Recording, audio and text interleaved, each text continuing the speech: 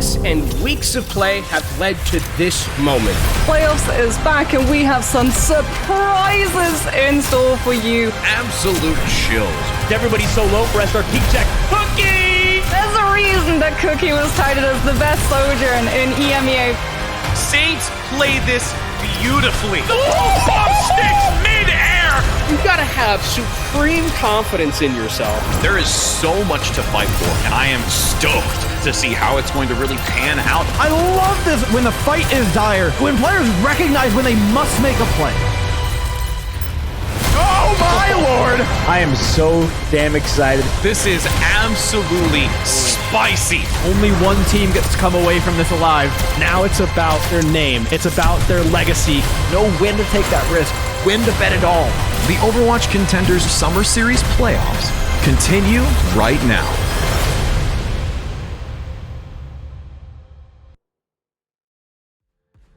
Hey, howdy, and welcome, y'all. Whether you're here from EU early or you just got up late in the afternoon, we got some Overwatch action for you. My name is Dor, and I'm joined by the oh-so-wonderful Hurix. It is day one of playoffs here at NA Contenders, and I could not be more excited for what we got up on your plate.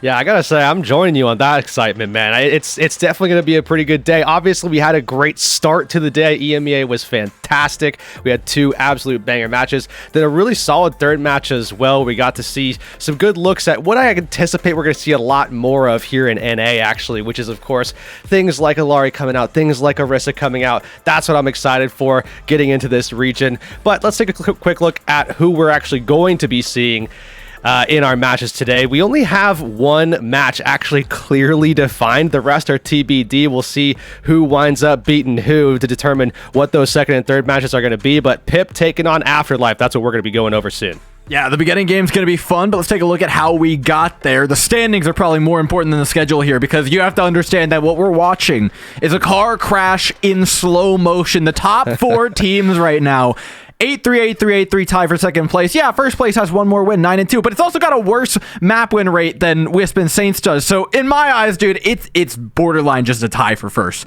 between these four. The second round of bracket's going to be insane, but the first round of bracket, let's not sleep on it. It's a volatile time to be playing.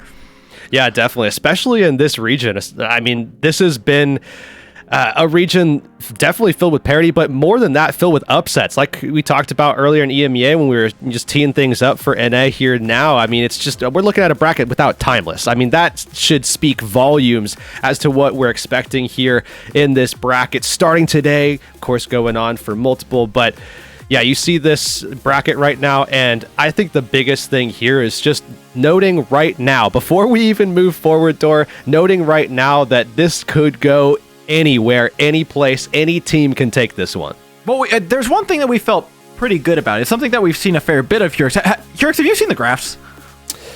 Or I have not seen the graphs. I'm sorry, I consider myself a bit of an expert these days on the graphs. And I've been watching all the scrims. I've been paying attention to what these teams have been doing. I think it's important that you guys learn a little something about how this competition's gone and what it's been like for these teams over the past couple of weeks, because they've had a little bit of time to learn something. They all hooked on to this Ari Baptiste thing along with the Orisa. You read the patch notes, you figured it out, no problem there. That's right when the patch hits. Everybody starts playing it. Few days before, we find out Illari's banned, and then it's the IJ era. You'll notice this is also historically noted as the It's So Jover era. Illari becomes unbanned about 24 hours later, and that's when we see a distinct spike in play rate of this team composition, also known as the We're So Back era, WSB, if you need the acronym there. That leads us up to today. We're seeing a lot of teams in NA begin to play this more and more, and that's what we expect the forecast to look like a little further today. Hurix, any questions? Yeah, why did you do that? Well, I mean, I think it's important that we illustrate just how much we've been seeing this in scrims, and it was crazy because we were watching it in EU, and that was where I've seen a little bit less of the content. We were getting less and less of the play rate on it. Yet in NA, I suspect it's going to be a little more of the same, where we'll have some teams going further into it, and some teams, like the one we're about to mention, avoiding it a little bit more. Yeah, and speaking of that team, Pirates in Pajamas is that team. First of all, thank you, Professor, before we move on. Yeah. No. Nonetheless, I do not have tenure. We know why. Pip, of course, this is a different look, I think. When we talk about looking at that composition, talking about the Orisa, talking about all the different fixtures that we're excited to see, Pip is probably, I would say likely to bring something else to the table or have potential to. And I think a lot of that really just comes down to the fact that we have Strider leading the helm here for Pirates of Pajamas. This is a different look of Pirates of Pajamas that we were used to seeing based off of, earlier seasons, spring, even into the, last season's last year as well. This is just a different take. Pip is still a great team, though. Obviously, you can see why, because they were just phenomenal through the group. They've been phenomenal since their inception. They've remained consistent. Now it's about maintaining that consistency at a time where it is hard to find that consistency, obviously, with a massive meta shift. Yeah, and you know what? That's also, so there's two ways to look at this, right? One is that, okay, they're not catching the wave of the meta, most likely. There's also the opportunity to say, okay, this is a time of volatility. If they can come out and play what they're consistent at, regardless of what they're going up against, they might be in a good spot. Afterlife, on the other hand, though, this is what I was really excited to see. We talked about Helv over in EU being, Captain Orisa over there. Well, think long back to the days of Rhino Orisa, and we finally get to see it again. This tickles me.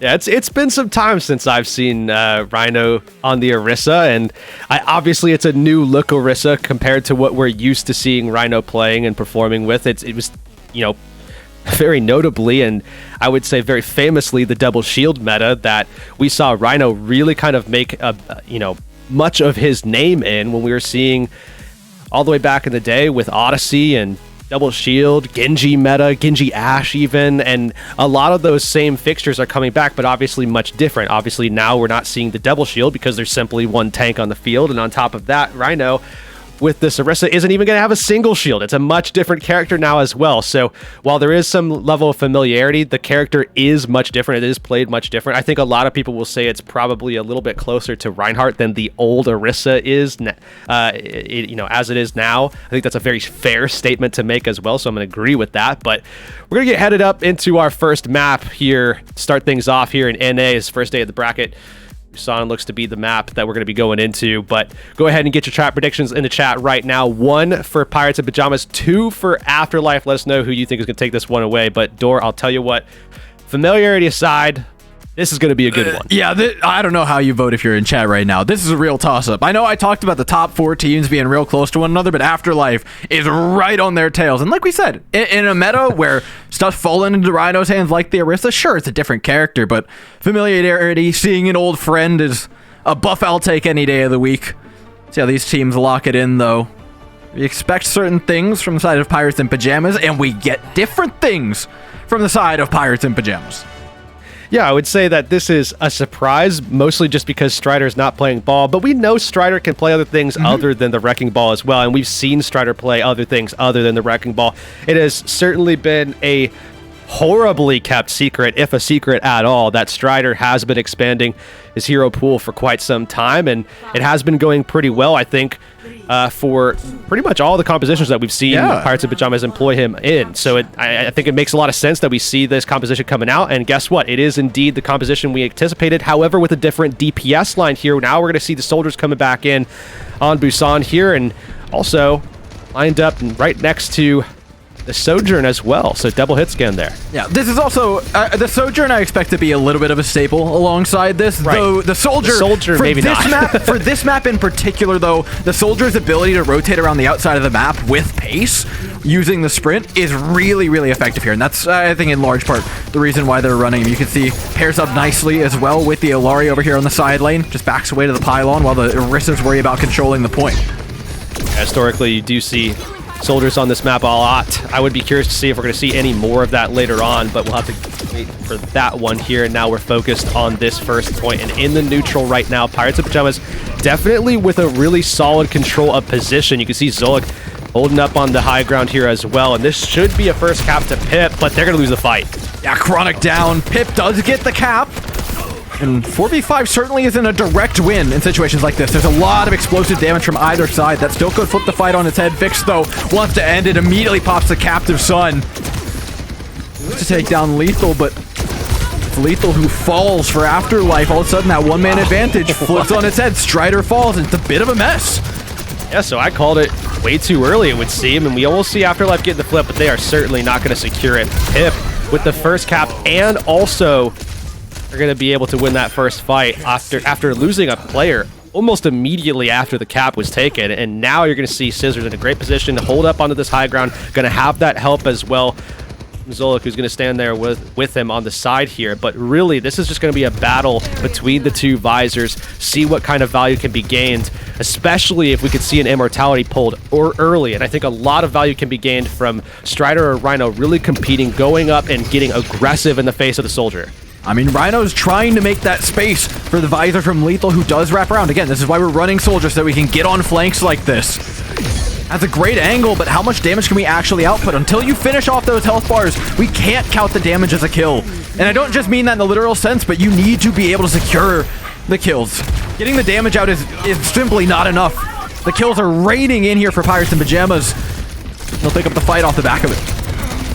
Scissors just doing a phenomenal job on the Soldier so far. He's going to come up pretty soon here as well. Should help solidify some of these last kills, and that's exactly what Pip is going to do here. And you look at the score line, 83%. This is not looking good at all for Afterlife, a team that also is not looking good in terms of their economy. And they're going to have to push into Pirates in Pajamas. They're going to also have to take over, where Strider is going to have so much help, so much support. You're going to see that Captive Sun as well from Zolik. We'll see what he can do with it, if it's even going to really be that necessary. But typically you see that ultimate coming out early on and often in fights, so I have to imagine it's going to get going. Yeah, there it is. Pipper throwing the kitchen sink in. They know they've got an advantage here, and they want to press it as early as they can. Chronic goes in with the overclock to finish off those health bars, and does so not missing a beat. A clinic being put on here by Pirates in Pajamas. And this is played out in a really interesting manner. I know before the match you kind of commented on how Orisa now plays a little closer to Reinhardt, but I don't think it's the same skill set in the least for these players, especially with the compositions that are being thrown up behind them, right? It's not one bunker, it's effectively multiple bunkers set up behind the Orisa on opposite sides of the map, all supporting the Orisa from afar. It's such a weird thing to play because, again, the Orisas are sitting there neutraling, but by and large, the real picks are going to come onto those squishies, and a one squishy advantage is not the same as a full tank advantage like you'd normally see in a front-to-back fight. Yeah, funny enough, the point I was making earlier was the fact that it's closer to Reinhardt than it used to be, than Orisa was. But well, I would honestly argue that that's not even correct at this point, because it's definitely being played far more closely to what the old Orisa was like in that last map. Now we're seeing a little bit of a swap up, but not too much here. Zero's going to go over to the Tor, but otherwise, those soldiers are staying in. Yeah, it's less putting a shield in front of your team and more extending yourself forward to take the space and be the shield. And then your team can sit much further back, knowing that they are in front of you or behind you, where there is plenty of safety to be had, using cover just like Zolik and Scissors are right now. Matter of time before those picks start coming through. Rhino taking heavy pressure.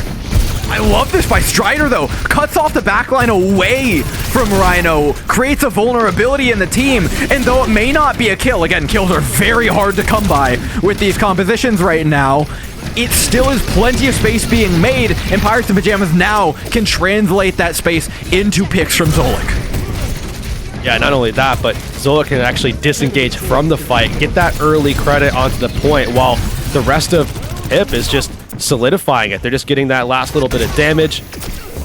Yeah, completely just opened up basically for free by the positioning. That high ground control just means so much for a character like Alari. Now you're going to see both Fix and Zolik ready with the Captive Sun. Let's see what they can do with them. They might even not even need him. Oh, man. You're real happy about that as well. I mean, they pop the Amplification Matrix and you still get out like a bandit. Still charging up. Yeah, I mean, going 1 for 0 and 0 for 1 and taking the fight. Now you have every ultimate banked up and ready to go for this next fight. You're also into holding a choke. Oh my god! Yes. And this Captive Sun. Oh, Rhino already used the spin as well. So everybody gets hit with the Captive Sun. Can they trigger it? Can they set off that chain effect that they've set up so beautifully in this choke? No. Pirates in Pajamas come up empty-handed, largely off the back of a huge visor from Lethal. Not only that, but the opening pick as well from Zira. That was a huge opening. Pip was just completely caught in the back foot there. Now 52% scored here. Pip is going to have to be pushing through the choke themselves this time, and they're doing it through the Captive Sun. They're doing it as well through Rhino's ult, and that's just going to be so hard to push through. I love the tempo here. Pip is already through. Pip blaze onto the point. Don't give Afterlife the chance to hold that choke is objective number 1. The missiles just miss. The space has been made. The point's been had here. This position is ugly as they come for Afterlife. And now it's all just about cleanup. They're going to get that point early as well. Pip, dangerously low. They could actually flip the fight here. Afterlife, it's really just down to fix. Yeah, close but no cigar here on this one, I think. No way. What, there's a Torb and Lethal up? No, did the Torb go down? Yeah, Zero's dead. Zero's dead? Okay. Then yeah. I feel more comfortable calling it. It was a hairy one, though. Yeah, I know. I'm like, one more person flips that, but alas, numbers just weren't in their favor. Pip come up at basically the exact same time. Afterlife don't have to contend with the choke this time, but they still have a tough fight to get through as Pirates in Pajamas have plenty of ultimates. They'll start off with the Terra Surge, putting on some great chip damage and separating away Rhino from the entirety of the rest of the team. Very well placed by Strider. Yeah, fantastic timing as well, because now you look at that score line, 93%. It's just up to Zero to try to contest here, and that's certainly going to mean death if they try to push through this one. No deflect as well. This is desperation. Now they're going to be down a player here. There is almost no shot that they win this fight now. Pip's sense of positioning over the course of this map was just phenomenal, though, wasn't it? These comps have a really good control over the entirety of the map due to what that Orisa can do the second she gets to space, right? You can spread out really wide, make sure you don't get wrapped, control long angles from across the entirety of the map. But it's knowing which of those angles to aggress. It was understanding the timings in which they could aggress them that, for me, really put Pirates in Pajamas over the edge. For Afterlife on the other side, it kind of felt like they were fighting on all fronts at all times. But Pirates in Pajamas, by strategically investing more on one side of the map or the other, or stepping up a little bit more to one side with that Orisa than the other, that's where I felt the real advantages were being had. Yeah, absolutely. And something to note as well is that the last time that these two teams clashed and locked horns, this was a insane match. I mean, this was a 5-map series in the group stage, I believe round 3, if I'm not mistaken. And this thing went the absolute distance, but we have to remember as well that this is a wildly different meta that we're going to be seeing these two teams compete in. Hopefully we see them go the distance just like we saw in that game.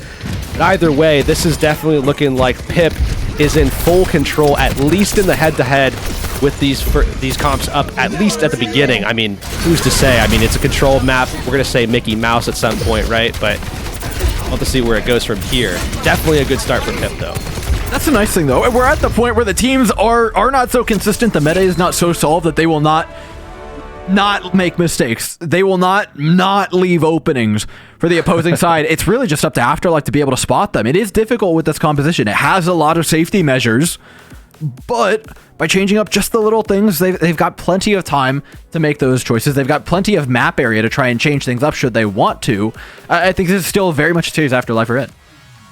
Yeah, I'm actually wondering here as well. I feel like Afterlife is a team that is going to be sticking to the guns here as well, despite it not working initially in that opening map. I wonder if we go to a different map, if they want to try to go the same route, or if they completely swap and they're going to identify more with things like the Winston compositions that we've been seeing a little bit inside of scrims as well.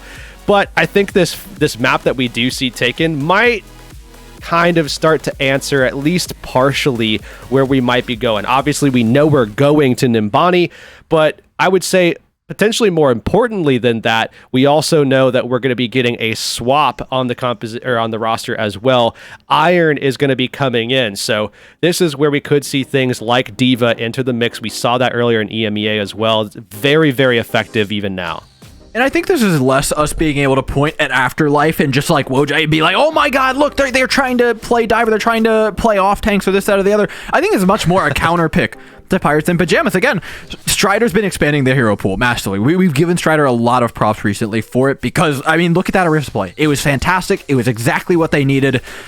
But then you put somebody up against Iron on and off tank on a map where that's really relevant, and it gets harder. And so, yes, Pirates in Pajamas could likely flex back to different tanks on their attacking side here, but really it does feel like Afterlife with this map pick are trying to put the pressure on Strider like many teams before have, and let's be honest, many teams before have failed to do so. They've tried to test him, and every time he passes, so I'd be careful doing something like this. Yeah, I think that's been the most impressive thing about Pip in general, but more so, I guess, Strider specifically, is the fact that, yeah, it has been tested time and time again, but continues to pass those tests. We'll see if Afterlife can figure out a way to get him to fail just one time, because they certainly want to get something going here on Numbani. Obviously, again, this is a much different map, but one that we've actually seen quite a bit of already. I mean, I know it's the first day, but this is a map that I believe we've seen, what, 2-3 times now, if I'm not mistaken, out of the now 4 possible opportunities. That's a pretty high pick rate for a map that you wouldn't really consider to be the top pick for a bunch of teams that are typically playing things like Orisa, but obviously we know that counter picks exist, and that's why we've been seeing it so often. Yeah, I mean, I think map 2 and map 3 in general are just kind of the place to look for your map counter pick. They have the widest breadth of maps and ability to push teams to play one thing or the other. But I think especially this pool, right? Yeah, exactly. But it doesn't necessarily, for me, push Pip towards anything super uncomfortable. Yeah, I mean, we know Strider can play the Winston if he needs to. We've seen Strider bring out D.Va at least the one time. And should they want to, they can just go back onto Old Faithful and bring out the ball. I don't think this is alarm bells ringing for Pip right now. Yeah, and even beyond that, too, if at some point, through some stage of the map, if they decide they need to play some rush-style composition, then Strider can go over to Ramatra. I mean, there's so many different things that they can do because of that hero pool developing over the last year or so. That really helps Pip kind of be a little bit more dynamic and doesn't really lock them into these, pigeonholes that I would say, to be fair, that did actually happen in the past, especially for Strider's teams. I mean, that did happen. If they didn't have that backup, yeah, they could have fallen into the pitfall or the pitfall of, being a kind of one-trick team. They couldn't have that, varying identity, and that is certainly not the case with Pip. No, this is certainly a new era. This team is not where they are without that flexibility being found. And it's not just like a little bit of flexibility. Like, Strider is now putting himself amongst the most flexible tanks that we've gotten in, which is crazy. You said that like 4 months ago, I would have smacked you. But here we are. Afterlife offering up Iron on defense. Certainly a tough contender to go up against, regardless of the hero that you're on for Strider. I've been, honestly, a big fan of Iron for some time. I think Iron's been underrated since day one, but comes to impress here on Numbani and turn the series around. Dor, I'll tell you what, it's hard to be underrated when you're on the absolute best team in the region for most of your career. That was the start of Redbirds, you're gonna sit here and tell me that Iron was not one of the least talked about players on that team? I don't think Iron got enough respect on that team. That's all I'm saying. Not by the teammates, but, It's hard. It's hard to get talked about when you're on that team, of all teams, I think. But either way, Afterlife gonna get set up. I think it's very interesting that we do see the Sigma coming up here defensively, holding from the opposite side. So not in as much danger to get dropped in on, especially now that Strider is also on the Wrecking Ball. So this is going to be a much slower approach for this Pip team, and Afterlife really need to kind of keep Iron on watch a little bit, just in case we see this dive come to the left side as opposed to the right.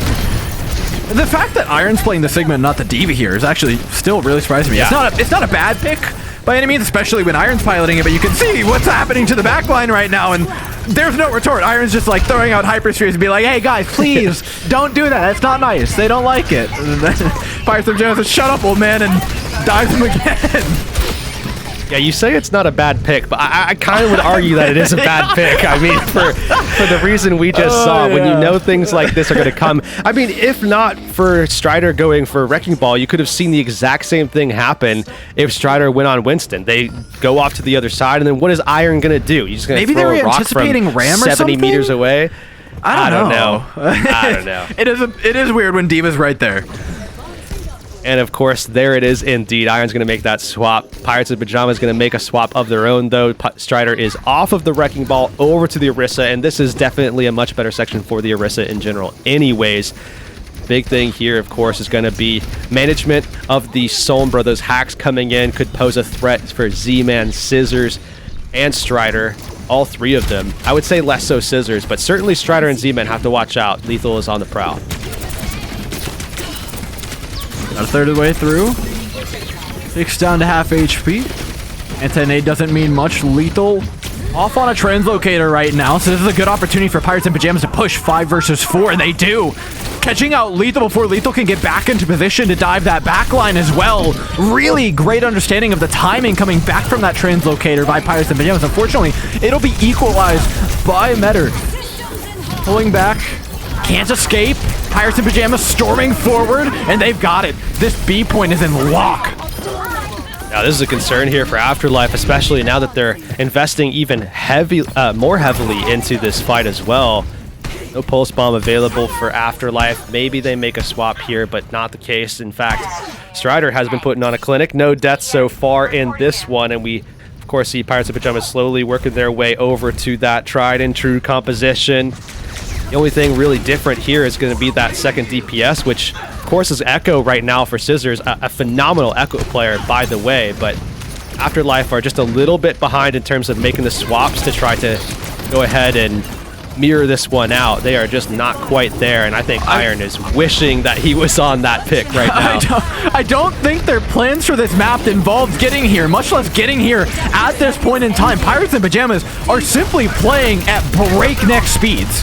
Not only are they capping points in no time, but they cap points, and it's like a well-oiled machine, how they just all go back to spawn, hit their swaps, come back, and are immediately back to pushing. This is obscene time rates being hit. Afterlife, I'm not sure, have even recovered from what happened to them on A yet. Strider Strider just Giga Chad tanked that. That's crazy. Yeah. That's insane. I mean, all of Afterlife is right there to follow up, and he just tanks it. I think wise for Strider to, after tanking all that, after utilizing all the cooldowns to try to sustain for a second there, definitely smart to back off. You lose Scissors, then you lose Z-Man. No shot that you're going to be able to win that one.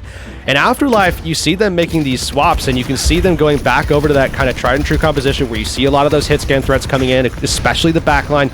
But the big change is the fact that we're not seeing the Orisa. We're still seeing the Sigma, which I gotta admit, I don't really like. I'm not a fan. I need Iron to tell me why I'm wrong. I need Iron to show me, rather, why I'm wrong. Immediately, Captive Sun popped by Zolik. Pirates in Pajamas know this is their opportunity. They've got plenty of ultimates to finish this one off, and I mean, no failures in doing so. I don't think it matters what tank Iron was playing there. It's not a win for Afterlife.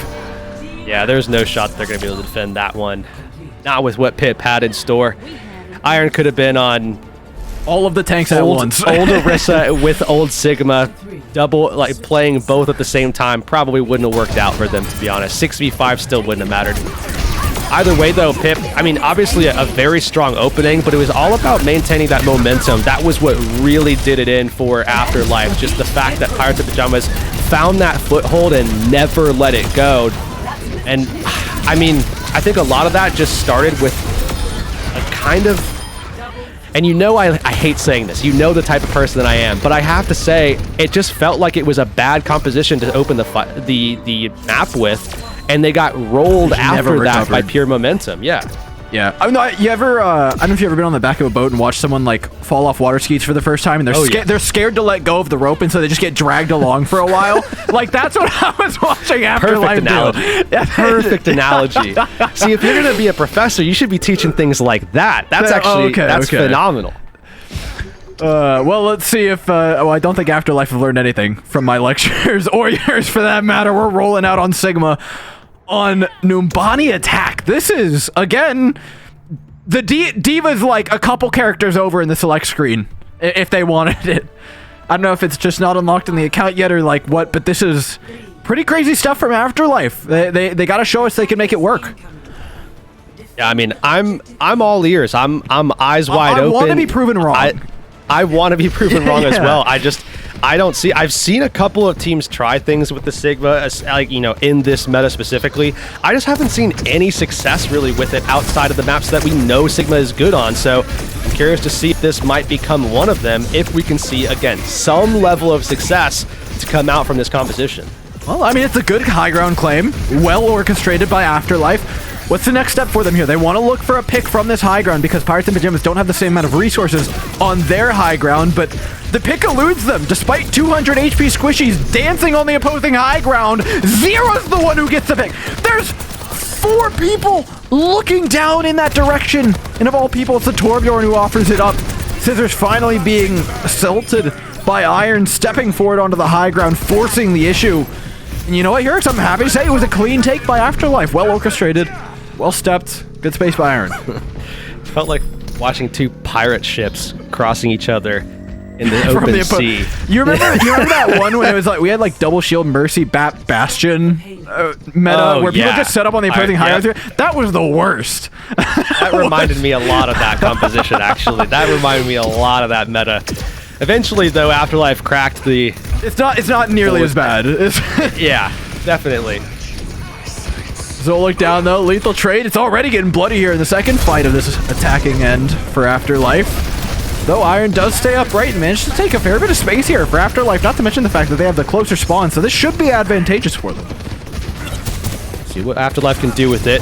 Pressing forward. I mean, obviously making good time, but Iron has to be so careful outside of these cooldowns, especially the grasp. It's going to be so difficult to stay alive should Pirates in Pajamas turn specifically for him.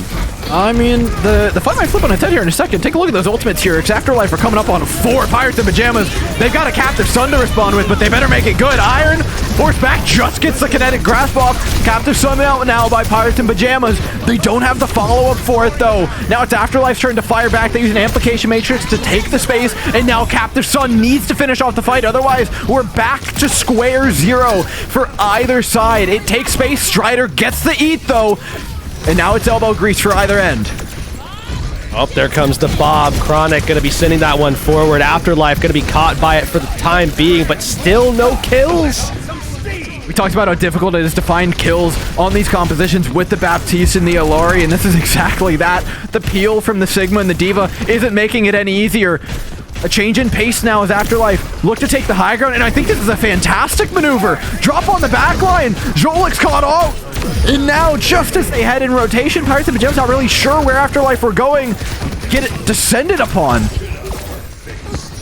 Yeah, that was just all in the movement, all in the rotations. Afterlife just rotated better, rotated smarter. Hip a little bit too slow on realizing that Afterlife was taking that high ground and could just extend into... I mean, I'm going to say their backline, but really it was a far flank forward. So not really the backline, but that's kind of who they caught. And Pirates in Pajamas now backed up, and we talk about momentum. Well, it's certainly in favor of Afterlife now, and even beyond that, I mean, the pace at which we got here, it definitely feels like Afterlife are certainly cooking something up. And are we just going to reset and play the map again? It feels like that's the case here, especially given all of... I mean... almost every ult is ready to go again for Afterlife. Oh, and that's not making things any better for Pirates in Pajamas. Visor out as well. Afterlife have plenty to spend. 3 ultimates on the back of this, and Pirates in Pajamas don't even have an answer. Zero goes down, so that's something. You could put it on the fridge, but we can't take it to the bank yet. And not just yet. We're close, but not quite yet. Pirates in Pajamas have one last opportunity to make a stop here. Otherwise, Afterlife might actually beat the 3:17 timer, which would be crazy, but it is a possibility here. Captain Sun ready to go for fix. But I mean, come on. It's not a good start. Ultimates begin to cascade in here for Afterlife. Captive Sun to start. I think they got Chronic and Zolik. Yeah, immediately the follow-up as well. Beautiful Strider now. No Man's Land has healing from the wings, but only so much. Scissors looks to save the day with the Visor here, and maybe has. Fixed down means a lot less sustain for Iron, and Afterlife have to respect the spawn advantage. Yeah, Afterlife have to back up here. It looks like they're going to try to hold their ground long enough to see if they can get respawns back into position, but of course Pip is going to be favored in that regard because of the proximity that they have to their respawns. But talk about some of the options here coming online for Afterlife, but the biggest thing here I think has to be the Bob that's coming in from Chronic. That actually is a highly valuable ult in this meta right now against this composition. Iron has to kind of play defensive against it once it comes out. Iron has no choice but to walk backwards as he gets bullied by Strider. Gravitic Flux though wants to put an end to things. Zero follows up with 2. Strider needs to not get a kill here. You cannot allow this Orisa any more impact than he doesn't. Thankfully, for the likes of Afterlife, what was nearly a deadly Terror Surge turns into a dead Orisa. Beforehand, Scissors forced away as well. Carl crossover here. 2:14, a minute less than their counterparts, Pirates in Pajamas. But still, a time bank that can do some real damage in the second half, especially with how those A and B points went. Here, it's anybody's game. Oh, yeah. I mean, we said it at the beginning of the broadcast, too. The fact that this could be anyone's tournament, it could be anyone's series as well. I mean, a team like Afterlife, who looked like they just got trounced. I mean, they were down 1-0. We saw them got walked over. And nonetheless, they turned things back around and just, I mean, kind of annihilated Pirates in Pajamas on their attack. And I have to say that while the Sigma definitely worked, I'm still... You think I'm not settled Do you yet. think Iron has an Orisa in his back pocket? As in, can he play Orisa? Does he know what the buttons do? Is he going to be a liability? Yeah, I'm sure he has that. Do you think... Okay. And then you just have to factor in the experience. The experience on Sigma, I think, gets you through a lot. But nevertheless, I don't know. Attacking sides don't matter. It's really all about what kind of defense they can put up. The first person to actually put up any form of resistance on this A point is likely going to win it. Let's be real with ourselves. I'd be very interested to see if this is going to get settled by a point A. I just can't imagine that. We going to third round? What are the? I think we're at least seeing B. We're at least 3.0. seeing second for sure. Yeah, I don't think seems we're in the going. cards. I don't think we're seeing the end of the map, but it wouldn't be the craziest thing in the world, I guess. Pip, though, going to be starting things off on the Wrecking Ball here. Scissors onto the Genji, so over to a staple pick of his, or actually both of them, really. See what they can do. Well, Strider's getting forced back, and the defensive ball composition, again, different from what they offered up before. Really? It's definitely not the pirate ship anymore. No, definitely not, though it sinks all the same. Yeah, rather quickly as well. We found the leaks early and often on this one. It's not a leak, it's actually just like, there's significant... An iceberg? The hole just wasn't there to begin with. Like, they built the deck and we're like, that's good. Let it float. It's just a raft out in the ocean. Obliterated now by Afterlife. But nonetheless, we're seeing them still waste some of the time bank here, which, I mean, obviously is a good thing. But beyond that, really not much of a silver lining. As I imagine, we're going to still see some swaps here. Strider going back over to the Orisa. Indeed, he is. And now Pip have made their full commit back over to the, what is effectively quad hit scan composition. But even still, high ground in full control from Afterlife, and it's going to be so hard to unseat them, especially now with these flanks. The movement by Afterlife! I mean, you'd think Iron Sigma just has, like, a new ability that the other ones don't, but the dude is everywhere. When did Sigma get movement? He's back on the high ground. How did he get up here? I watched Lethal do a full lap on the stairs, and Iron beat him up there going the other direction. Well, Iron's in their spawn now, so. Teleports behind you, nothing personal, kid. What is this guy on? It's crazy how proactively he moves, and I guess you have to when you're playing Sigma on a map with high ground that is this egregious, right? Strider, though, does look to push him off, and Iron refuses to give up his position, asserts himself, and makes sure that this thing just keeps on sailing. A little bit of some free farming as well in the backline there. Afterlife definitely going to be taking this point, but I think the big thing here, again, it just comes down to purely momentum. And it feels like these teams on defense just can't find a way to get a stop, like, at all. And that is surely going to be problematic. I said before that we're going to see the end of point B, but I wasn't sure if we're going to see the end of the map. Now I'm starting to worry that we might indeed see the end of the map. Pirates in Pajamas and Afterlife really said, Defender. I barely know her. I don't get the attitude coming in. I don't get what the difference is. It's just the other side of the map. You know both of them. Pirates in Pajamas. Will they be the first ones to step forward defensively? Z-Man bolting forward. Bob running after him. A visor as well thrown into the mix. Captive Sun for good measure, but Zera fires back. Oh my goodness. The less than 5-foot Swede has shut down a whole cascade of ultimates from Afterlife. I can't believe it. Zera gave Afterlife a whole new life. And just like that, we see Lethal over onto the Widowmaker as well. And what am I watching? If we know anything about Lethal, this could very well help them just edge just slightly over the line that they might have otherwise gotten caught by. Chronic actually matching it. We see the Widow v Widow. Okay, Lethal, scissors. Down first to open up. Afterlife want nothing more than this last one. Zolik trades it back. Trades are not good enough here for Afterlife. They need better than that.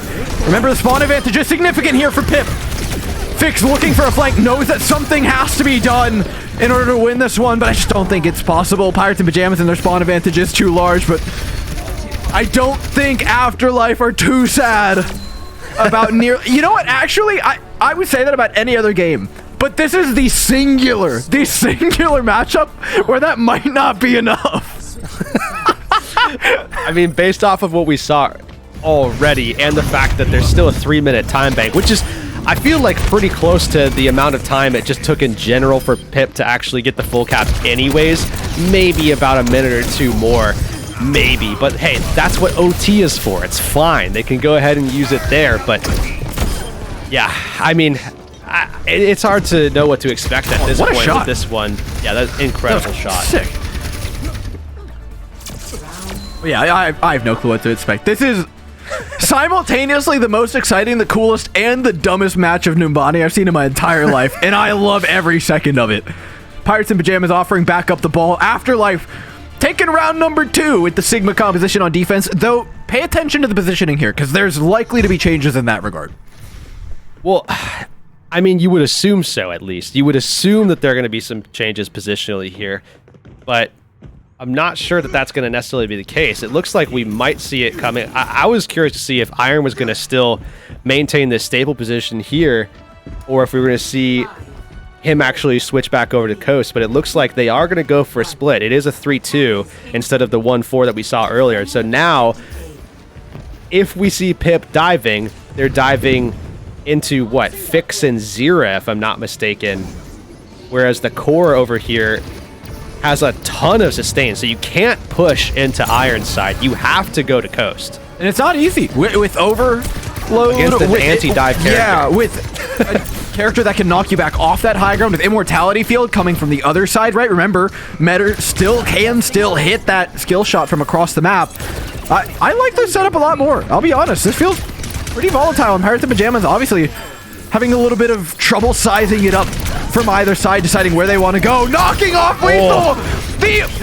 You know what? The solution we didn't see was the one that only Strider could offer.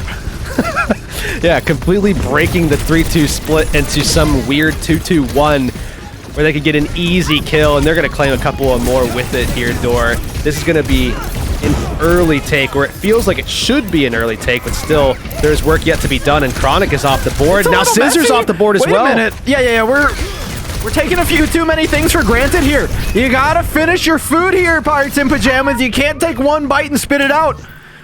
Afterlife will not give you that, as they re-up themselves as well in a pretty decent setup.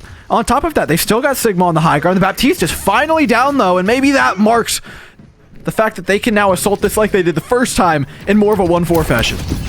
Yeah, not only that, but also you got people caught on the low ground. In fact, most of the team is caught on the low ground. Afterlife, it's the same situation as before now. Iron is off on an island by himself. He can't do anything.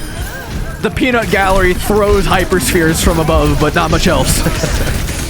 Now, this is pretty devastating, though. Amplification Matrix with the visor can mean a lot of damage, and it does. Zolik's out of the way. Pirates and Pajamas have not invested the ultimates into this fight. They didn't think they needed to, but they've taken Afterlife for granted yet again in the latter half of a fight. I'll still find those last couple kills. Now they should be able to get it, but this is still much hairier of a fight than I think they would really have liked. They wanted to make sure that they could get the momentum in their favor and start charging forward, and they can still kind of do that here. It looks like they do have everybody off of good spawn, and either way, you still have the option to do that teleport now in the spawn, so it's not that big of a deal as much as it used to be, but nonetheless, here come those swaps. No horse. I was expecting the Orisa for sure here. I suppose not. I guess if you can't really walk up to the high ground too much with the Orisa to claim that high ground because of overtime, maybe the ball is just a better pick for that situation. Maybe Strider just feels better in the clutch with the Wrecking Ball here, but definitely a pick they got to make work. They don't have ults. progresses onto the high ground. Yeah, no ultimates to play in Afterlife. They need a pick is what they need. There's no Echo to follow up on that dive from Strider as well. After the swaps came through from Pirates and Pajamas, they need a pick, and I'm just not seeing it early here. Afterlife are allowed to be proactive by Pirates and Pajamas' new composition, and they're happy to take the reins. Yeah, this should be Afterlife's fight to take, but they still have to be careful. Lethal's down low here. They could be without DPS players if they can't stabilize their soldier. It is only 1-for-1 to a Strider down. That's got to spell the end of things. There's no more contest left in this comp. Everyone who steps up is going to get bowled over. Afterlife clean things up nicely, and despite having covered maybe the most ground ever by two teams on Noombani, we finally have a result, and it's Afterlife taking it away after a pretty solid defense, comparatively so. And I think this is why I actually would have loved to have seen that Orisa come out, because you put so much pressure onto your teammates who are all basically mid-range hit scans with like 200 HP to be able to at least juggle the point with you a little bit. It's either you make the swap or someone goes something like Tracer so that you have the ability to get off point while things go into OT. You know you have distance to cover, and you cannot sustain the point as a solo Wrecking Ball. So that's where I would have liked to have seen the Orisa in retrospect. But either way, neither here nor there, because the thing is that Afterlife managed to do that while also being dominant in the team fights for the most part. Obviously, we did see on their defensive side, initially, not super great, but outside of that, pretty consistent. Yeah, I mean, what a mess of a map if there ever was one. I have no clue what you're gonna, like, what's the adaptation you make if you're Pirates and Pajamas going into map number 3? I don't know, man. Yeah, it's for them. Play it's something for them where you can out. play Orisa. That's my favorite part about casting here. It's not my problem. They can figure it out during this little halftime break. We'll see you guys after that, though. Oh, hello, Fancy Mini You here. It's so nice to see ya. Are you ready to survive the wastelands? Then you'll need to bring your shotgun, your axe, and of course, your knife. Or your sharp wit, if you get my drift. Hey, whoa. Hold on there. Don't forget to pick up your Overwatch Contenders Junker Queen skin. Yeah, gearing up is as easy as connecting your Battle.net account to Twitch. And after that, watching the Overwatch Contenders Summer Series will contribute to your drop progression, letting you claim your own wasteland-ready Overwatch Contenders Junker Queen skin. Oh, that's right. It's time to rampage. Now, get out there and slay with the Overwatch Contenders Junker Queen skin. Okay, take care now. See you in chat.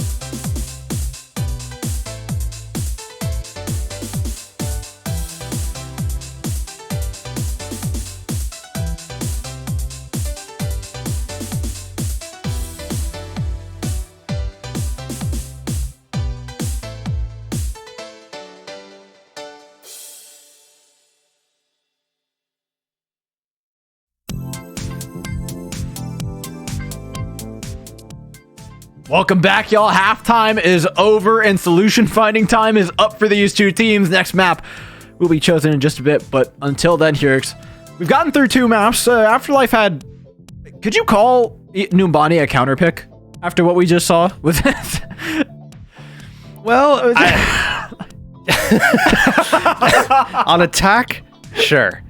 Or sorry, on attack, no, absolutely not. On defense, I think Pip maybe faltered a little bit on their defense. That's at least fair to say. But beyond that, I think it really just made them uncomfortable. Obviously, you force Pip into a situation where they're, thinking, okay, maybe we have to play Wrecking Ball. And I think that Sigma composition actually did a very good job of forcing that out and putting Pip, again, into a position where they had to kind of be a little bit uncomfortable in terms of what they're used to playing in this meta. Obviously, we know that individually those players can all play the things that we see them playing in that composition, but ultimately that comp just wasn't super great. As much as we would have said that about Afterlife's going in, I think Afterlife did at least a good job of knowing what they could do and dealt a hand to Pip that wound up doing some damage. Now we go into a map number 3 here, where this is, like we've talked about, kind of one of the last-ditch opportunities to really get a tremendous amount of value from the picks. And like we said before the break, one of the big things here for Pip, I think, would be to bring out another map where you could see the Orisa come through, because we know just how solid they looked back in map number 1 with that mirror. And what do you think opens up the most for the Orisa here in the map pool, right? Heading on to what it's not push, escort. I mean, I'm thinking it through, right? We've seen the jib ideas, but I don't think that's anywhere where we want to go. Dorado's out of the question. Where are you headed? I mean, if I want to force the Orisa and I want to go ahead and have head-to-head and maybe see about taking it into a Sigma, then I would go Circuit here. But that is not the case. That is not what we're doing at all. We're instead going to flip over to Watchpoint Gibraltar. That is map number 3 here. And interestingly enough, this is a map that we have seen a couple times poke its head out already in this meta. So this is, well enough, a popular-ish pick, I would say. But yeah, the options, if I'm not mistaken, should be Gibraltar, Route 66, Dorado, and Circuit Royale. So those are the 4 options, and of those, we do get Gibraltar here. Yeah, the only other one I could think of if you want to try and play Orisa into the Orisa would be Root. But yeah, Gibraltar, of all of them, granted a lot of them are just dive maps when it comes to the escort pool right now, it is not what I expected to see coming out of Pirates and Pajamas, but maybe they just want to lean even harder into the Wrecking Ball and kind of dare Afterlife and say, okay, well, what do you have? Should we try and force full dive? Yeah, I mean, I'm curious if that's the direction they want to go in. This is still a map that we've seen tons of different things be played on Gibraltar. Interestingly enough, we've seen teams playing things like, the Winston compositions. Obviously, we that's saw not Hog a surprise. Lifeweaver earlier today. But yeah, that's what I was also getting to. EU, but right. EMEA was doing some weird things at the time, and they're known for that. But I mean, this is a map that we've also seen things like Reinhardt get played as well more recently, which is wild to say when you think about the notoriety of that particular tank on this map in particular as well. So curious to see, of course, what direction we see these two teams going, but more importantly, what Pip wants to do here, because obviously they chose this map, and we know Pip obviously would love to play into a Wrecking Ball meta.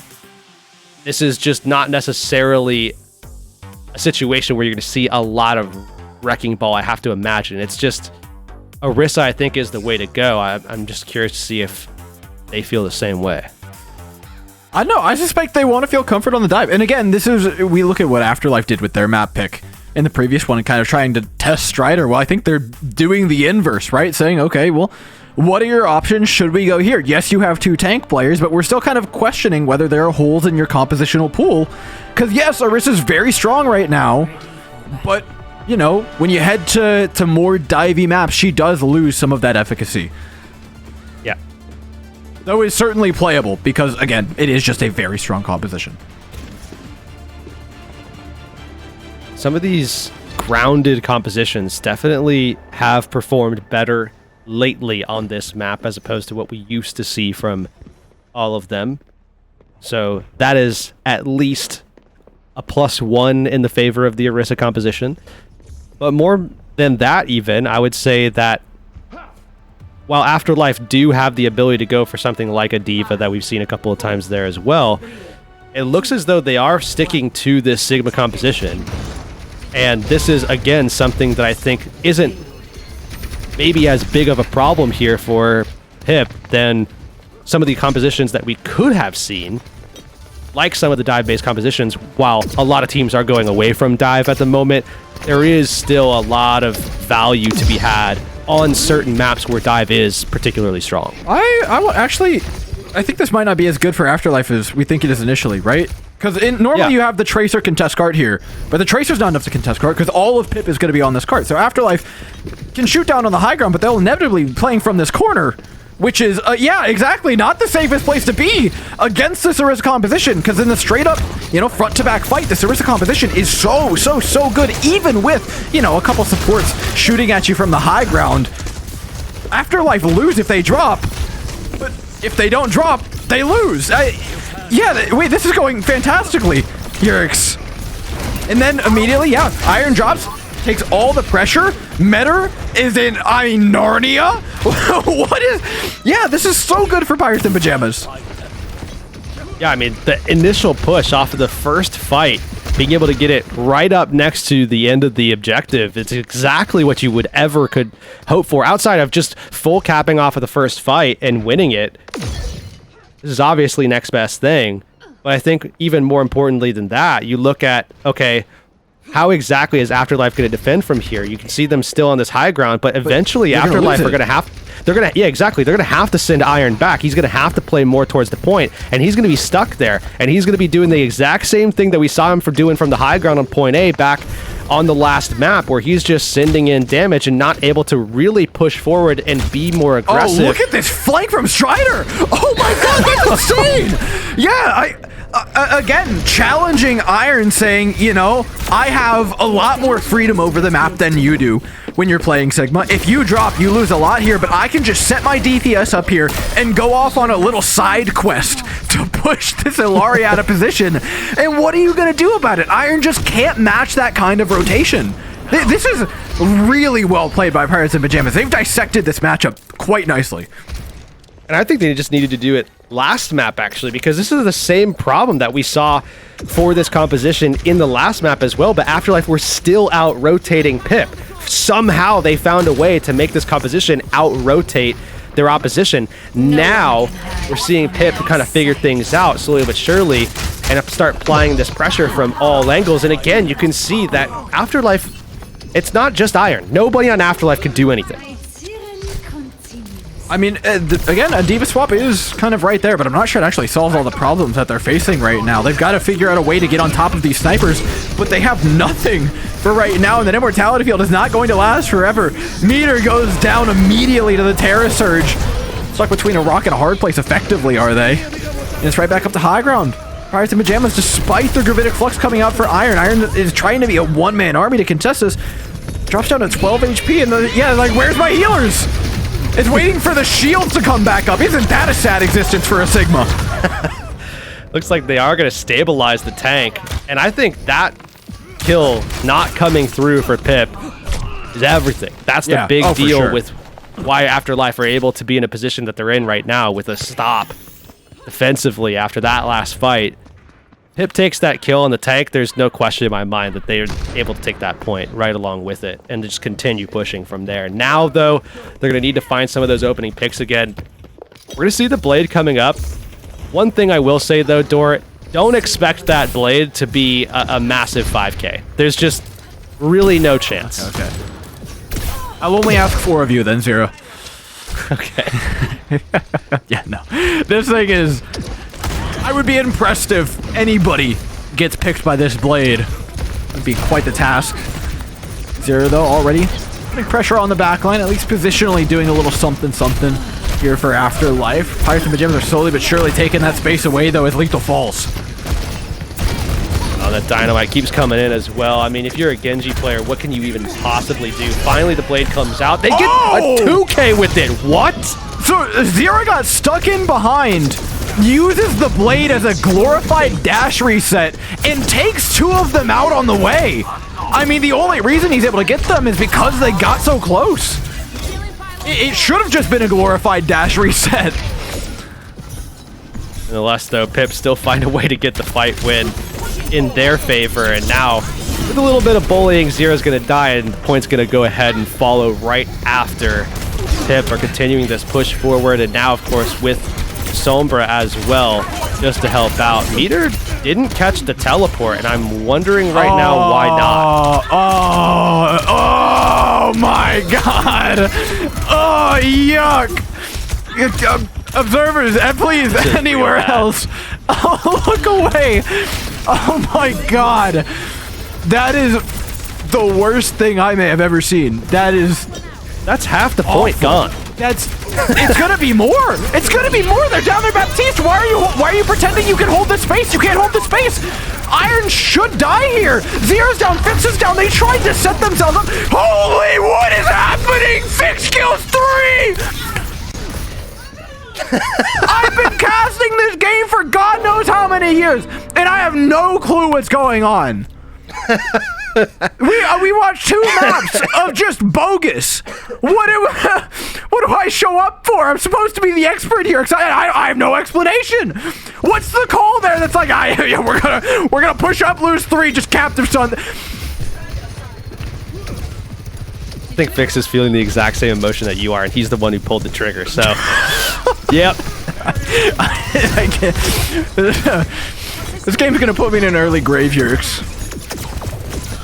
Okay, Iron's back up on the high ground. Strider will dutifully try to push him off. It's not happening. Strider, in fact, goes down low. Iron tries to answer with Gravitic Flux. Unfortunately, that does not give you any more health to work with.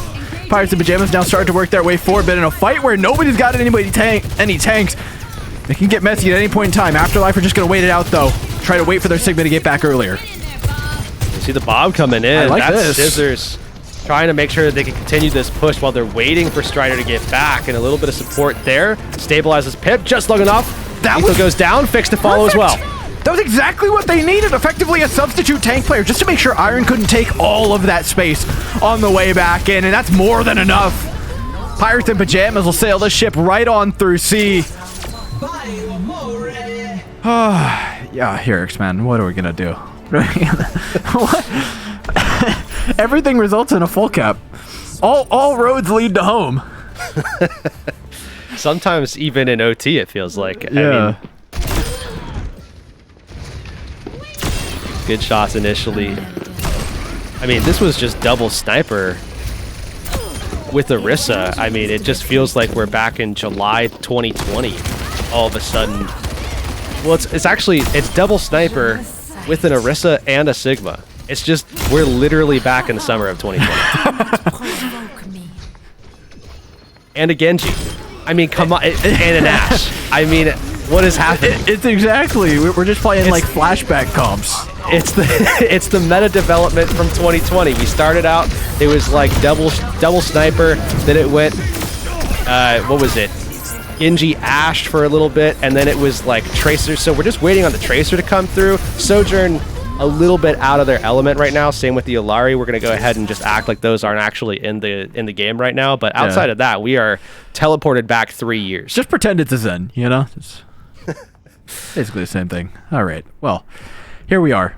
Full cap on Gibraltar. Don't ask how it happened. Just understand that it did. Afterlife's turn, they'll step up with the Sigma composition. They had no problems pushing on Numbani with this composition, and I think any other day of the week, actually any other day in history other than this one, I might have questioned its efficacy trying to assault the Orisa composition here, but no longer. I leave everything up to the Overwatch gods. Yeah, at this point, I don't know if it's because I've lost my ability to, my will to, my right to question it, but either way, I'm not allowed anymore. I know that well enough. Afterlife, though, immortality is gone. The pressure is still on as well from Pip. They can press this if they decide they want to, but it looks like we're going to see Afterlife just holding ground and Pip comfortable doing the same. Yeah, if you think back to what I was talking about, how Pirates in Pajamas could just push under with no real worries into this composition, the opposite's the truth for Afterlife's comp. If they push under, they will die from high ground because Pirates in Pajamas have so many ways to drop on them from so many different angles and be able to escape should they try to assault them. And so Afterlife are effectively forced to push this high ground, but normally you push the high ground and then a Tracer goes low and pushes the cart, but they don't have a Tracer to go low and push the cart. They have a Torbjorn, which kind of did the same thing for a little bit until Chronic shot him in the head. So like, what's the answer now? At this point, you got to win the fight, and that is just not a good start at all.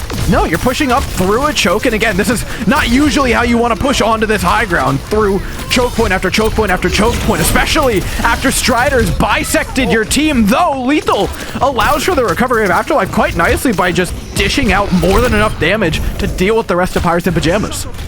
Yeah, I mean, Meter did just a good enough job there surviving the onslaught from Strider, who was trying to play like an assassin for some reason. Be able to allow Lethal to just go ahead and land those shots and get the kills, and now it just is looking so much better. Afterlife are in full control of that high ground, and Pip, they're the ones actually kind of stuck and isolated. I mean, the Orisa's got to get out, if anything, here. I think it would have been not a bad move at all for Iron to lay some more focus down onto that tank, but Strider is actually allowed to get out and contest this cart early, which gives Pirates in Pajamas a way in, but unfortunately the big thing they're lacking here is just early ultimates. Afterlife fire first and fire at choke points, which is a lot easier to do than what Pirates in Pajamas were trying to do, right? Use those ultimates to push out of the choke points. Yeah, definitely so. It's just, once you get caught in a situation like that where you're trying to push through those chokes, there is almost no way through unless you're able to brute force it, and simply put, that was just not going to be an option. Afterlife, we're going to make sure of that. And now it's all about high ground control here. We saw, obviously, Afterlife did a fantastic job of that in the last fight, but now it's more neutral ground. Now we know that Pip can actually kind of hold this space out, and it's more of a battle for the top of a ship than it is anything else. Well, Afterlife have called dibs. They're up here first. Pirates in Pajamas don't respect such childish games, though. Lethal down. Certainly Pip as well with this Genji matching now. I mean, not matching super long here as Scissors goes down, but the Genji should help them. Zira with the blade. Yeah, that's... Hey, this is what I said. Don't expect 5Ks from Zira, these blades, he got man. his one. He got his one. Yeah, he got his one, and he's done. Doesn't need anything else. Afterlife continue forward again, unfaltering and seemingly unaware of the fact that this Sigma's not supposed to work, and I suppose in that regard, ignorance is bliss. Good dive by Pirates in Pajamas to try and get on. Unfortunately, they just can't shut it down. Iron goes for the rock onto Scissors, and I think that needed to hit should they wanted to stop the recontest and then continue to insist on holding those choke points opposed to backing away and playing a little bit more conservatively. Iron eventually does, but it may be too little too late here as Pirates in Pajamas have themselves set up quite nicely, and a solo flux onto Strider certainly isn't going to get the job done. Well, Strider has all those cooldowns available as well, or at least most of them coming back online. We see finally here a pick come out. I say finally, it really didn't take that much time for Lethal to be able to find that one, but either way, close respawn. Scissor should be back pretty quickly here, but still a ton of options for Pip, and they're going to go ahead and use one of them right now. Captain Sun is out. Terra Surge as well. They combo those two beautifully. This is one we've been waiting to see. Zolik and Strider put it on display beautifully.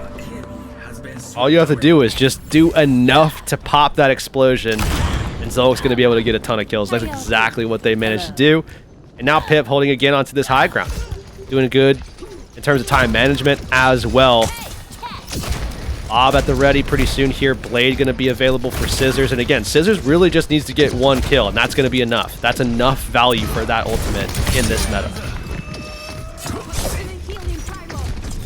Back up for Scissors, and this is where things get really hard, right? When you don't win it on the first push with this Sigma composition, things get a lot more difficult. The Iron, unfortunately, is planted to the ground, concrete wrapped around his ankles, forced even deeper underground into the B spawn, or the A spawn, I suppose, for the defending side. I mean, this is bullying. What's happening to these two? Just getting put in a locker by the likes of Strider, who just walks back out and pretends nothing happened. Hey, for him, time passed, but nothing else really. Nothing got past him at all. Lethal's caught still. And it looks like we're going to see the BAP coming back in, so they are going to be able to get this kill, but they have to be so careful. They keep almost dying and taking these one-for-one trades. Almost. You got away, man. I mean, like I was talking about, though, this composition, when you're playing into this Orisa composition with the Illari, with the Baptiste, almost killing somebody, doing a lot of damage to somebody.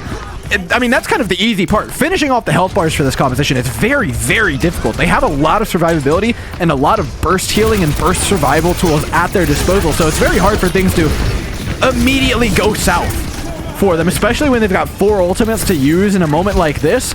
Iron doesn't really come up with anything on a Gravitic Flux, and now Pirates and Pajamas just walk right back out to their high ground, pop a Blade, a Captive Sun, throw everything in because there's only 5 seconds left, and there's not really anything Afterlife can do to answer it.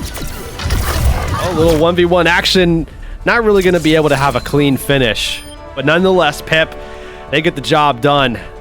They're going to move up in the series 2-1 here.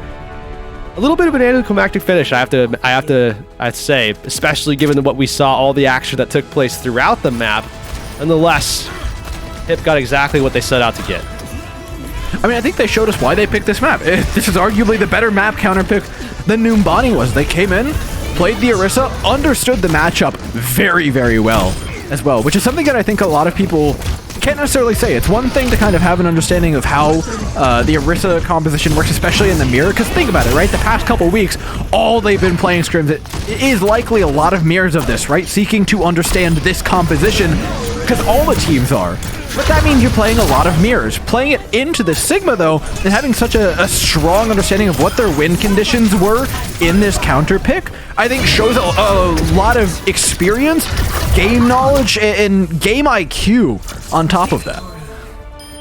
Yeah, absolutely. I mean, Pip, obviously, a ton of good prep coming into this one. You can see, obviously, the fruits of their labor coming through as they're sitting up pretty comfortably right now at 2-1 in this set. And remember, this is the first of many games ahead of probably both these teams, depending on obviously how this outcome goes and how the next one goes and stuff. But these are two teams that you would expect in this playoff bracket to do quite well. Obviously, we're going to say that about a lot of the NA teams, and that's just the problem with NA right now. But nonetheless, there's a lot to discover here, and I think they're still in the process of doing that. I mean, talking with a lot of these teams over the last week or so, a lot of the conversation has kind of settled on the fact that, look, there's still decisions to be made. We're still figuring things out. We might, think one composition is good for this map today, but by the time we see ourselves deeper into the bracket, where guess what, it's a week away from now, we might be playing something else entirely. We always expect meta development in a situation like this, especially with the density of matches that they have. All of a sudden your pool goes from the scrims that you've scrimmed to everybody's games everywhere in both of the regions, and there's a lot that you can learn just from watching these other teams as well and what they're offering up, how they play the composition, how they're setting up the composition. So yeah, I mean, definitely expect things to change. I think that's a given at this point. We've seen patches come before playoffs before, and this is no different, though it is quite a drastic change for these teams. It's interesting to see that the teams at the top are still doing a pretty good job of succeeding where expected to.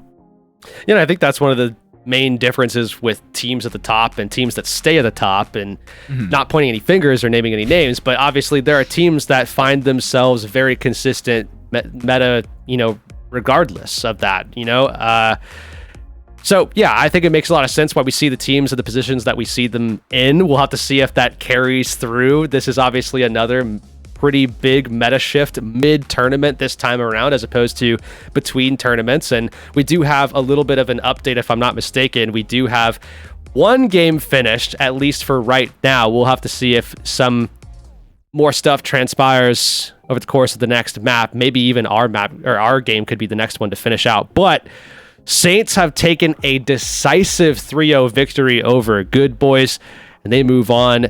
Good Boys moves down. Yeah, but look at the other matches. That's what I'm interested in. So we've obviously got R2-1. We expected Pip Afterlife to be pretty close, and it's been a good game so far.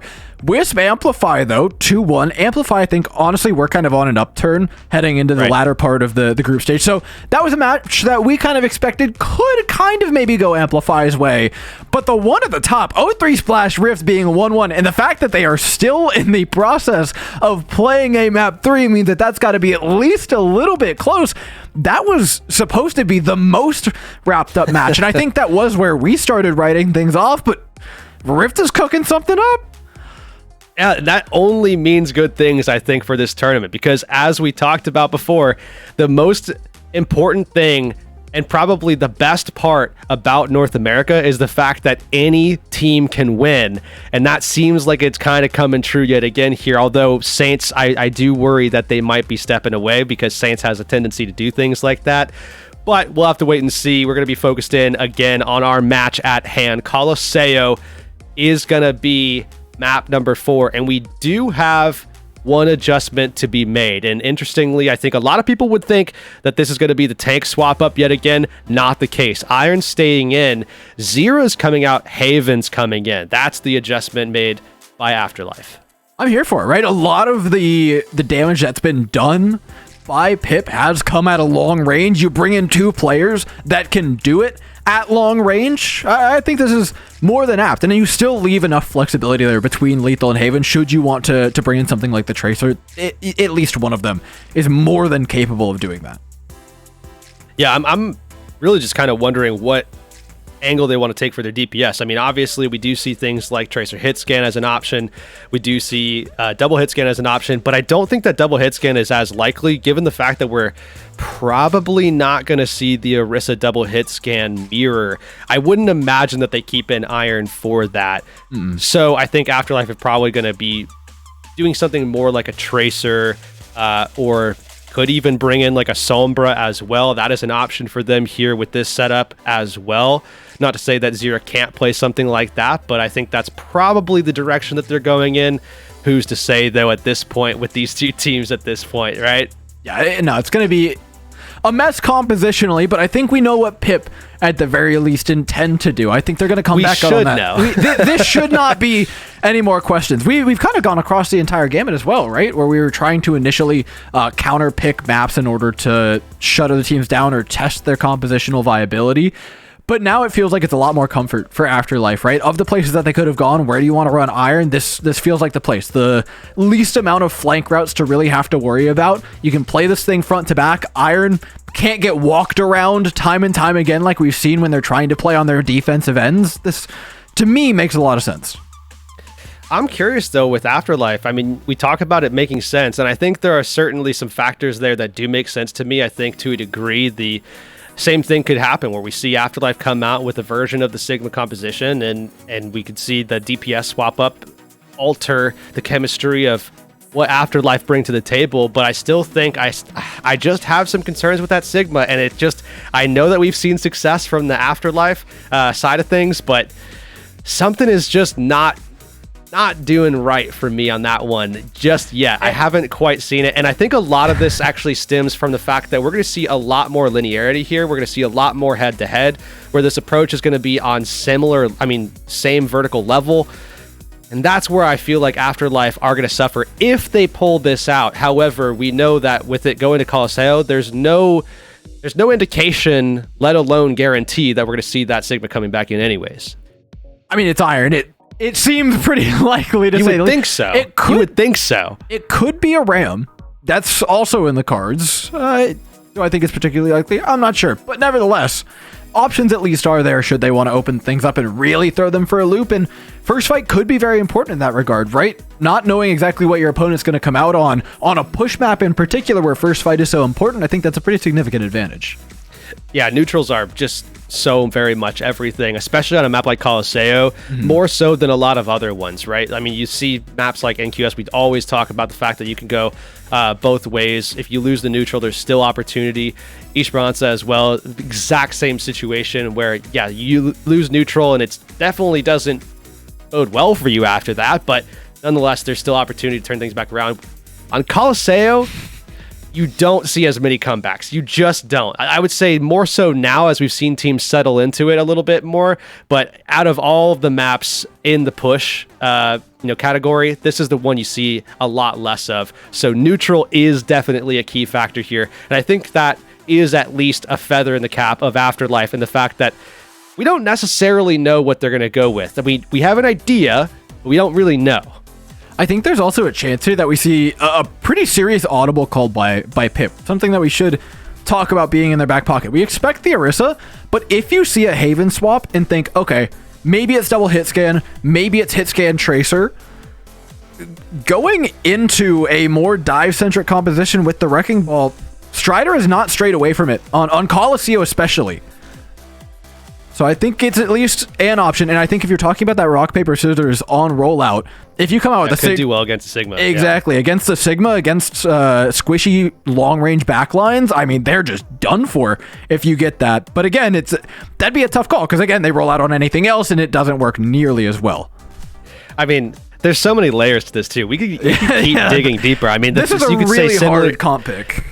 You could see, rather say similar things about the Rush composition. I mean, if you run Rush into the Sigma, it should do well based off of what we've seen historically, especially given the fact that, a lot of those Rush characters actually are very strong right now into Sigma, especially.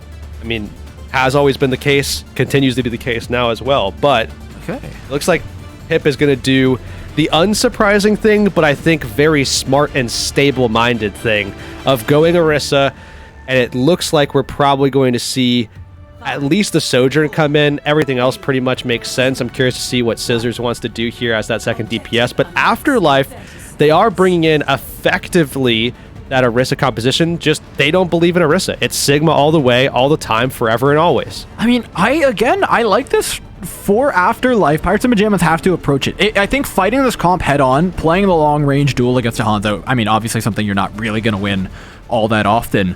But at the same time, if you allow Afterlife to fight front to back, the Orisa really wants her supports to be a little further away, healing her from afar, which they are right now. Afterlife have kind of allowed them to get this wrap pretty nice. This is a comfy position for Pirates and Pajamas, because as long as Strider is just an LOS of both those supports, Strider should not go down easily, and that's when Chronic and Scissors get the space that they really need. You see the DPS line for Afterlife, Lethal and Haven, were working at close range to that Orisa, not really where they wanted to be. And just like that cleaned up. I think Iron's doing a fantastic job nonetheless, though, of just holding down the fort despite being down a player. And eventually we're going to see that fifth player actually coming back in. And not only that, but Pip could actually lose one of their own. And in fact, that's the case. Iron takes out Scissors. And in the back line, Haven is just ripping arrows behind them. A tricky situation to be in, especially for Zolik, who is now in no man's land. A flip for Afterlife, though. They'll start pushing this cart nevertheless. That could not have been better. I think actually we just saw it kind of flip the map a little bit as Pip was on the other side after their flank. So that's why we saw that easy route being taken by Haven. Nonetheless, though, Afterlife, it's all about the sustain game for them in that first neutral fight. Now they're going to have to keep it going here as they are in the lead, but it's about sustaining that, and Strider's going to be pushing into them pretty soon, and Iron is definitely the target initially for Strider specifically. Captain Sun spots Zolik. I love this little assassination play by Lethal and Fix, diving up to the high ground at the same time, coordinating on the ultimate as well. Mortality Field's taken down, and now it's just about cleaning up the rest of the team. Pirates and Pajamas, though, are reeling from that initial strike. Yeah, fantastic start from Afterlife so far. I mean, they are just absolutely trouncing Pirates and Pajamas, and you see as well, I think this is quite important now, one of the best defensive tools at Strider's disposal, it's gone. That ultimate completely out. No Terra Surge available. Seeing Z-Man obviously already popped the null, and now it's just all momentum pushing here for Afterlife. They're just going to feel totally comfortable and just popping one ult and continuing this thing forward. They've almost got the first point capped here on Colosseo. Contest falls away. Gravitic Flux picks him up. No contest. Yeah, it's a take. Afterlife, they got the point. They might get more than that here. Z-Man and Zolik being kept busy by the shots from Iron. Meanwhile, the rest of their teammates are falling expeditiously. Yeah, this is pretty smooth cleanup right now for Afterlife. Seems like eventually this is going to crumble, but it just hasn't happened yet. Afterlife are just doing a fantastic job of stabilizing through fights that they, I mean, obviously don't have an advantage, and I would say far from it. But already 3.5 minutes into this map, and I mean, a first cap on Colosseo up by 72.37 quick mass ahead. That's huge. That's a massive window margin for victory on this map. We talked about how difficult it is to come back after just a neutral fight loss. Well, now it's way worse than that for Pip.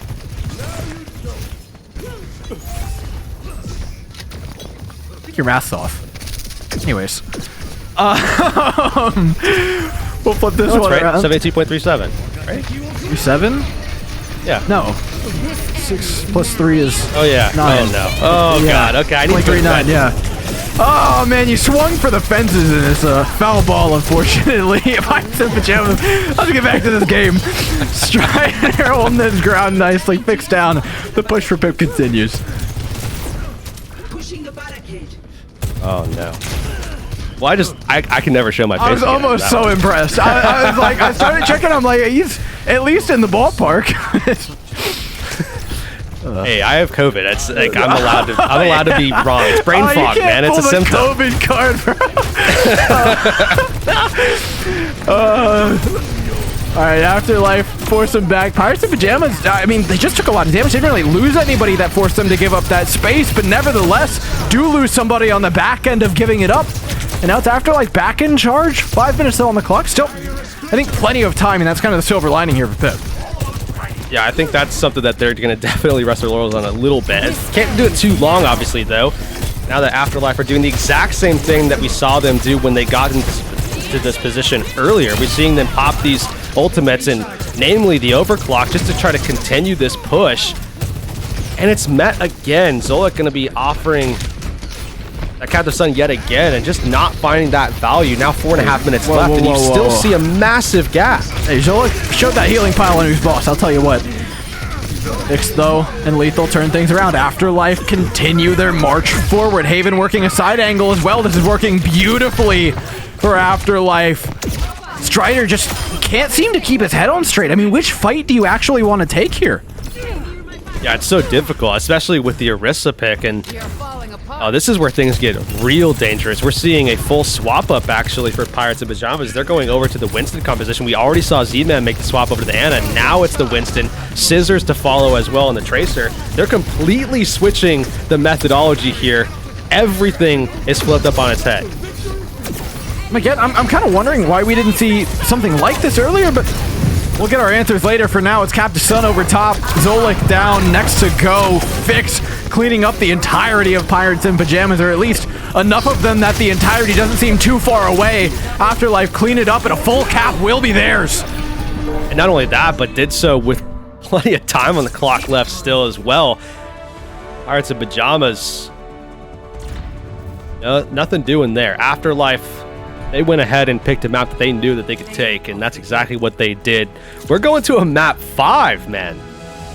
In the weirdest of ways, too. I feel like none of these maps have gone kind of as expected. I think my hopes were higher here for the Sigma composition than yours were initially, just because, you know, that front to back can be pretty good. The Orisa wants her players to be working alongside angles, working from far away, where she can kind of make the space and then they work around the edges of the map. And Colosseo, being more linear, I felt would be decent for the Sigma, but it wasn't even good for that reason. The Sigma composition was playing arguably more split than the Orisa composition was in a lot of the situations where you saw Haven going off on side angles alongside the Illari, finding picks from off angles, from flanks, and stuff that you don't normally expect to get with the Sigma that you would expect with the Orisa. So it was almost played in reverse from how I expected, but worked out for the same reason. Yeah, I think interestingly, when you talk about playing into that composition, that Sigma-based composition, especially on a linear map like we just saw, one of the big things that you often see is teams looking for tempo, playing for tempo specifically. And what I mean by that more specifically is, of course, just going ahead, finding that grasp cooldown. As soon as that's not available, you can just run that Sigma down. There's basically nothing stopping you, especially if you still have Fortify or Halt available, rather, to be able, or rather Fortify, to be able to just walk at them. I mean, Rock isn't going to stop you. The Accretion's doing nothing. There's nothing in your way. So you see a lot of teams really kind of play around that one cooldown and play more aggressively when they see it down. And there are opportunities for that occurring, but not really a whole lot capitalized on. Obviously, it's being made very difficult by a team that knows what their potential pitfalls could be with their composition, but that's going to be something that I'm looking forward to potentially coming back up in a map number 5. Yeah, tough solution to have. We're going over to control that Sigma I mean, it seems a lot less likely on this map. Paycurix. We'll see what the solution is when we get back. You like solving problems. Problems like how to stop that tracer from deleting your backline. I know just what you're thinking. You'll bring a turret. But y'all can't solve all your problems by simply bringing an extra friend to the battlefield. For that, you need the Contenders Torbjorn skin. Solve your problems by connecting your Battle.net account to Twitch. After that, watching Overwatch Contenders Summer Series will contribute to your drops progress, letting you claim your Overwatch Contenders Torbjorn skin. Even your turret gets an upgrade. Warning, the Overwatch Contenders Torbjorn skin does not come with extra or upgraded turrets. Build instructions will not be provided. By picking Torbjorn, you waive a claim towards any destroyed turrets. No refunds, no exchanges, and no take-backsies.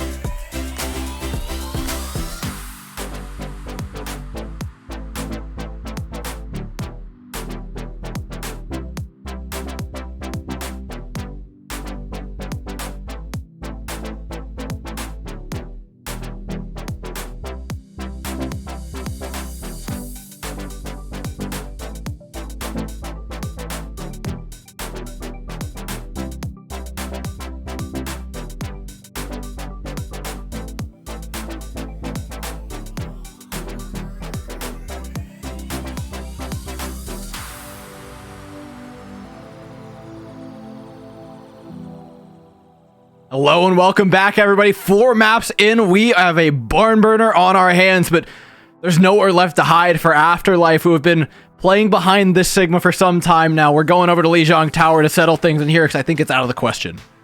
Yeah, at this point, you got to throw that one away. It worked, though. I mean, I was calling it into question the entire series. Feels like they got the value that they were looking for, though. Afterlife was able to pull out 2 map wins, first on Numbani, then on Colosseo, by playing that composition all the way through. Obviously, it didn't go super well for them on Gibraltar, but nonetheless, here they are. It got them to the finish line, or at least right before the finish line, and now we'll see what they can do, swapping Rhino back in. Obviously, we saw on the first control map on Busan, Pip absolutely had Afterlife's number.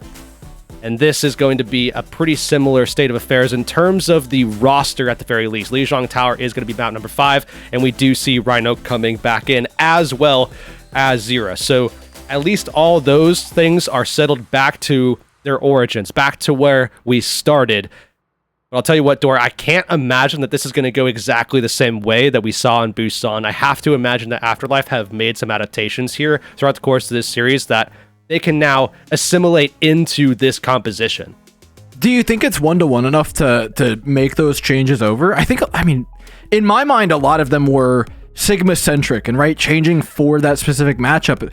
I think you can have hints, but the head-to-head It's less is about still what pretty they're different. doing and more about understanding how Pip is playing. That's what I would be saying that they could draw from here. And I imagine that that has definitely been the case. Obviously, you know what kind of angles that these players are taking. You know how Zolik is trying to incorporate those flanks. Obviously, we see some pretty aggressive plays being taken by Pip more often than not, where if Afterlife are patient and they're playing for those rotations, they can get some value out of that should the need arise. Obviously, they don't want to have to play for things like that, but I think just noticing some of those trends, some of those consistencies that we get out of Pip can actually find ways to become advantages for Afterlife instead, as long as they've picked up on them, and I think that they have. And the proof's in the pudding. They got to change things up for map number 1. We're starting things off on Garden to open things up. Resamir is likely, though, if there was ever a place that we didn't get it, it would be Garden, and Rhino's lining up on a Reinhardt. I see Lucio Bap, so this doesn't seem like bait.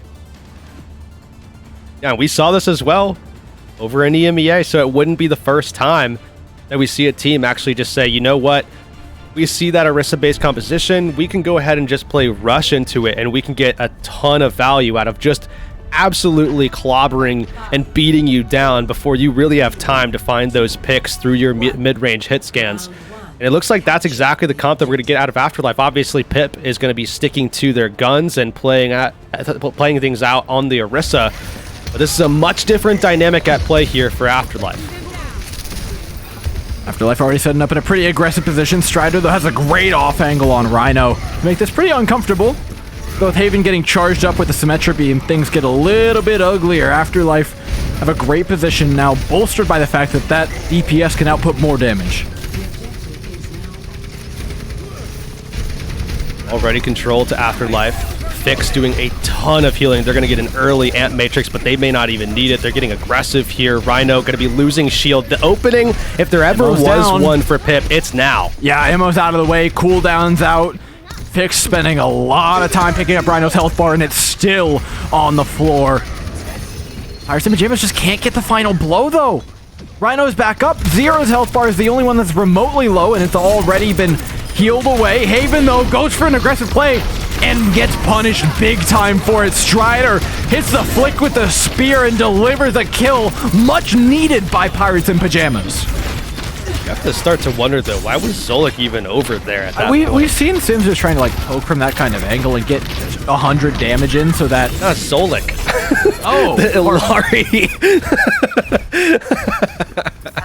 Yeah, I get Haven's play. That's fine. I understand that. You get caught sometimes. I mean, more often than not, you're going to get some value out of that play and not get speared. But the other side of things, Zolik wildly far forward, and now it's just going to be Pip just holding things out a little bit further away from their captive son that they would probably like, but nonetheless, it's all about biding some time here. They do get the lead.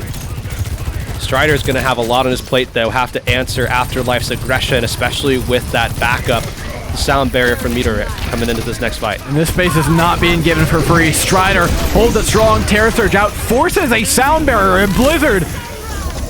I mean, if Pip can get out of this with a decent trade of ultimates, they'd be pretty happy. That was a big investment by Afterlife. Pirates and Pajamas don't really hold too much of their own, but maybe they can fight back here and get a couple kills. Yeah, 4 ults thrown in there by Afterlife. I mean, it's very likely that they take the lead off of that, but I don't know how long they're going to hold it. It really just comes down to this Earthshatter. Are you going to get value out of it or not? If you're Rhino, if Pip just plays the corner well and plays the range well, Strider can just walk up, play that front corner aggressively and hold it tight, and force Rhino to have to pop it at a time where he isn't going to get as much value. You can see as well the flank all the way off on the left side towards White Room as well taking place. Zolik and I believe Chronic are over there. This is a 3-2 split for Pip. Pip have Rhino surrounded. There's just no target to use the Earth Shatter on. Like you said, spacing it away beautifully. Rhino tries to step up, but he's a face full of circular spear from Strider. The Pirates in Pajamas careen on to the point. Should get themselves a cap here, but Haven is putting up a little bit of a last stand if there ever was one. Pirates Pirates have been able to play this wisely. Just wait for their spawns to come back up and then go. Oh, this is smart here too. Fix. Oh, good wall. Wait, that's Probably huge. saved Fix's life. Yeah, that is massive. But they're going to be without the wall now, and Rhino does not have protection. So all this really does accomplish is still something good, which is Afterlife being able to extend their lead a little bit further, prevent Pip from getting more score line accrued in the meantime. On top of that, they're also now ready to go with their Blizzard. They have a ton of control through that, as well as the Earth Shatter from Rhino. Biggest question is, are they going to get as much value as we saw from that last Blizzard? I mean, they need to catch multiple members of Pip, otherwise Pip can still win this one. The same ultimates are kind of up, except for the Molten Core being the difference here, right? Strider's counterplay is likely the same. Jump in, barrier here? Terror Surge. I mean, yeah, I guess no barrier, but like I said, the play for Strider is, again, likely the same. Jump into this choke, hit a Terror Surge into the Core Bolt. Afterlife disengage it really nicely, though. Rhino's looking for that shatter. Just can't get the hammer down in time, though. Not a fun time to be a Rhine player if there ever was one. The rest of the team sectioned away by the Terror Surge. Haven can get 4, but it's going to take a lot more than that to get the job done, unfortunately. Zola gets the last laugh. Pirates in Pajamas get the first point. A little sketchy at the end there, though. Haven's like, I'm sorry, but sometimes you literally just can't do more. Yeah. We always talk about, you get your ones and that's it. I mean, you did your job. But Haven went ahead and got 4, left 1 on the plate, and that was... Yeah, Haven, quit slacking. Yeah, definitely got to step things up, Haven. So. Yeah. Hey, Don't worry about the fact that he's play. deadlifting at the moment. Not that that means much after 1 round of control, I feel but like it's your fault we never see it. You always say, it's always you saying it. if I keep saying it, it never happens, and then it means more when it does. That's the point. Okay. You're just, you can't allow inflation of the deadlift. Is what Exactly. I'm hearing. Okay. Yeah. All right, Orisa into Orisa. This is what we came to this map expecting as we head on to Night Market. A little different in the compositions, though. Zero offers up a Genji Scissors on the Torbjorn. I would argue the Torbjorn a touch more modern, though we have seen the Genji at least a decent bit from the scrims that I've seen. Yeah, I think the crazier thing is the fact that we're seeing Lucio Ana on Afterlife side. I didn't even bother to look that direction. I figured, I just assumed they were running the same supports. No. I mean, that's not going particularly well for them, is it? That's really hard to pull off in the neutral here. You're going to see so much pressure exerted in favor of Pip as opposed to what we got out of Afterlife there. However, what I will say is that once we see these ultimates start picking up, Afterlife should get a ton of value out of them because those ultimates are very, very high value in general. Obviously, Fix is going to probably have to prioritize Zero to a degree here, maybe even Haven, depending on which route they want to take. I would imagine Zero, but nonetheless, obviously we know Sound Barrier can be very strong as well, and it's just about making sure that you can play to that speed a little bit, try to get in to Pirates of Pajamas, especially once Strider's defensive cooldowns are down, but they still have to pull those.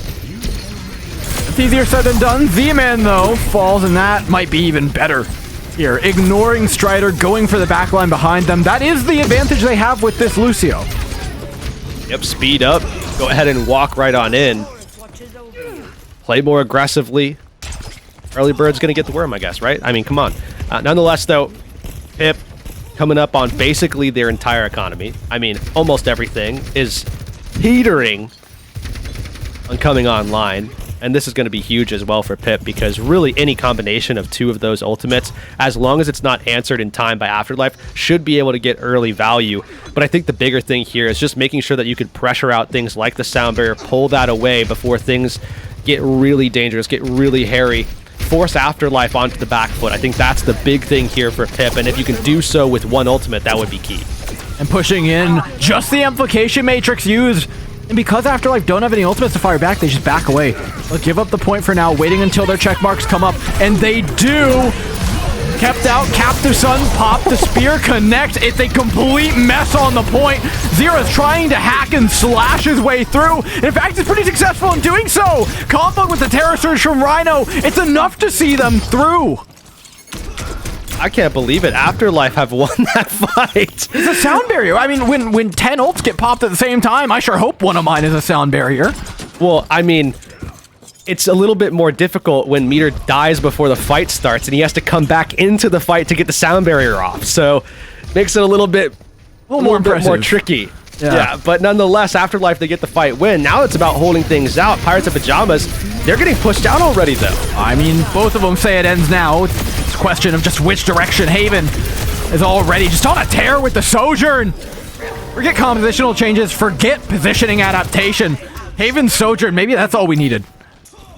Yeah, it's definitely making all the difference right now, and Pirates of Pajamas are going to have to swap to some pretty crazy picks just to try to see if they can, first of all, get to point, but then, of course, also still try to find a way to win this objective, and I just don't see a way to do that.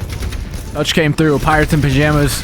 Maybe a little bit more patient about it. Scissors coming in from over top. Zolik pocketing them. Strider has to get the touch, but can't in time. Is kept back by Meter. We're going to map 5, sub-map 3. This is all the way. I was talking about the finish line before we got into the map, and it feels like we were way further away than I had anticipated then.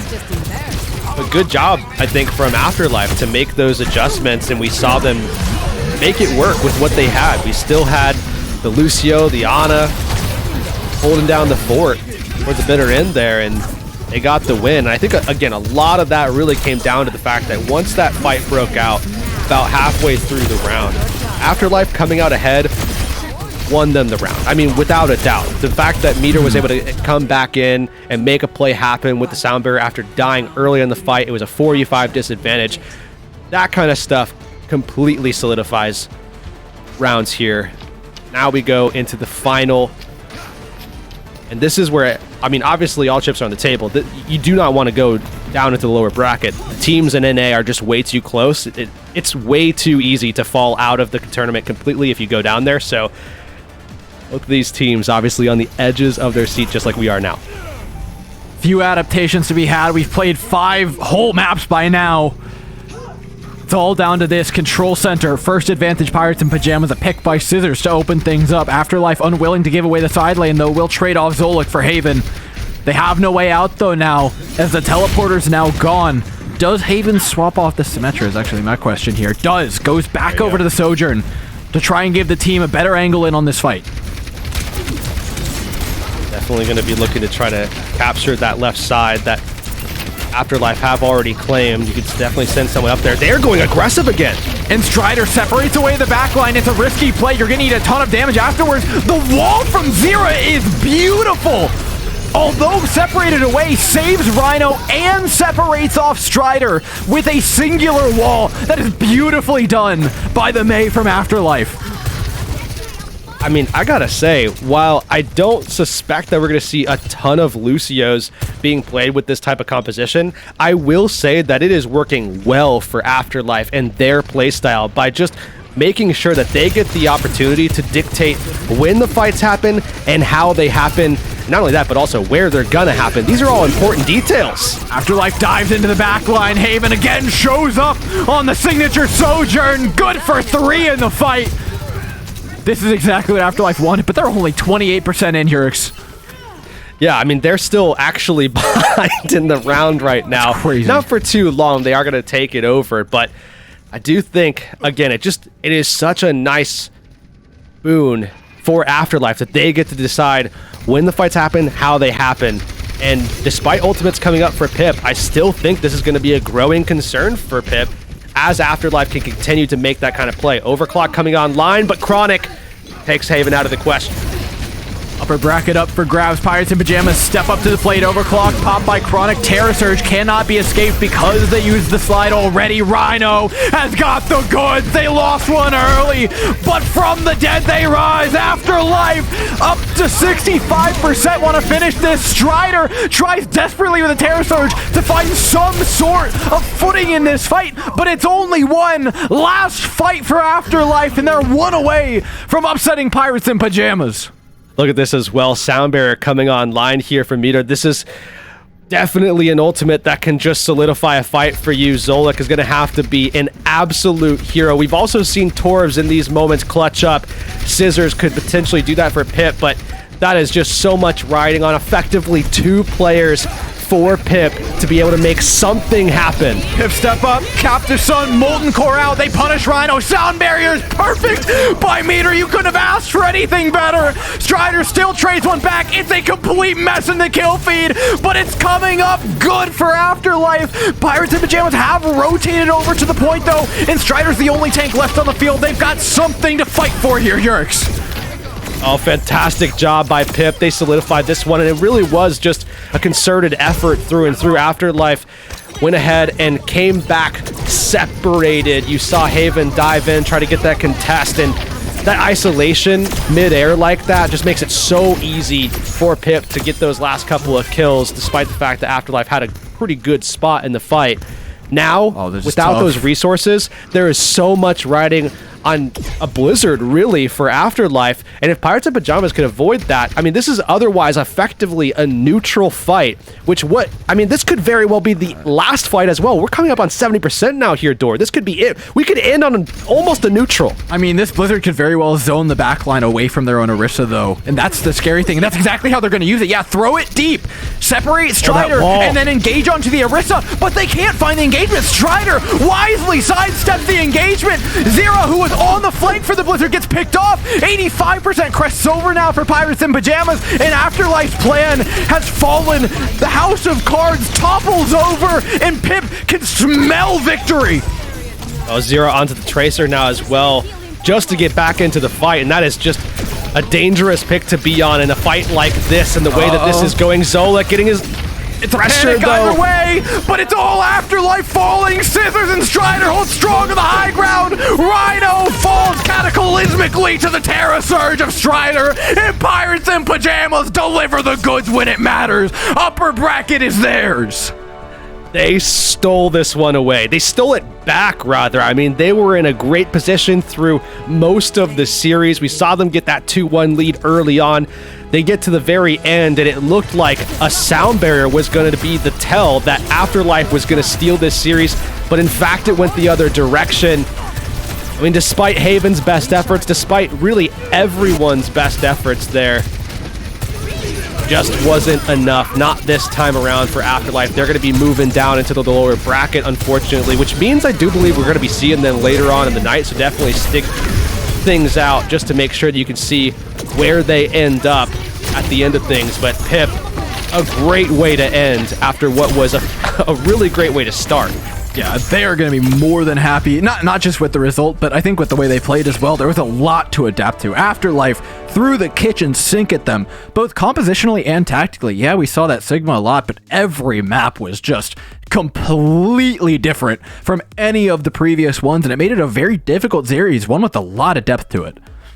Yeah, obviously a lot of back and forth. We went all over the place, and we saw compositions we were not expecting to see, especially with how good they honestly looked. I mean, definitely curious to hear a little bit about the other side of that, because obviously Pip is the team that wins, so we'll have to talk to them more about their perspective, their approach in dealing with what was definitely not a composition that you're going to see often from other teams. But either way, they got the job done. They got away from the comp, first of all, and probably more importantly, because I mean, there was a couple of maps there where it looked like that Sigma might have just taken the series over. Yeah, and again, you have to give all the credit in the world to Afterlife. I mean, played a hell of a series. They had a lot to contend with after that map number 1, and at the end of the day, it was map number 1 that did it to them. Either way, I wish them luck in the lower bracket. Like you said, in NA, that is more often than not a death sentence with how close these teams are, but somebody's got to come out on top. Afterlife hopes it's them. Pirates in Pajamas, though, can celebrate for tonight. We'll talk with Jolik in just a bit.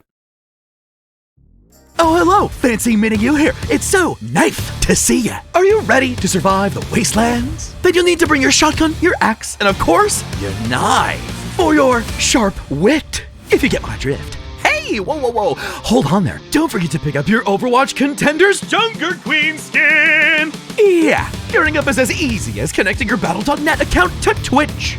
And after that, watching the Overwatch Contenders Summer Series will contribute to your drop progression, letting you claim your own wasteland-ready Overwatch Contenders Junker Queen skin. Oh, that's right. It's time to rampage. Now, get out there and slay with the Overwatch Contenders Junker Queen skin. Okay, take care now. See you in chat.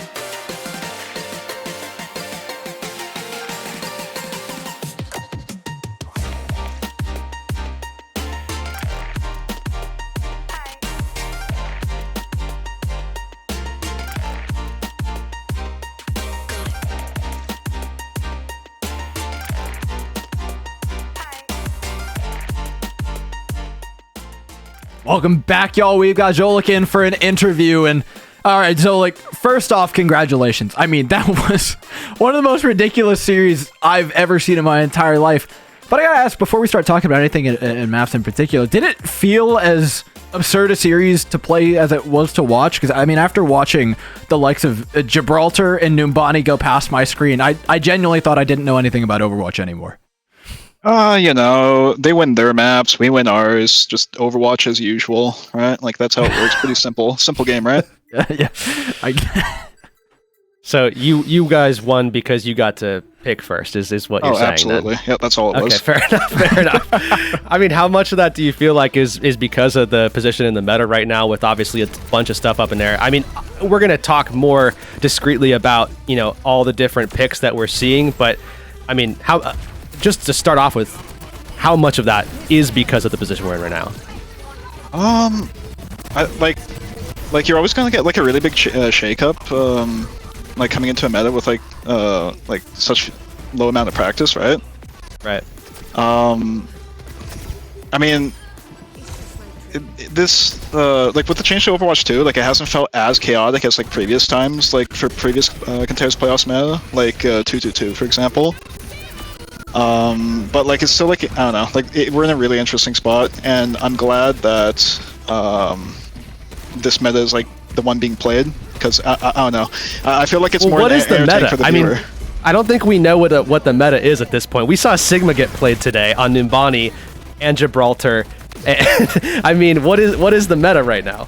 I mean, like, I think it just boils down to like it's just like shooter comp, like you're just shooting, right? Like you round up all your shooters and you shoot your guns. I think you've just christened it. Thank you very much. Yeah, it has been a lot of projectile play, but you guys seem to be doing it a little bit better. I want to start off with map number 1 when things were kind of all going to plan, at least for a little bit. What do you think set you apart in map number 1, and what changed from then on in the series that made it more difficult to contend with? And don't say map pick. We want more. Yeah, please. I'm begging. No, I think on need map content. 1, like we just dominated their brains. Like it was just like big like macro like gappage on that first map. And then, like as the series went on, I think like people started like warming up, like getting to know how like the other team plays and whatnot. So it started getting a little more scrappy.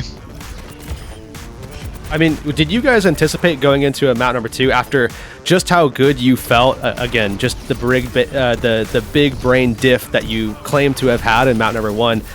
Did you expect to see what we saw in map number 2? And if so or if not, I mean, kind of explain your thought process once you did see it and you had to figure out, okay, how do we get past this?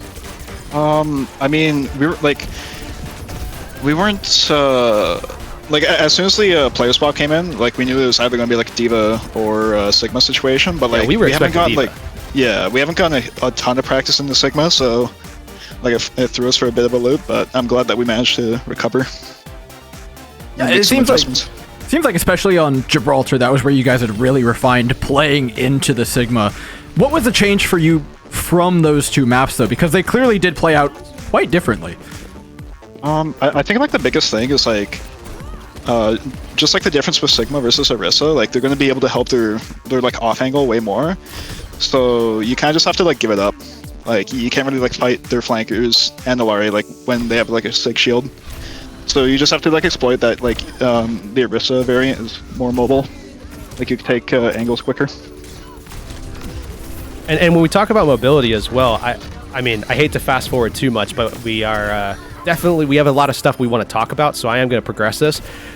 We talk about mobility, and we see a very interesting variation of the Orisa comp actually being thrown out. Afterlife throwing in, that Lucio Ana style, and then later on, I think it was the Lucio BAP. I mean, again, was there an expectation of that? And then how do you manage to be able to go, okay, we've been playing this sort of way throughout the entire series. Now we have to go ahead and concede that we don't have control of tempo anymore. We can't do that with them having Lucio, and we need to switch things up. I mean, what's that like in the middle of a map like that?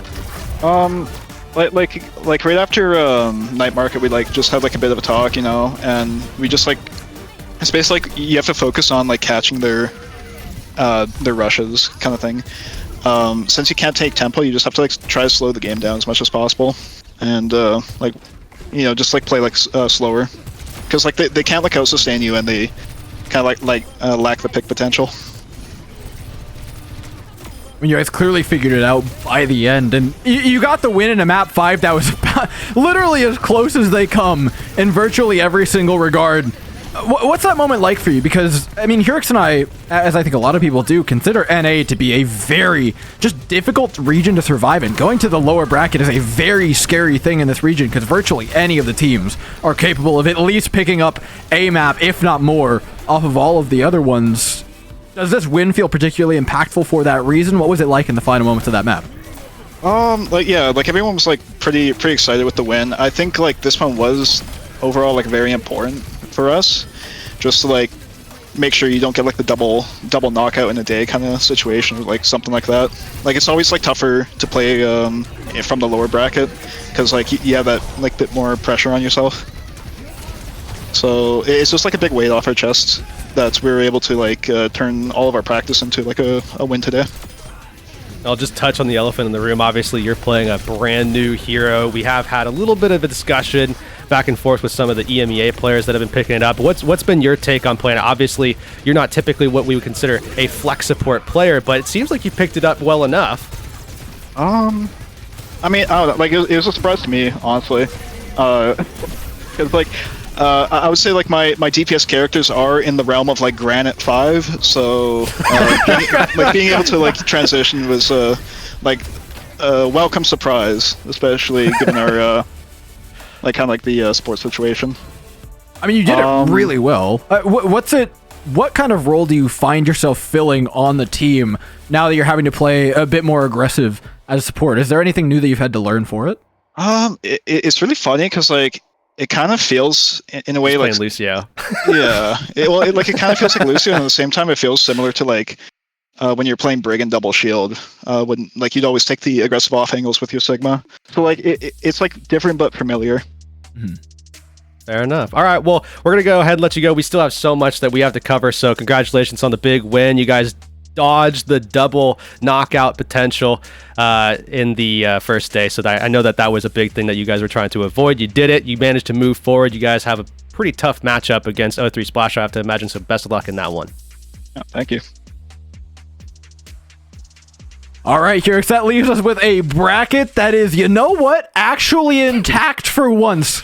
Not what I expected. Not what I expected at all. I mean, it could have been not intact if Afterlife were able to clutch up in that final moment. But yeah, top 4 winds up moving forward, and bottom 4, you see them on the lower side of the bracket. But I will say, Dort, that losers bracket, that could go any direction. I mean, absolutely any direction, especially with what we saw already. Rift taking a map off of O3 Splash. We saw Amplify taking a map off of Wisp. I mean, there's definitely some potential with those teams on the bottom side, and we're going to get a closer look at them in just a bit.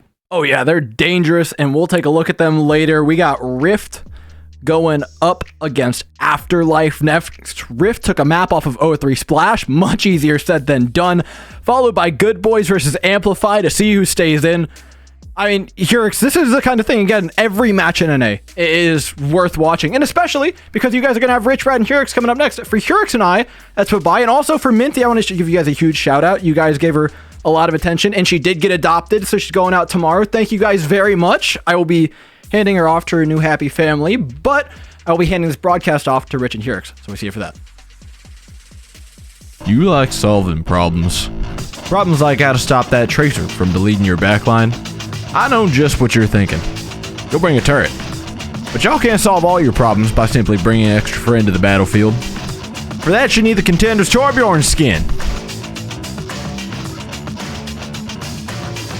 Solve your problems by connecting your Battle.net account to Twitch. After that, watching Overwatch Contenders Summer Series will contribute to your drops progress, letting you claim your Overwatch Contenders Torbjorn skin. Even your turret gets an upgrade.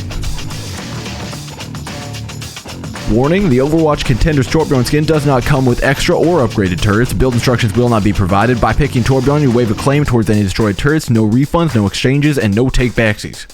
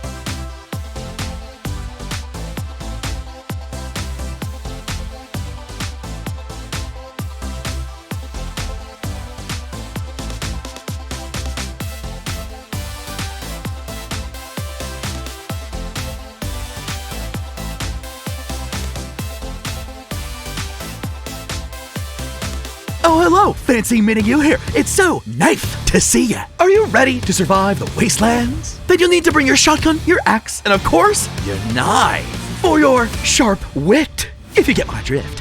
Hey, whoa. Hold on there. Don't forget to pick up your Overwatch Contenders Junker Queen skin. Yeah, gearing up is as easy as connecting your Battle.net account to Twitch. And after that, watching the Overwatch Contenders Summer Series will contribute to your drop progression, letting you claim your own wasteland-ready Overwatch Contenders Junker Queen skin. Oh, that's right. It's time to rampage. Now, get out there and slay with the Overwatch Contenders Junker Queen skin.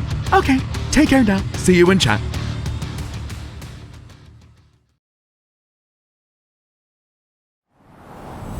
Weeks and weeks of play have led to this moment. Playoffs is back and we have some surprises in store for you. Absolute chills. Everybody's so low for our peak check. Cookie! There's a reason that Cookie was touted as the best soldier in EMEA. Saints play this beautifully. The bomb sticks mid-air. You gotta have supreme confidence in yourself. There is so much to fight for, and I am stoked to see how it's going to really pan out. I love this when the fight is dire, when players recognize when they must make a play. Oh my lord! I am so damn excited. This is absolutely spicy. Only one team gets to come away from this alive. Now it's about their name. It's about their legacy. Know when to take that risk, when to bet it all. The Overwatch Contenders Summer Series playoffs continue right now.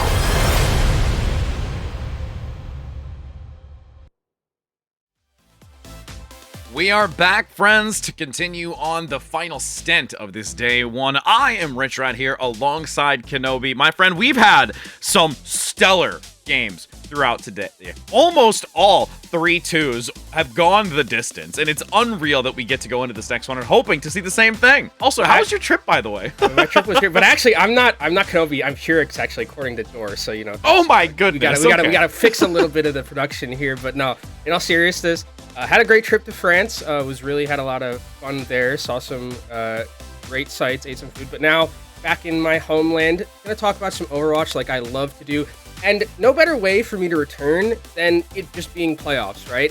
And also, I'm in here, it's playoffs, and we're in an Orisa meta, and I'm with you, so like, I could not have asked for a better returning home present than this right here, and it's going to be a great one. I mean, like you talked about, I think 3 out of the 4 series we've had today, all have been 5-map bangers, so this is, I mean, shaping up to be a pretty good one as well, because I think Dor and Hurix talked about this a little bit, is how, like, close everything is with like all of the teams in NA, even in EMEA. I mean, we saw a lot of those matchups were close, but like here going down into the losers bracket, it's just so many more stakes to play for all these teams because it's lose and you're out of the tournament. Absolutely, and we can get your predictions in, 1 for Rift, 2 for Afterlife, and as you do get those predictions in, we can take a look at what the roster is going to be out the gate here, as we take a look at Rift first specifically, and again, you mentioned it, a lot of Orisa, and I'm extremely ecstatic to see it, but when we take a look at these players here, there can be a lot of variation into this. Curious as the portraits are here, if we see that some of those are going to stick, because we have still seen some variation outside of just the Orisa, specifically that has mainly taken that tank role. And I think for Rift, it's interesting, like, this is a team that going into this playoffs, I think deserves a lot of credit for kind of even getting here, right? Like, this team was really low in the group stages starting off in the round robin, right? They were, I think, 10th or something, or 11th, like floating towards the bottom. They won 4 off the trot on the back end of the round robin, able to sneak into that playoffs, I believe, at like the 8th spot, going 5 and 6. So they deserve a lot of credit getting here with this roster that they have. And I think that this is an interesting point where we are, because Dor and Hurix mentioned this a little bit. There's not really a meta just yet, right? I think everything is kind of, there's like, I mean, obviously with Alari coming in and like having her be a part of the meta a little bit more so. Orisa, something that you were very happy with, but also we've seen a little bit more prevalently here in NA. I think as we kind of go through these next couple of days and also going into next week, we'll see the meta start to settle down a little bit. And you can see that Afterlife roster that we just saw on broadcast coming off of a excruciating and potentially heartbreaking loss after that map 5 that we saw from them. And now the question for this team, who played like relatively good, I think, throughout the entirety of that series, it's like, how do you come back? Like, there's you're very warmed up at this point, and you're like, okay, we had the momentum. We like just played a series. We like had a lot of energy in that one. We just barely managed to unfortunately lose it. Now we can go into the losers bracket, take that momentum with us, or is it like, are we just, was it too heartbreaking of a loss? That's kind of what I'm going to be looking out for with this Afterlife team. But I think that there's enough talent and enough of that experience in a tournament setting for this team where I wouldn't be worried too much about the latter end of that situation. Yeah, I would agree. I think that they're going to feel still pretty confident going into this. They put on such a performance. They are definitely warmed up with how intense it was between the two of them. And the way that they played, again, through the entirety of this, understanding how to counterplay against this Orisa, bringing in the Sigma, giving a little bit of that surprise factor, along with just how they're mainly focusing on the positioning, that ebb and flow, especially with what the Orisa brings in when you get to throttle forward, that aggression, that momentum, and that overwhelming tempo that can completely, take you out of the equation. But we do have confirmation that we are going to be heading on to our first map, which is going to be Busan, to see which one of these sub maps will be first. I'm excited again that we do get to see even more of this Orisa, as I mentioned, because Afterlife brought it to the forefront of a lot of what they played, but we will get to see how this first map unfolds. I think the thing about this current meta that we're in right now is a lot of it, this was kind of how it was a little bit like in the round robin, where it feels very map dependent depending on like what you're going to be going in terms of the composition. It feels so even more now, where it's like there are maps and like sub maps where it's like, okay, Ryan is viable, Winston still has some sort of play, Diva is also viable too. Iliari kind of seems like the biggest thing, as that's like been like kind of stalwart in NA so far. At least we've obviously only seen the singular series of it so far, but I think that as we go further in, a lot more teams are going to be utilizing that more so than not. And then Orisa is something that I think we're seeing a lot too. I think Jolik in the interview just called it the shooter comp, right? Just shoot. You just get your shooter guys and you shoot them, and whoever shoots better is able to win. I mean, the quad hit scan is just also something that's so crazy to see, just everything that can be brought to the table, these different cross angles that you can find. Even as we're going to be heading onto our first map, which you will see in just a moment, we had a lot of Soldier 76 that is brought into this for that mobility, looking for those flanking angles, a crossfire. There's so much to this that they can play and bring to the table. Wouldn't be surprised to see something close in relation, unless they want to waver distance away from it. But again, Rift for 1, Afterlife number 2. Make sure you get those into the chat, as there is a few seconds remaining to get those verdicts in. And this is something that we saw in our previous series on Busan that Afterlife was in, but something about this map in particular that's interesting that you're going to be looking out for both these compositions is kind of the split, right? And it's almost interesting how these compositions sometimes work, where it's like it feels like you have like 3 different lanes almost, where it's like there's the 2 side lanes of the map, and then you have the middle lane where it's like that's where the Orisa sits, and then like on the sides you have, on one side there's the Sojourn, and one side there's the usually the Soldier 76, and then kind of the other the DPS or the supports can float. So we'll see if that kind of continues to happen as we go into this map, but it actually looks like Rift are going to be as a 5-man moving around more so than anything, so just trying to rotate around effectively and take those angles away. But Afterlife is trying to play keep away and split as best as they can here. Yeah, they're attempting to try and capitalize on the individuals that are separated away from the entire squad, and they make quick work of it too. Fix getting extremely low, Lethal capitalized onto, and Rift, deviating away from what we saw earlier, has netted them massive success, even though Afterlife does at least taste the initial percentage, and now can look to cycle back around, even looking for a flanking position here by Chime, but unfortunately, Zira gets the better end of it.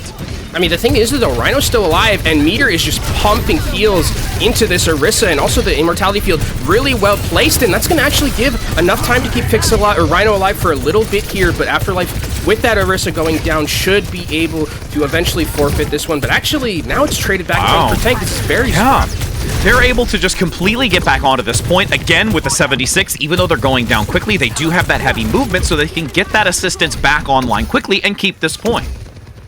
And see Afterlife still holding right now, and this is where we kind of see a lot of this poking style go on between both these teams, as we're going to be seeing again Rift moving as that 5-man, where Afterlife still just playing really split. And for Rift to be able to maneuver effectively, they have to start getting some of these picks early, right? They can get a couple of them, but they need to be able to get those picks and then immediately move over into that area, because if you play this poking game right now, we're at 60% and taking up for Afterlife, and Lethal is going to be on this flank and is going to cause a lot of disruption here. Sneaky play in the back. Helix Rocket gets a decent amount of chip damage onto X10, but unfortunately doesn't get the elimination. Sticking close, playing just across this entranceway, so there's enough healing onto Zero, but unfortunately the shot lands. X10 moves into this, but it's still numbers advantage for Afterlife. They're holding these multi-pronged angles to try and just continue to harass and pressure Rift back, and they have no ability to move forward into this. They cannot allow themselves to get the advantage and are just now being ran over. And it feels like really that Rift doesn't have an idea of like where to look in these scenarios, right? Where it's like Afterlife are set up perfectly around the map. It's almost like chess where they don't really have an area where Rift can attack directly, and now Rift are going to have to just use their ultimates in desperation to try and get back onto this point. Tactical Visor active. Chime needs to make something work. Does at least get a pickup onto Fix, denying the ultimate from coming out to give the extra necessary power for Afterlife to take this convincingly with 100-0. Rift now has the dominant position. They just have to eliminate the Orisa. Rhino down. He is sent back to spawn, and this is the opportunity for Rift to generate some of their own. Rift are able to hold and like start ticking up their percentage, which is going to be good for them. I mean, they only had to use that Tactical Visor, which is great for them in this scenario because they're going to be able to keep the rest of their ultimates that are going to be key for trying to win this fight, especially if Hanbei can farm towards this Ant Matrix. That's going to be something that they have way ahead of Afterlife in this scenario, but you're going to be looking out for these Illari ultimates and how they're going to be used. Fix, we've seen in the previous series, able to come up with huge clutch plays and that, so it is something to keep an eye out on for. A couple of really great shots coming out from X10 and Chime. Getting lethal extremely low. There's the ultimate tossed into the back. Is there a follow-up onto the damage? The immortality field is there. There's not enough proc to damage. That 90 needing to be hit. It's coming up shy. Gamitra bobbing and weaving around this, so Fix can't get it until finally landing it with the counter play. 40% and climbing, but unfortunately, it's not going to be much more as the rest of Afterlife completely engulf Rift with the ultimate economy that they have to toss into this. Now it's an insurance policy to have that amplification matrix, and lethal with this Tactical Visor can guarantee that no one can get in cleanly. I don't even think they're going to need it at this point, and Afterlife are going to take a sub-map win, I should say. And it's interesting about how we kind of saw this matchup work, because it felt like a very stylistic difference, right? Even though the compositions were relatively similar, if not completely mirrored, the thing about it was like there was a 5-man movement from like Rift and like trying to kind of move it as like a brawly style, I guess, or a rushy style, and Afterlife were just like, okay, we can just put all of our members on the flanks, and even if you 5-man dive onto like one person, it's not going to matter too much because we still have a lot of healing potentially left over. Orisa's still going to be there, and we're just going to out-macro you and out-position you, and that's exactly what they did in that first fight, right? They lost 2 members extremely early, but they had control of the point. They still had a Baptiste and Orisa, 2 heroes comboed along together that are very difficult to kill, and let the other 2 members get back into that. So really good understanding from Afterlife to start this off as we go into our second sub-map here, Mecha Basin. We have a little bit more of an enclosed area, and I like this decision coming in from Zura on the Torbjorn. Torbjorn with that recent buff, extremely lethal in these enclosed areas. Look at how forward Rift is playing. They're throttling onto the back line. Chime takes immediate action to follow through from Astronex, and now rotating downward. Afterlife have to give ground. They cannot sustain on this high ground position since they've lost a significant support play to keep them topped up. Rhino's still threading the needle here near the stairway to draw back as this point finally goes in favor of Rift. And I love what the decision making here from Rift compositionally is bring in this Lucio. I think the Lucio here really favors the way they want to play, especially what we saw from Sanctuary now going on to this map. Giving that Lucio gives you the ability to try and be a little bit more aggressive on those rotations. Contention again, nice pickup onto Zero, who again, that Torbjorn, how much value it can bring to the table, as you mentioned, is now going to be stifled and shut down. Rift playing such a strong, different type of game in the second map. And this is something Curix kind of talked about a little bit, where the Lucio, while Lucio kind of isn't something you'd expect too much, the fact that you can just kind of decide whenever you want, just like snap on my fingers, I want to engage, right? I just want to speed boost into someone. I want to be able to go in there, and they can just do that on demand whenever they want. So they're not letting Afterlife be in these scenarios where they can just poke from afar. They get onto that backline. I mean, look at Zura, only 40% towards that ultimate because the aggression has just been so good from Rift, and they have an Ant Matrix to work with Lethal going down to X10. I mean, this is going to have to be like a full reset for Afterlife here, and they realistically, Rich, I mean, what do they have to work with? They have an Ant Matrix, yeah. They're going to have the Cascading Sunrise as well, but like, I mean, realistically, it's going to be very difficult for them to enter into this, especially against a Blizzard in this enclosed area. Like, a miracle will have to happen for Afterlife to try and win this next fight. And this is one of those moments where I could just imagine the communication going on in the background. They have given a lot of time here to decide on which direction they want to take. The Blizzard now severs the team. It's strictly Rhino on the outskirts up the catwalk. The amplification matrix is going to yield no value here for Afterlife. Well, it's still a great angle from Rip to just funnel damage through. Flanking angle, though there is an attempt by Fix to come in with the captive Sun. Gets two onto the backside, attempting to equalize here, but this is still Rift all day long on this second round. Yeah, the Captain Sun able to get 2 from Fix there, but is that going to be enough for Afterlife to try and recontest back into this one? They do have Fix still in this fight, so the healers are there, but they got to get someone onto the point. They eventually do. Overtime procced, Lethal with the overclock. Having to activate it, but does get both Icicles and Javelin across the way. From on high, X10 comes in to clean this up, making it a 1-for-1 round score. Yeah, this was just a complete difference in, like, the playstyle, and just that added, like, spice of the Lucio just completely turned it around, I think, Rich. I mean, just the way that it was able to have those engages on demand, the way that they're playing more of this, like, 5-man style on this Rift team, bringing in that Lucio just made it so much easier for them to really benefit in just rushing down the enemy team. And I think Rift really making that adaptation just so quickly is really good understanding of the game for them, and more understanding of how they want to play their play style. Well, and the thing is, too, is it was so much more reactive when it came to the first round, whereas there was a lot more proactivity with that Lucio. It gave them the upper hand out the gate, and looking to see if it can yield them the same result here as they keep that Lucio going into downtown. And Afterlife haven't opted into the Lucio, so they're going to be sticking more towards still that pokey style, and we'll see if they're going to be able to match that aggression that's going to be coming into them, because Rhino already getting aggressed on the wall, doesn't manage to find anything, but actually splits Rhino off, and they're just going to go directly at Meter. Meter gets obliterated, and that's so much healing that's lost on Afterlife, and this aggression, again, working wonders for this Rift team. Yeah, Rhino's probably saying, I'm safe, I didn't get walled off. All of a sudden, the damage is happening in the backside, completely repositioning themselves to take advantage and causing distress onto Afterlife. And now that Afterlife is having to play into Rift, it's going to make it much more challenging. Astronex going to take this full frontal position, has the Spear Spin utilized. Now with the defenses, needs to be careful, still has the Fortify available if things get a little bit dicey. And look at the reposition by X10, attempting to face against Fix, but they get 2 in the mix. Fix went completely in the flank, and I mean, a 2-for-1 trade, that's perfectly fine if you're Afterlife in this scenario, but I mean, the rest of the fight is being lost by them.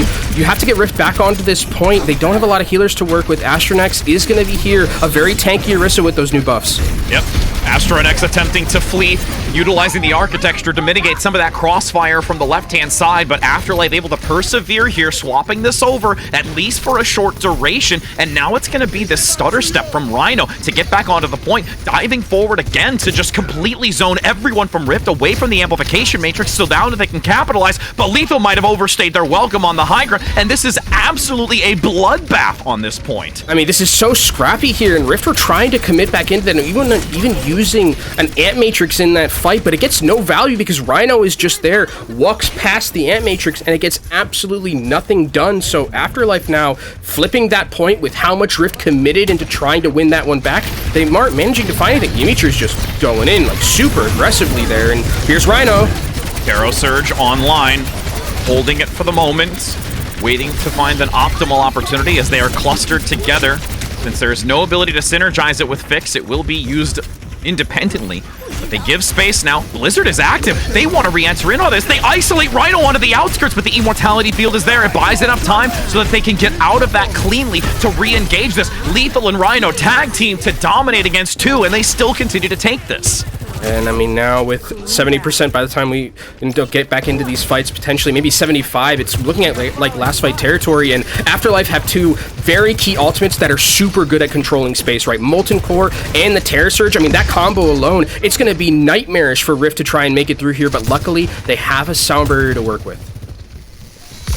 Holding that doorway for now on the balcony. Rhino underneath, patiently waiting. Javelins being lobbed at least onto the high ground to see if they can get any type of value, even though they're stabbed in the back for the brief time.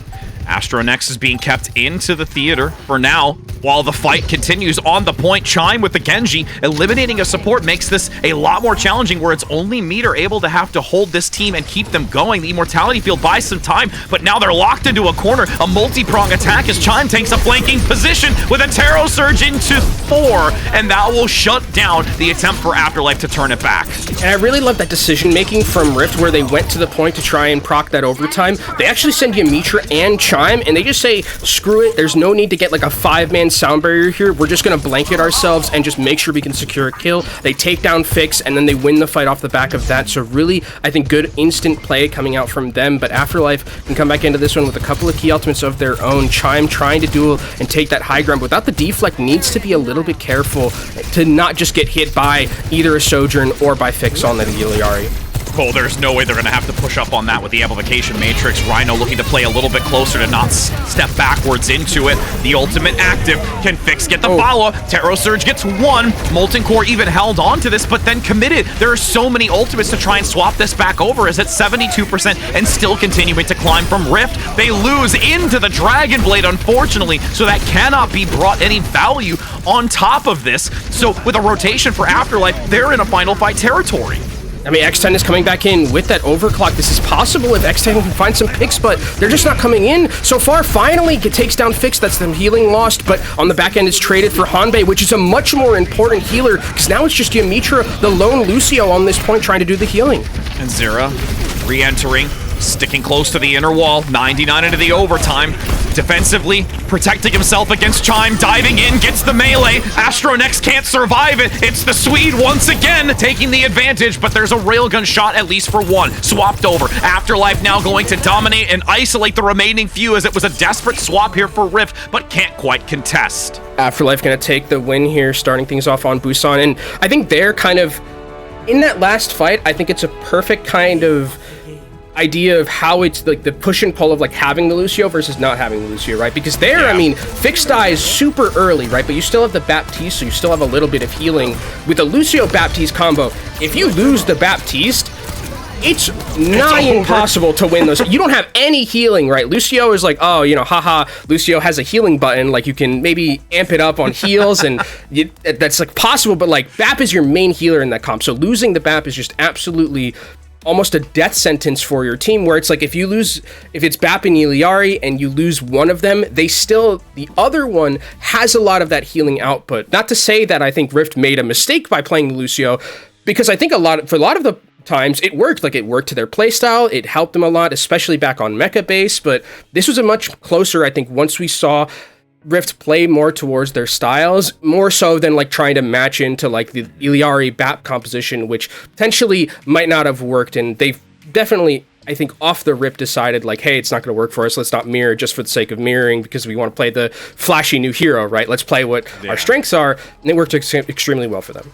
And again, it's those subtle, important details that allow it to take the advantage. And I 100% agree with you, is like there's still something that can be brought by having that secondary support, because Lucio really is at this point now more so, even with the healing, looking for utility to try and potentially get somebody out. That increased movement is so vital for them to be able to survive through that, to buy enough time for that other support to get back online. So again, major recognition coming out from their opponent. Afterlife able to exploit that weakness by getting that. And now as we move into this next map, that'll also give us an understanding of whether or not this Lucio play or these types of changes to not go head-to-head with a similar matchup or the mirror matchup, and what that's going to yield. And I think kind of it'll depend on the map as well, because that also, especially with like what we have in terms of those hybrid maps that we have, I believe that is the next sub-map, or the next map type we're going to be going to here. It will depend, like, do we see Numbani, which is a map that does have a lot of that high ground potential, and Winston got played a lot there. I think we saw Iron play Sigma. I think that might have been specifically an Iron thing, so that might be possible. But it actually looks like we do have our map. It is going to be Eichenwald, which is going to be interesting to me, because this is a map where I think you could still play the Orisa. Spam definitely has a lot of value here, especially on first, right? You just can sit in that choke, spam through it, and it's a lot, it's very much decided on who's going to get the better end of a lot of those duels with the spam. But what type of spam are we going to be seeing? Are we still going to be seeing the Iliari coming out, being able to be played? especially with those long sight lines. There's not really a ton of fall off damage on her, so I think that this is a possibility to still see more of these pokey style of matchups. What I'm going to be interested though for Rift is like, do they keep playing Lucio? Because on control, Lucio I think has a lot of value here, unless it's on third, and I'm being generous with that.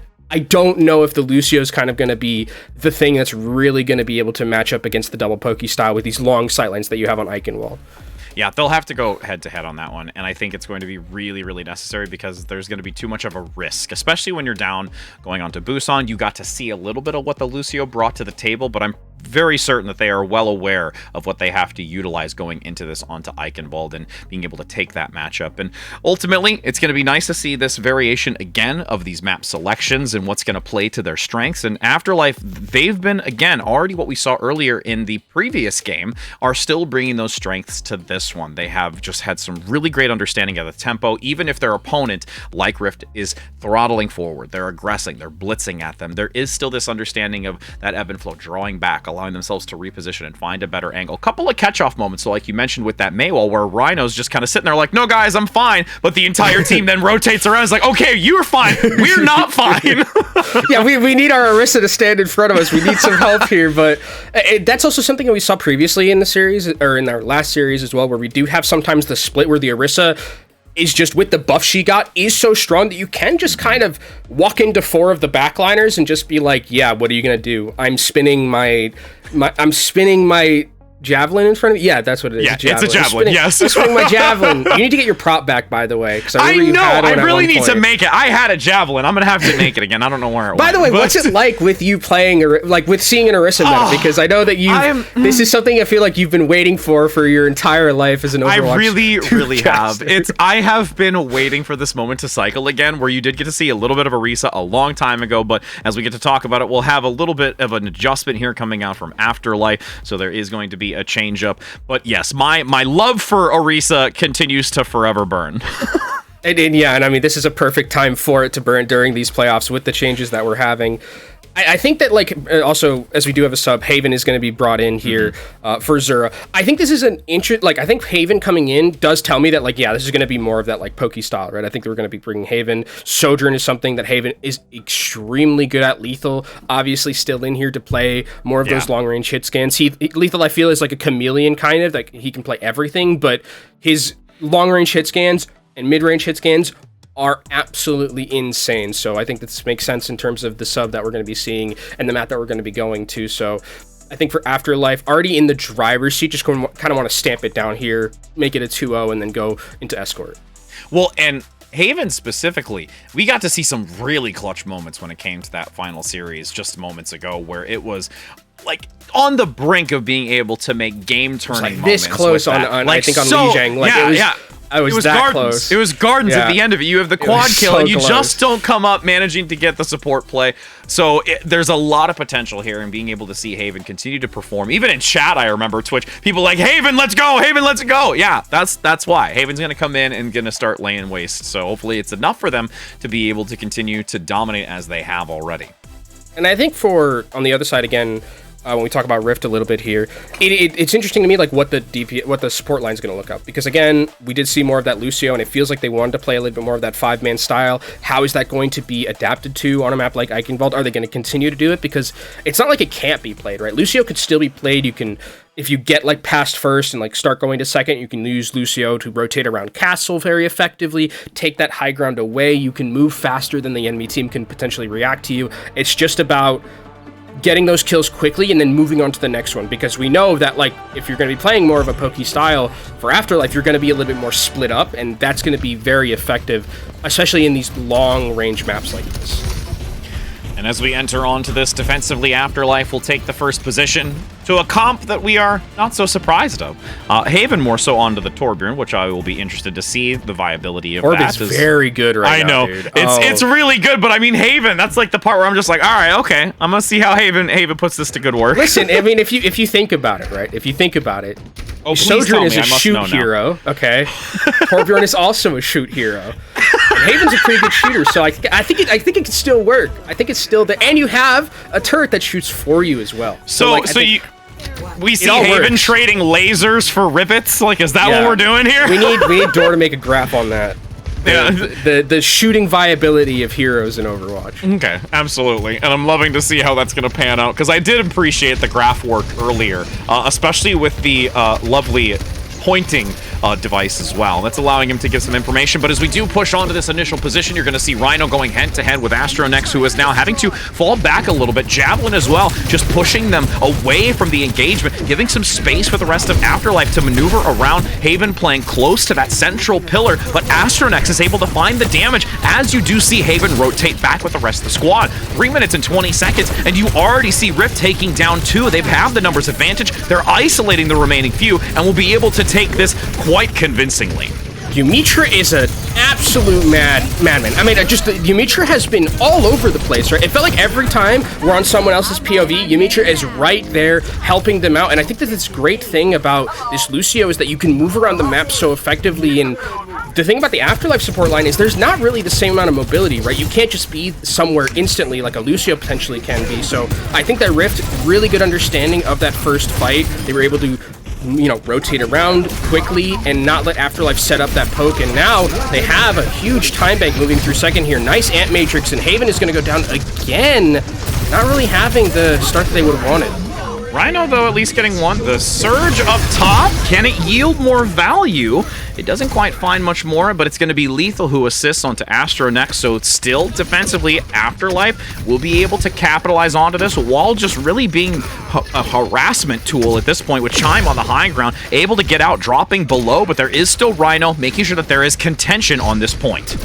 And that's going to be, I mean, X10 trains back in for Haven. Chime is down, though, so that means that there's no Blizzard at the current moment, and this is where it's going to become very difficult for Rift to start moving forward, right? And you're actually going to be I mean, the thing about it is that, like, there's so many poking opportunities right now, and Rift really have to rotate cooldowns effectively just to try and get a sniff of some of these DPS and supports that are going to be pumping them down with damage through this chokehold. I'm also curious how quickly we'll see Fix look to use this Captive Sun as they cluster together. Moving forward, the opportunity has arisen. Can they follow up onto the Sunstroke? Gets 2 specifically, and now goes for the 3rd, but Haven strips it away, and that's going to be a nice defensive hold here for only 1 ult. Yeah, and I mean, you can see for Rift is like, as they're trying to move and rotate through these areas, they're having to use walls like defensively. That's like where we're at right now. And look at how aggressive Afterlife are being right here. They don't want to let Rift get even an inch for free. They want to try and just push them as much as they can because they know they have this advantage to be able to poke down.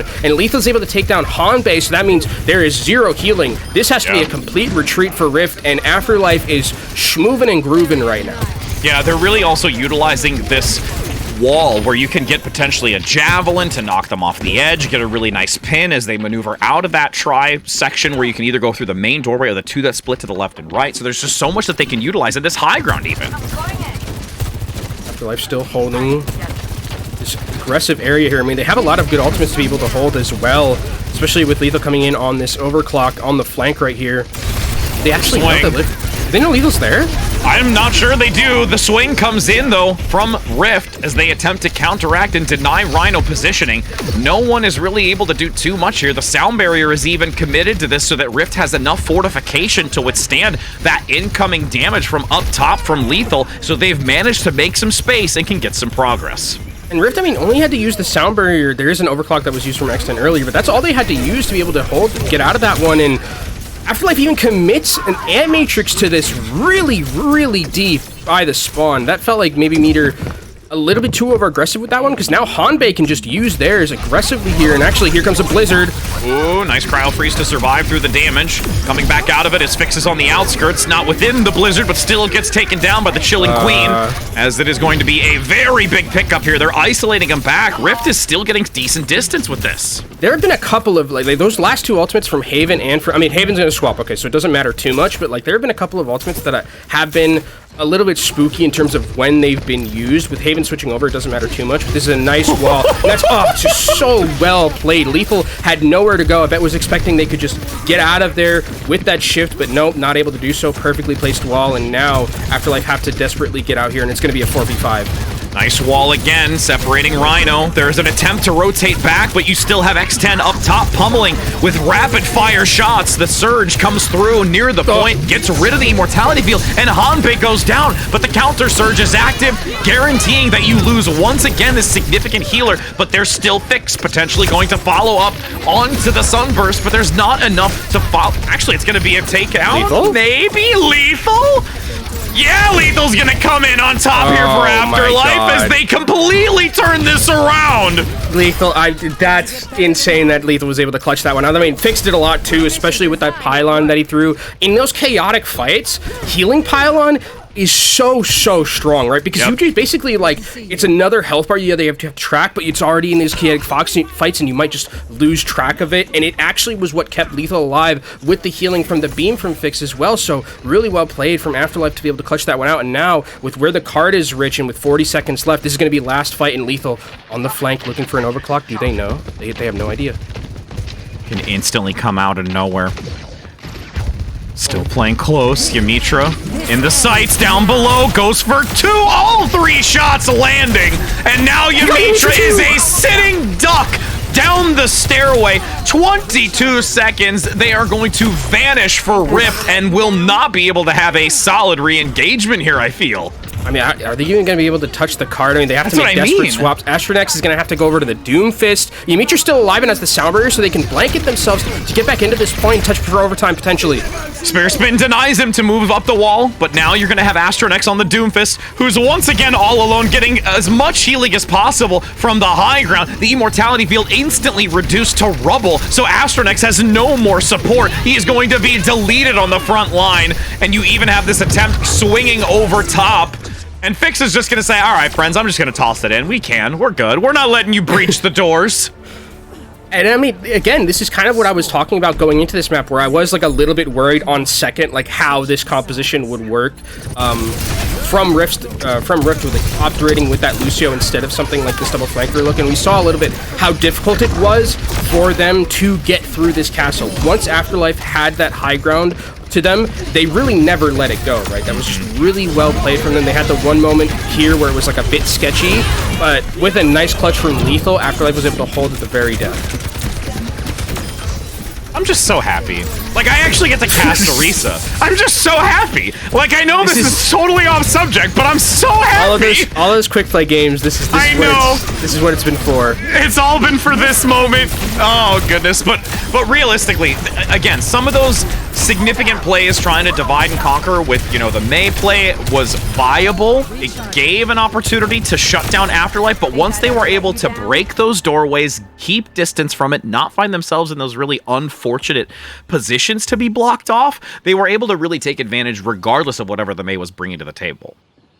I also like the idea from like Afterlife where it seems like they have a little bit of like confidence. And the thing about it is like Lethal's flank there, you have to like have supreme confidence in yourself, right? That you're gonna flank essentially 1v2 like that against a Lucio and a Sojourn who has their own overclock and win that one. We know Lethal to be very confident in his own right and kind of where Lethal has made his name in North American Contenders, as we see Afterlife rocking the farm. Okay, so we're just going with like all the classic hits, right? Yep. We have the Pharmacy, we've got an Orisa. Like, this is not something. Am I at EMEA? Like, what's happening? This isn't NA anymore. And Haven also on the Hanzo, gonna get that insight and a lot of damage with those arrows. As you can see, it's a little bit of hesitant approach just yet by Rhino, slowly but surely, methodical. I love this comp. That is the approach. Against the Torbjorn too, like Torbjorn hates Pharahs because you can sit from forever ago and like in another part of the map and just kill turrets. And you can see where like Chimus had to put his turret, it's in this enclosed area, so it's not really getting a ton of value on the crossfire. And look at where Lethal is, but actually X10 gets a nice pick off, and Lethal might not be in a resable position here with Haven going down. That's all the DPS lost, and Afterlife have to retreat here. There's no way you want to even go for the res even at that point. And again, even though the turret is underneath and doesn't get anything, the second that they move into the sightline, it's going to be surprise damage. And now since they've taken this initial fight, they have an ultimate value. And even Haven commits themselves to say, I'm not going to bring this to the field, nor am I going to do the same with Lethal. And they go back to what they've been playing. Yeah, we've gotten it out of EMEA, and now we're back to the classical NA here. But something to keep an eye out on is both of these Iliaris here Fix a little bit closer towards that captive sun, so Yumitra not really there just yet, and that is an ultimate that we know can just turn fights instantly on its head. Javelin knocking back Rhino consistently, keeping their distance so they can't just blitz forward as they've done before. Cooldowns continuing to be rotated here. Amplification Matrix going to slaughter Rhino, but does force the Fortify out immediately and brings themselves into the small room where they can get topped up. But oh my goodness, Fix comes in with a drive on the right-hand side. Nobody's ready for it. That Sunstruck feels real good. It's got to be one of the most satisfying things when you just get like multiple kills with that, with the back end of the explosions of the Captive Sun. It's got to feel fantastic, and was even able to take out Yumitra, I think, during Yumitra's own Captive Sun. Let's see, actually. Oh my god, that was disgusting. See, absolutely and again, disgusting. That's what's so nice about the staggered and like timing on the damage, because it's moments like those where you can remove the immortality field. You can completely deny it from giving that coverage, and then it guarantees the 2 picks after. Fix though getting a little overzealous there and finding themselves sent I've never back to seen spawn, a more dead Iliari than that. That was the most dead I've ever seen. That's like digging so deep you're in the center of the Earth's core, and just that's where I'm gonna lay your corpse. That's where it's going. You've gone all the way to Australia. You've gone through the entirety of the Earth. All the way to where our producers are. As we've got now Lethal gonna try and elude into that, as they actually do get distance from it, but the overclock from X10 capitalizes onto Fix for the moment. This is being extremely scrappy once again in the doorway. Lethal can't really gain any value with this ultimate, and now plays very far forward and dashes to their demise. And now kind of we're going to be in a similar situation with where Rift were on the defensive end, where they're going to be, or Afterlife is going to be like having a difficult time moving forward. They don't have a Lucio, so like they have a little bit more of that long-range poke potential to just try and break out fights with that poking, but it is still like a lot of work to get through these areas, especially if you're just in these poke battles. It takes a lot of time to be able to get forward. Head-to-head with a spear spin up front.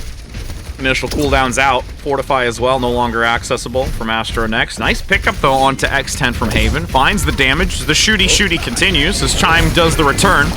Molten Core active. Lava does burn! And it is all over the floor as Chime recedes and holds onto theirs, allowing the space to be given. Astronex extremely low. The immortality is actually overshot, and you see them get topped up enough. Yumitra's coming in with the aggression. Even though they don't do it with the ultimate in and of itself, the rest of Rift capitalize onto Afterlife. I mean, Chime got javelined into the team and was like, all right, cool, I'm just going to start right-clicking people, and it worked completely fine for them. And Afterlife, I mean, they were looking so good on the defensive end at the back end of their defenses that now, only with 2 minutes left, I mean, this is a winnable scenario for Rift here to be able to take this one, especially with Ant Matrix so close for Hanbei here. Even if it doesn't manage to get kills, it's going to take a lot of time off the clock, which is something Afterlife doesn't have a ton of here. And look at this angle. Lethal trying to take the high ground up top. He's going to maneuver through the doorway, getting assistance by Fix.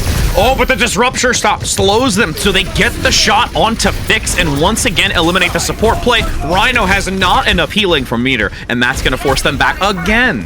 And that's kind of the thing that Sojourn, I think, does so well in this composition, and why she's being played, is that you have burst damage, right? Because sustained damage is really hard to work with in these compositions because there's so much healing available with the Baptiste and with the Iliari that having the ability to just get that rail shot in and get an insta-kill is something that's very valuable in Rift. Only using that Amplification Matrix, keep a lot of their key ultimates, but Afterlife have some of theirs as well. Captive Sun from Fix. It's gotten a lot of big value before. Can it do the same here as Chime is already dead? Tactical Visor from Lethal. Good look to commit into this. Astronex getting very low. There is the burst damage. Haven gets the headshot as well onto this cleanup crew coming in from Lethal. And now with 45 seconds, they just have to round this corner and push it across the bridgeway. Yeah, this is last fight territory right here. On the bridge is going to be a scary proposition for this fight, especially with Arissa's in the lineup and with Iliari's. I mean, you've got to remember that she has that ability to dash and push people away. Yeah. It pushes them sneakily far away, so it is something to be worried about as we get to the last fight here. Afterlife about to have a 5-pack of ultimates in their bank, though. Head to head with the Orissas, playing the castle doorway. Rhino, patient as Astronex leads forward. Doesn't want to go too far, though. There's the pull. Is there the follow-up? The combination attempting to go for the Captive Sun, but a counter pulls in Fix and Rhino and takes the advantage. Rift has denied the combo. The timing wasn't true, and they actually deny the take here from Afterlife, with Rift making it an even 1-1 score. And Fix somehow got pulled into that Terror Surge from Astronex. That is something that I think completely turned that fight around, because if that Captive Sun goes off, I think that fight looks completely different, but a really well-played Terror Surge. I mean, waited for the perfect moment, too. Astronex, I was getting a little bit worried. I was like, you got to get out. You got to be able to contest right here, but goes in at the perfect moment, is able to find Fix somehow, some way, and Rift are able to tie it up here on Eichenwalde, which was interesting. Again, I talked about them bringing the Lucio. It worked, a couple of times on their offense, but on the defensive end, putting Dimitra onto this Iliari actually seemed to work pretty good for them as well. Yeah, it really, really did. And major hats off to them being able to take that. And this is where we actually get to see it. Just clipped them around the side. It was so mad. If I'm Fix, I'm Omega tilted. I'm so mad if that's happened. If that happens to me in a ranked, I might not queue up again. I might not queue up for another one. I might have to quit. That might be a bedtime. Well, and that's kind of the play style, though, that we talk about Alari specifically, because when it comes to this type of methodology, you're looking to peek those corners and go for those shots. Like, you tossed out the Captive Sun, you already were able to get that into the mix so that the Terra Surge can land, but being pulled into that as well, just because you overstayed your welcome, or maybe the pixel around the brick. Yeah, the tiniest pixel. The tiniest pixel on the replay viewer, I'm just like, oh man. Oh, look at that! Your toe is peeking out? Yeah. Oh, I'm sorry about that, friendo. I'm gonna take all of you. Your shoes are just half a size above what they're supposed to be. Sorry, unfortunately. You didn't clip your toenails? Oh, sorry. You got hit by that. But I think really well played from Rift to come back into this map in particular on Eichenwalde. Obviously a map that they picked, but playing the Lucio style, then also showing me that they can play, the mirror with the Iliari and the Baptiste. I think it actually shows to me that they can match up on the mono-y-mono. So that gives them another look, which is going to be good, because having that variability is something that I think, especially with where we are in the meta now, is going to be incredibly valuable if they can continue throughout this bracket. They still have to continue this matchup against Afterlife. Yeah, it's an incredible value to have, especially when you're in the lower bracket and fighting for your life. But we're going to head to that short break, so don't go anywhere, friends, because we'll be getting this third map underway in just a moment. You like solving problems. Problems like how to stop that tracer from deleting your backline. I know just what you're thinking. Go bring a turret. But y'all can't solve all your problems by simply bringing an extra friend to the battlefield. For that, you need the Contenders Torbjorn skin. Solve your problems by connecting your Battle.net account to Twitch. After that, watching Overwatch Contenders Summer Series will contribute to your drops progress, letting you claim your Overwatch Contenders Torbjorn skin. Even your turret gets an upgrade. Warning, the Overwatch Contenders Torbjorn skin does not come with extra or upgraded turrets. Build instructions will not be provided. By picking Torbjorn, you waive a claim towards any destroyed turrets. No refunds, no exchanges, and no take-backsies.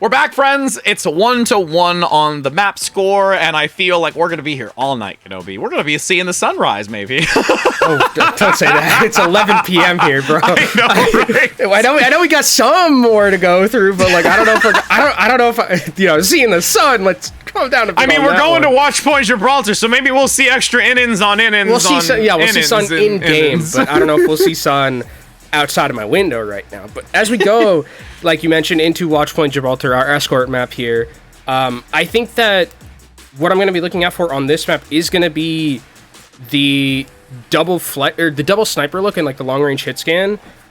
Because of the fact that this is a map where we do see a lot of those, like the snipers, for instance, come into play, more so than anything else.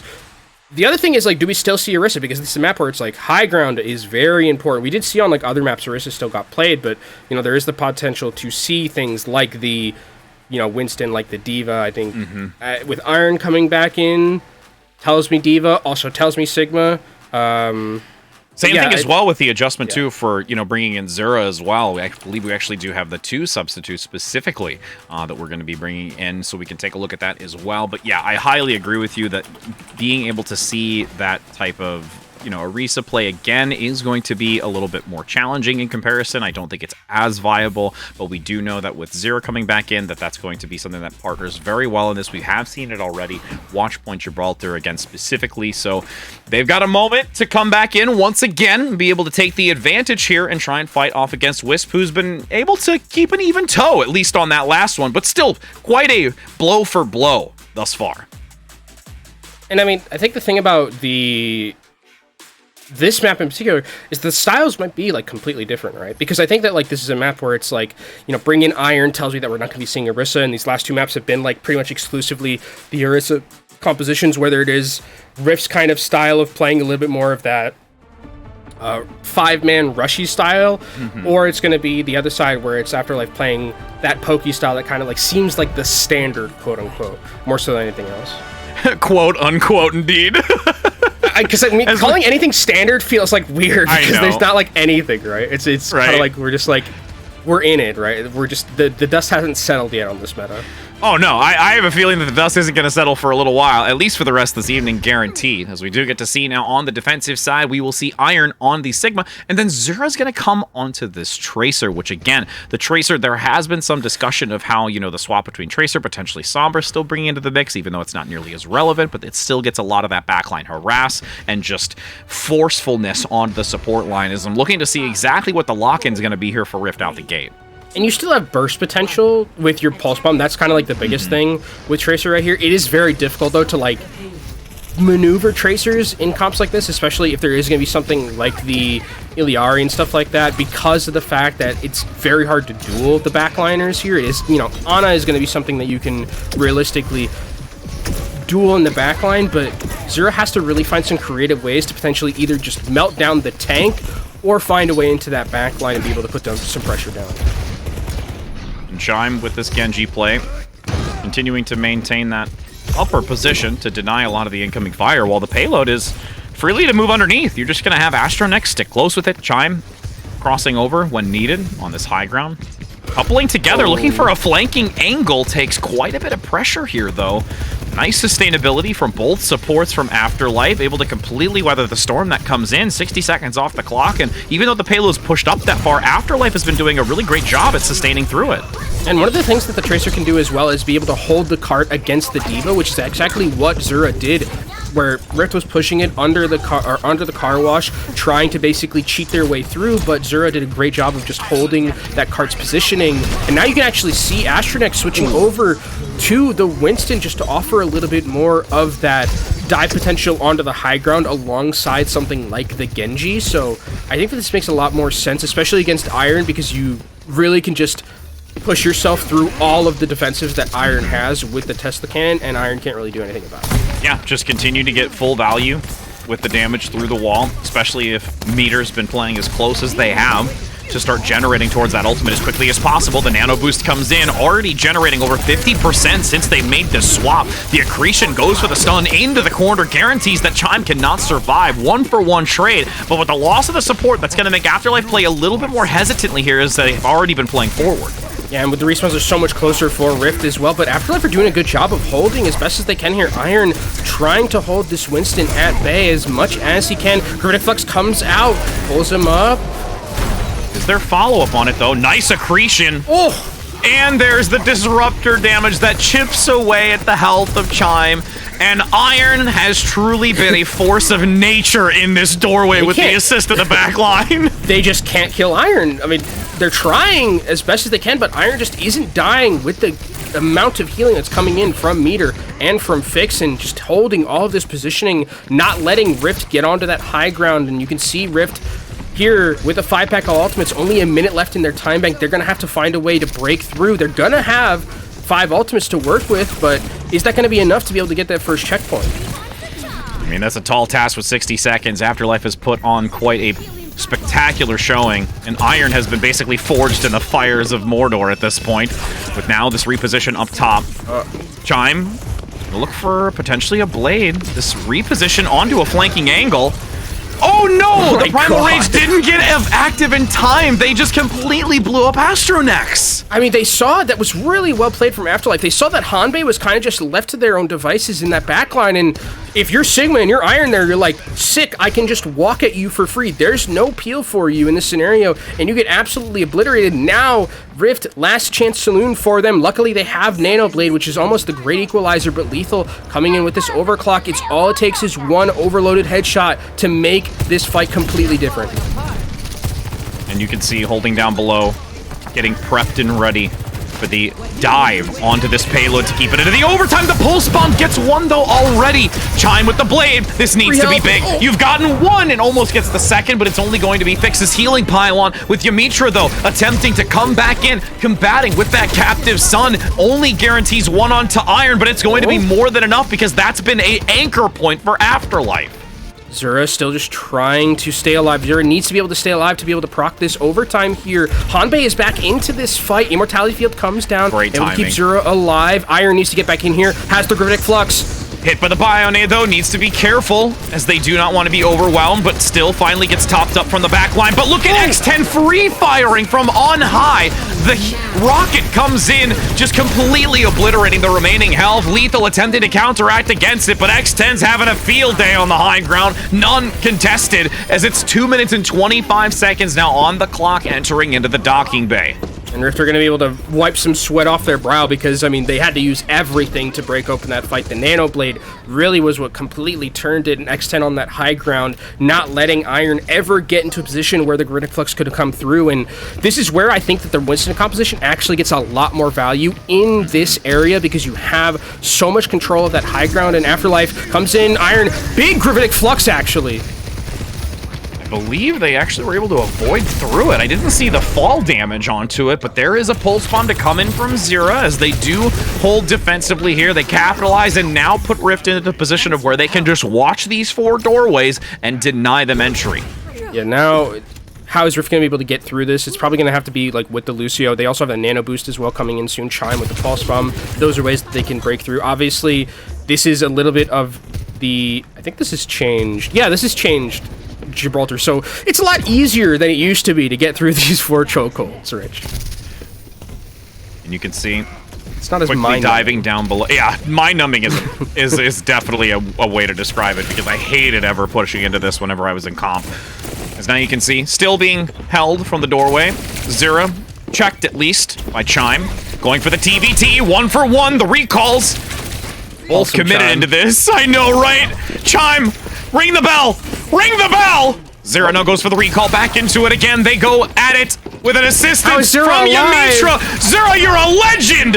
Working around that, able to finally get taken down. But all the while, it's basically no progress because Astronex is still chasing others. And I mean, the Primal Rage is going to come in here. Meter's going to go down, and Rift, I mean, have so much momentum to move forward here. They need to find a way to secure these kills, though, as Astronex is going to go deep, try and zone off those supports, but maybe it's gone a little bit too aggressive, but the healing is there. Capitalizing onto it, the Pulse Bomb is active, gets the stick onto it, guarantees that Astronex is not going to be long for this world. 20 seconds to go. Rift now, 2 ultimates available, soon to have a 3rd, but that's going to be Iron getting another pickup in. Afterlife will guarantee that they eliminate this. There's no way that Rift comes back from it now.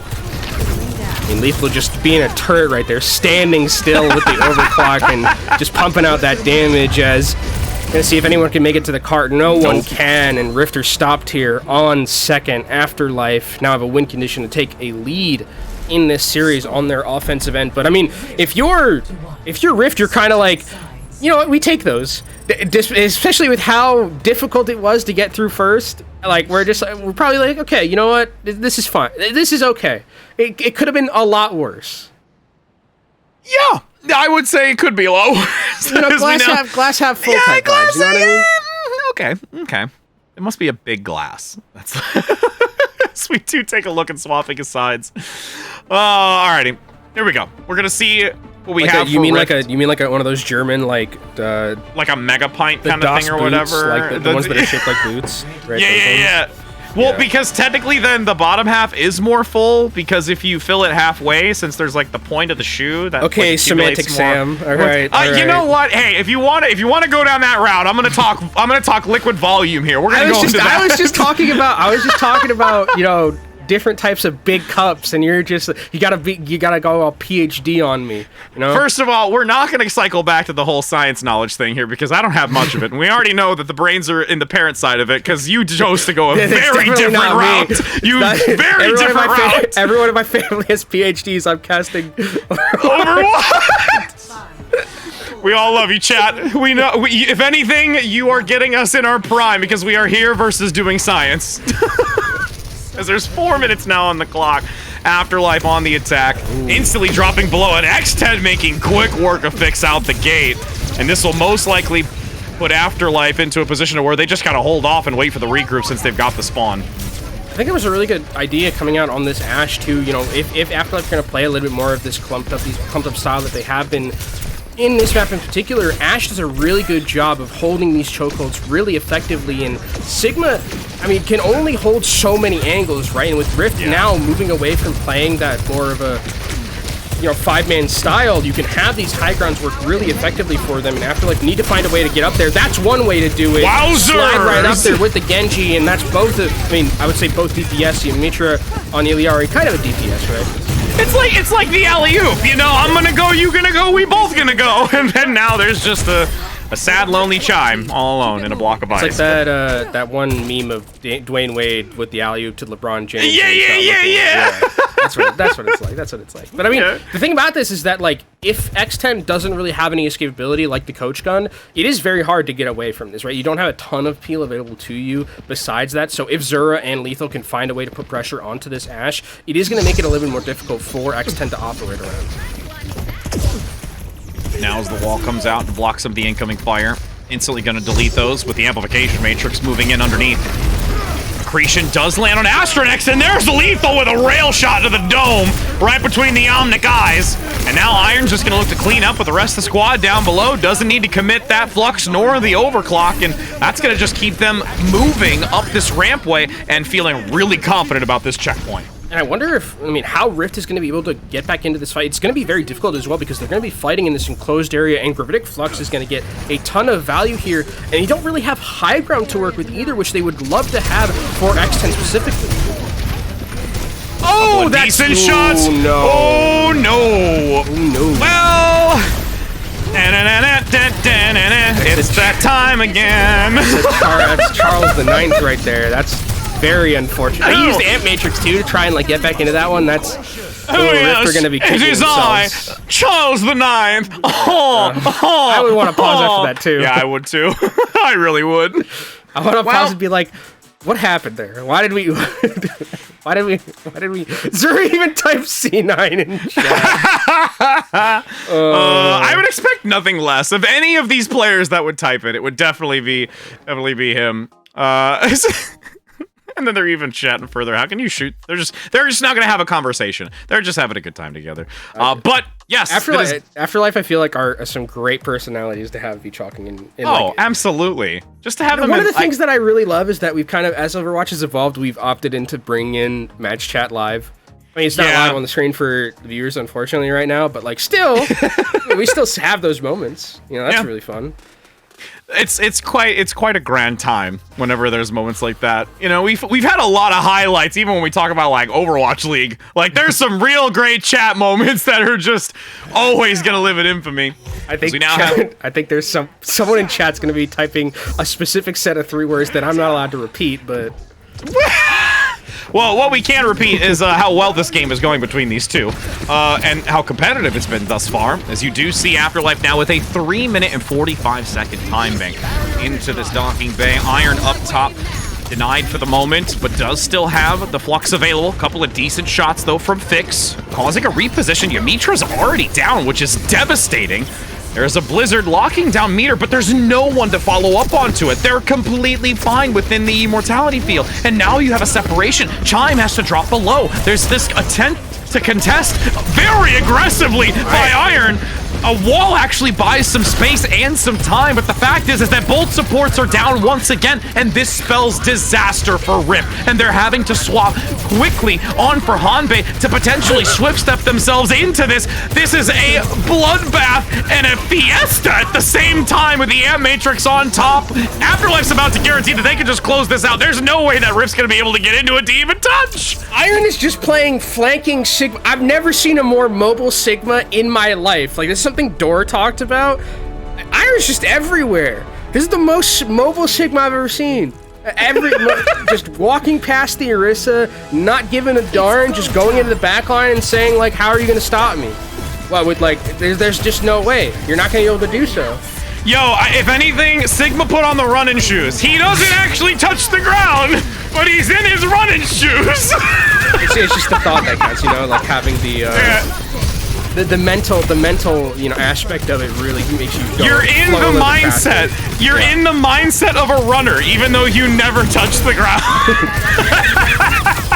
I mean, I see, I get into that, like, runner's high, like, when you start running, like, long distances and you just get into that weird mental state of where you don't even feel your body. That's what's happening with Iron right now. He's just on his own field, and that's why you have the Gravitic Flux, because he takes flight afterwards. This is such an, like, interesting, like, way to play this composition, though, where it's, like, there is a lot of kind of selfishness, I'd say, to a lot of the heroes on this composition, right? Where it's like Genji can kind of play for himself a little bit. Sigma can realistically play for himself effectively if it's not just running into an Orisa, right? If you're like running into back lines, it's very effective to just like stand there, put your shield up, have accretion, and just, you know, 2-tap one of the supports or one of the squishies. It's very difficult to be a squishy working up against a Sigma, and if the Orisa isn't able to get back into the backline and help, like, it's as good as dead if you're against someone as capable as we know Iron is to be on some of those off-tank heroes. And now we have been able to find ourselves on a match point situation. It's a very, very great turnaround coming onto this Watch Point Gibraltar. But as we've seen today, this back and forth between map selection has been very favorable to those that make the selection. So Rift what does Zolik say? Zolik said, they win their maps, we win our maps. That's Overwatch. It's a simple game. Like, I mean, that to be you fair, make a pick, you win the game. We make the pick, we win the game. To be fair, I mean, it has worked out that way for the most part with, I think, 3 out of the 4 series we've had so far go to map 5. This one's also potentially a map 5er as well, with Rift being able to get their choice at whatever they want in terms of a push map. Then we go to map 5. That's, you know, anything can happen on a map like that between these two teams. Afterlife would definitely want to avoid what happened in the previous series by winning a map 5 here, but Rift, I think, with their decision to go to a push map, I think it's going to be great for them because they can decide, like, hey, do we want to play more of that Lucio style? Is there a map that we can play on push that is going to be able to favor that a little bit more? Maybe something like Coliseo. I think push in general, though, like, no matter where we go, still favors Lucio because speed is just incredibly important on maps like this. I think when we see Flashpoint eventually, like in Overwatch League and stuff like that, Lucio also will be incredibly viable. So we'll see what exactly Rift has in terms of their mindset going into this one. Are we going to also see changes as well? I think Haven is someone who we have to kind of talk about in terms of Afterlife, or also bring back Rhino, depending on, and I expect that to change or maybe not change depending on what the map is that we see. Yeah, we're seeing that there's still some hesitation on the decision here.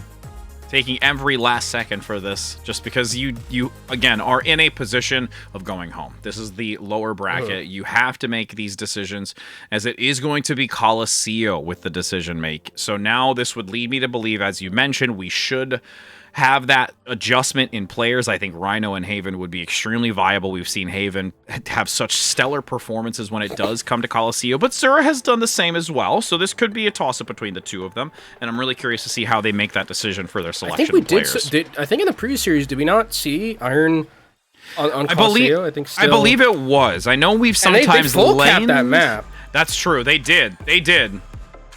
So I think this is a potential play. I mean, if you think about it and you're like, hey, you know what? We had this previous map where we full capped. It's like, Iron could stay in. I think there's no.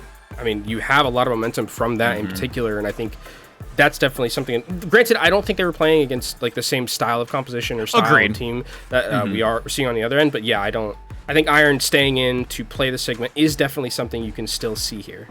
They're hot. They're hot right now, so you gotta just keep letting them set ablaze. I mean, Iron, with the performance that we just saw, Iron's like, I ain't going out. I'm staying in. I got my runners on.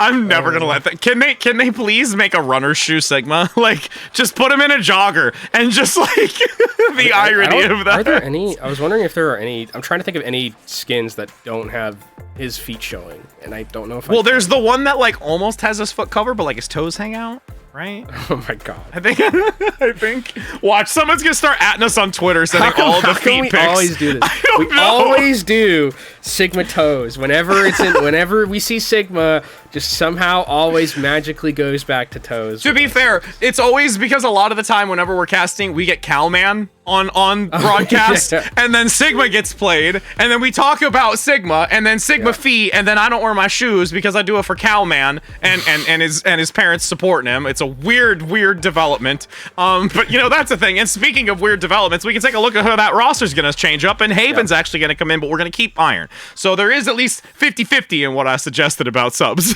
Yeah, Haven coming in, I mean, makes sense to me, especially with the Sojourn performance that Haven has had, not only in this series, but in the previous series as well. I think that Haven coming into this lineup really, especially if Sojourn's going to be as viable as I probably believe her to be on a map like Coliseum, where it feels like Sojourn, like, since inception, has just been very good. I mean, obviously, like, we had an entire year last year where it was Sojourn, like, all the time, but, like, even I think, like, even through, like, some of the nerfs and stuff like that, she's still kind of stuck around on a map like this in Coliseum, where you can kind of, in that mid-range, farm rather effectively, and then get those one-shots in that corridor where, what we like to call it, the podcast corridor, you know, where me and you talk about our favorite Pokemon, because usually it's just those two teams poking for 2 minutes. So, yeah, it's been Pokemon, it's been desserts. We did Digimon. It's been Digimon, yep. Oh, there was another one too. I think we talked a long time ago. We talked about pizza, but we're not going to go down that route. We talked about gelato at one point. We did. I was wondering what the difference was. Gelato, yep. And I went through quite a lucrative detailing about that. You know, if anything, what we'll have to do is hopefully we don't get it. I like it as much as I love our 2-minute podcast. I like it when we also just like see the teams. Oh yeah, like, we'll have to set up. We'll have to set up like some kind of like preemptive discussion topic. We'll just ask Twitter and be like, hey, what should we talk about if we go to Coliseum? And then have that there at our disposal. So the second we see this, we're going to be like, all right, friends, you asked for it. Here's the DL. I think the thing about it too is that like the thing is like with these two composition, it is like a little bit more of that pokey style. So it does lend to more of a slow start. The difference is going to be that Iron is going to be on that Sigma, and something Hurix mentioned actually in the previous series is that like you can break the Sigma shield and kind of bully the Sigma to an extent where it's like if Sigma doesn't have any cooldowns, you can just walk forward at him. You have to be able to play really effectively around it, and with meter going down, all ready to chime, that's already not a great start for Afterlife here, but with how quickly I think meter died and how early, this should be able to get Afterlife back into this one eventually. Yeah, we'll see as Haven gets one in return on the other side. No podcast here today. Full cancellation as the kills are coming in swiftly within that 60 seconds. forward positioning thus far by Astronex with the Orisa, continuing to mitigate with the spear spin, transitioning very easily across the way, though has already used the cooldown, so the accretion does land, but this crossfire and this opposing angle that you do see Rift playing with Ymitra and Hanbei gives more than enough sustainability to buy enough time so those cooldowns can come back online, and Chime even gets another one here onto Fix. Yeah, Chime with this Hanzo on this flanking angle has been doing a really great job. I mean, this is kind of why you bring the Hanzo in maps like this, where you can just have those that ability in the mid to long range to really get those one-pick potentials and not let the healers pump back in those heals into their team, as Chime eventually does end up going down, and Afterlife does have a slight lead right now, and Haven's starting to warm up a little bit. Ooh, X10 looking to get a couple of decent shots, though. Astronex needs to flee rapidly right now, but is recovered heavily by denying the front line as these rail shots go flying. And you see green lighting up in the kill feed as Iron gets the melee onto Hanbei, and that is guaranteed no supports able to top them up. And now for Rift, it's going to be difficult for them to get back into this one, because now you've got Afterlife holding all of this positioning, and actually Astronex has opted into the mirror against Iron. I mean, this is crazy that we're seeing Iron being able to force these players off of kind of the standard pick that would be Orisa with how well he's been playing. Just misses the flux, gets the stun. Iron, so okay, bad. you absolutely did. You had a voodoo doll and started putting pins in him the moment you said it, like for realsies. As now you can see Lethal dropping down below, attempting to try and get some value on top of it. Ymitra from on high, from the sun itself, comes in, but Fix on the return position. I was highlighting the change-up, but you've got this Afterlife recovery coming through. Yeah, Fix is able to get two, and I mean, I think with Fix having his pylon up, they're going to be able to duel a little bit here, and nice shield. A fight that looked like it was a bit of a scary situation for Afterlife is actually, they don't lose a lot. I mean, yes, they lose some macro in terms of the ultimates that they use, but they still have the positioning. They got to pick on the X10 here. I mean, this is just a great position for Afterlife to be in. Oh my goodness, Haven! Respect Haven. Put some respect on his name. That ball has a scope on it! It's got a scope on it! Why are they continuing to challenge him? Hey, friend. Oh, is he still there? Bink! Yep, God. he's there. Hey, is he still there? Bink! Oh, yep, he's still there! Oh, if he had hit that shot on the Chime, I would have lost it. 66 and gonna be climbing here after this checkpoint. The butt scratch commences, and they will just be able to continue holding the line here. Rift is rattled right now.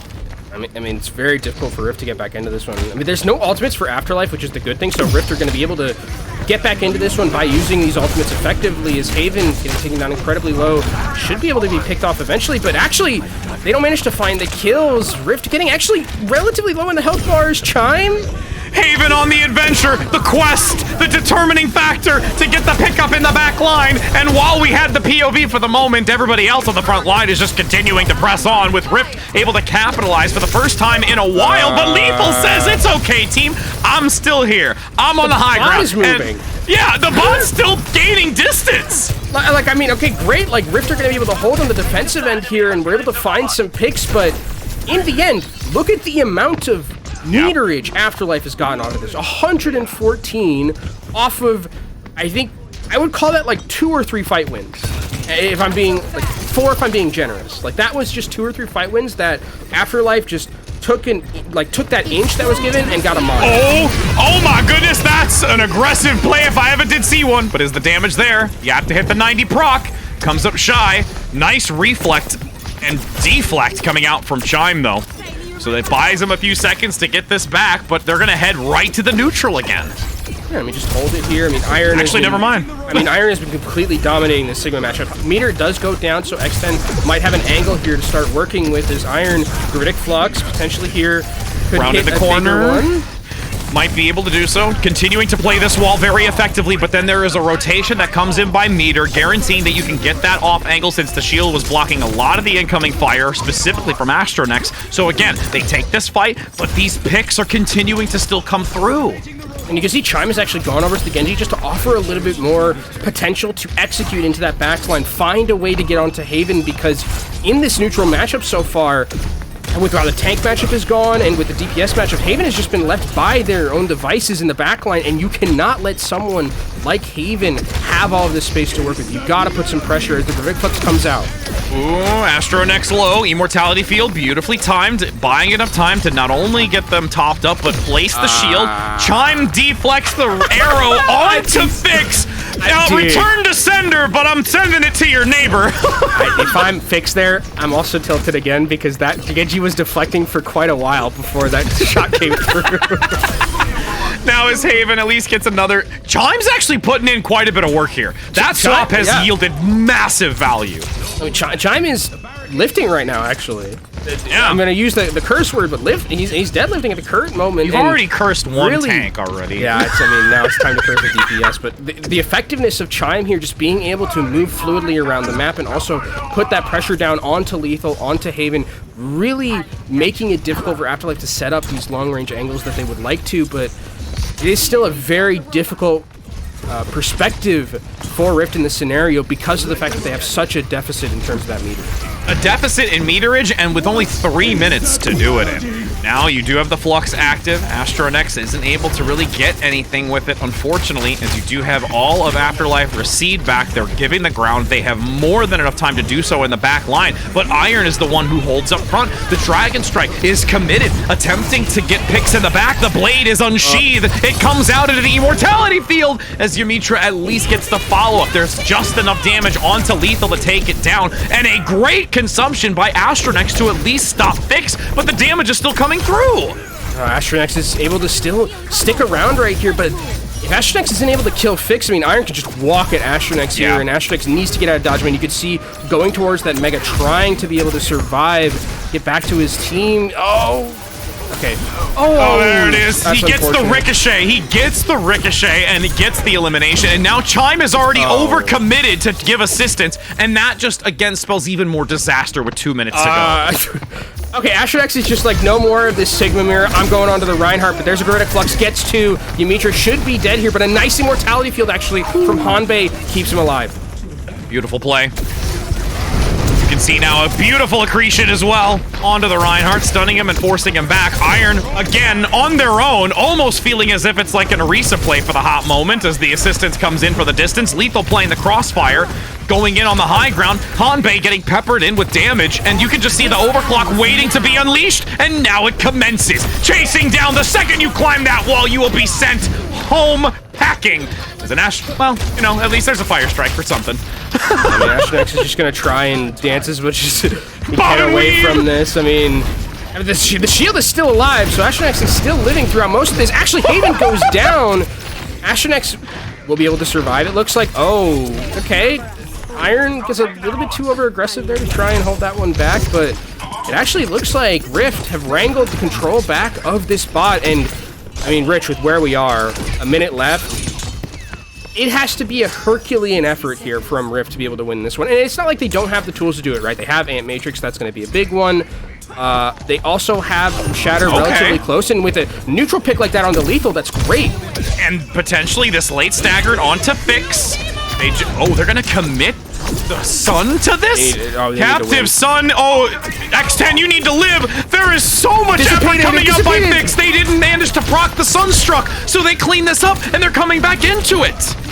I mean, the bot has been moving too much throughout all of this. Maybe if Afterlife, or maybe if Rift can secure these kills quickly, they can really get some momentum and get that out towards that butt scratch. But Iron is just being pumped full of heals right now, and the kills just aren't able to come through for Rift. Yeah, if Iron goes down there, that means so much of a different turn of events. But with them getting out, they can play up towards the stair. Dragon Strike is active. Earth Shatter comes in for the knockdown, I believe only onto one, but it only gets the healing pylon.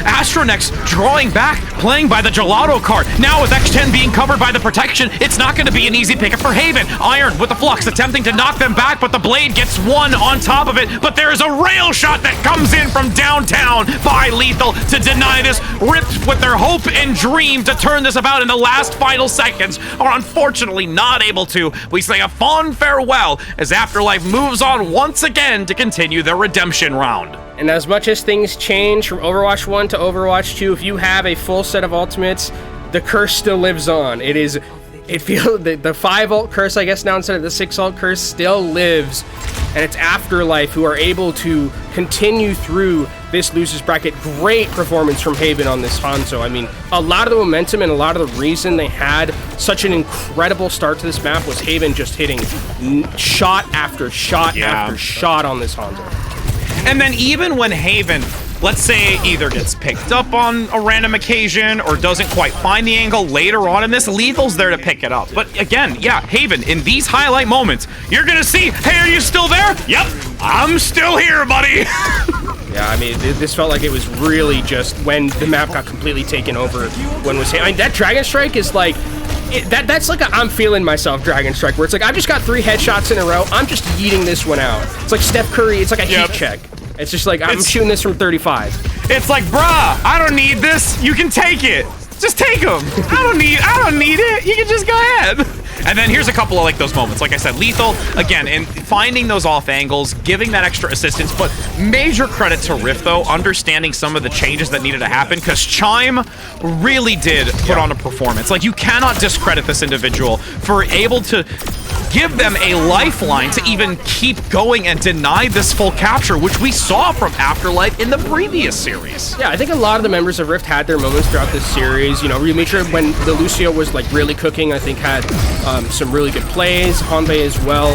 I think that Chime going onto the Genji, which is like a signature pick of theirs, really put the pressure onto Afterlife. It was just unfortunate that they were so behind in terms of that macro and meterage that it was almost impossible. Like, Chime would have had to have the deadlift of deadlifts to be able to bring that one back. So Afterlife going to be taking the victory here with that 3-1, continuing through that losers bracket. We do say a fond farewell, like you mentioned, to a Rift side who I think, like, again, getting into the playoffs for that team is still like a great success for them. I think that the way that they were able to claw themselves at the end, they were sitting at like 11th or 12th, like throughout after like the first, I think, 2 weeks or something like that. They won 4 off the back end to get themselves and sneak themselves into that 8th spot, and then unfortunately managed to not get too far in the playoffs, but still getting into the playoffs I think was a great feat for them. So, you know, something to hang your hat on for this Rift team. Commendable indeed. And now that we do have the conclusion of this game, we do have one more. But before we do that, we're going to head to a short break so we can get a few words from Iron, the man, the myth, the forged legend, we could say. So don't go anywhere, because we're going to hear a few words from them. Oh, hello! Fancy meeting you here. It's so nice to see ya. Are you ready to survive the wastelands? Then you'll need to bring your shotgun, your axe, and of course, your knife. For your sharp wit, if you get my drift. Hey, whoa, whoa, whoa. Hold on there. Don't forget to pick up your Overwatch Contenders Junker Queen skin. Yeah, gearing up is as easy as connecting your Battle.net account to Twitch. And after that, watching the Overwatch Contender Summer Series will contribute to your drop progression, letting you claim your own Wasteland-ready Overwatch Contenders Junker Queen skin. Oh, that's right. It's time to rampage. Now, get out there and slay with the Overwatch Contenders Junker Queen skin. Okay, take care now. See you in chat.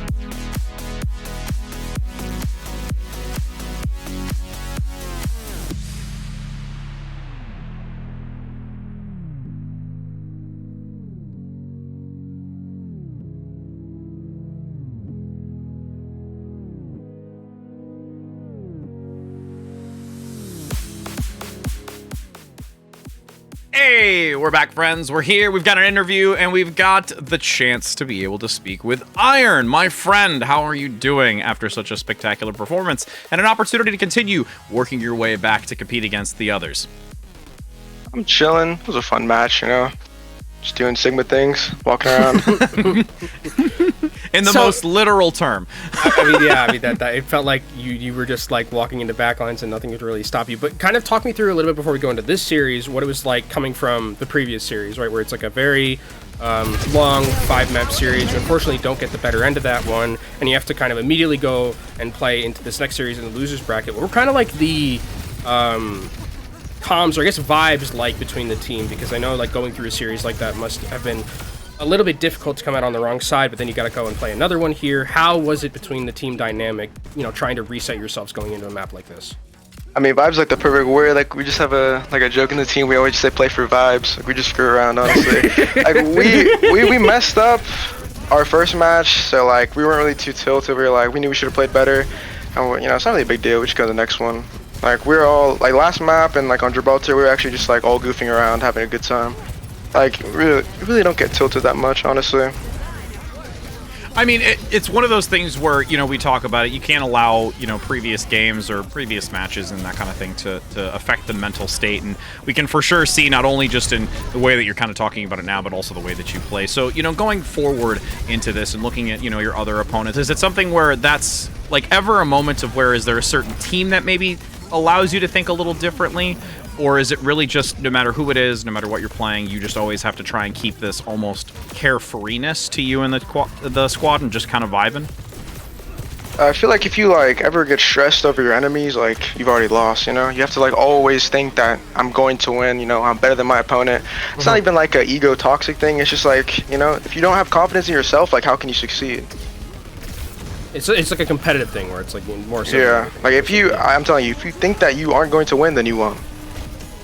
All right, okay, so now talking about this series in particular, I want to talk about this Sigma pick because you're getting people to mirror you on it, and that's not something that I think a lot of people expected going into this. A lot of it was kind of like, you know, Orisa's going to be very big, you know, D.Va also something.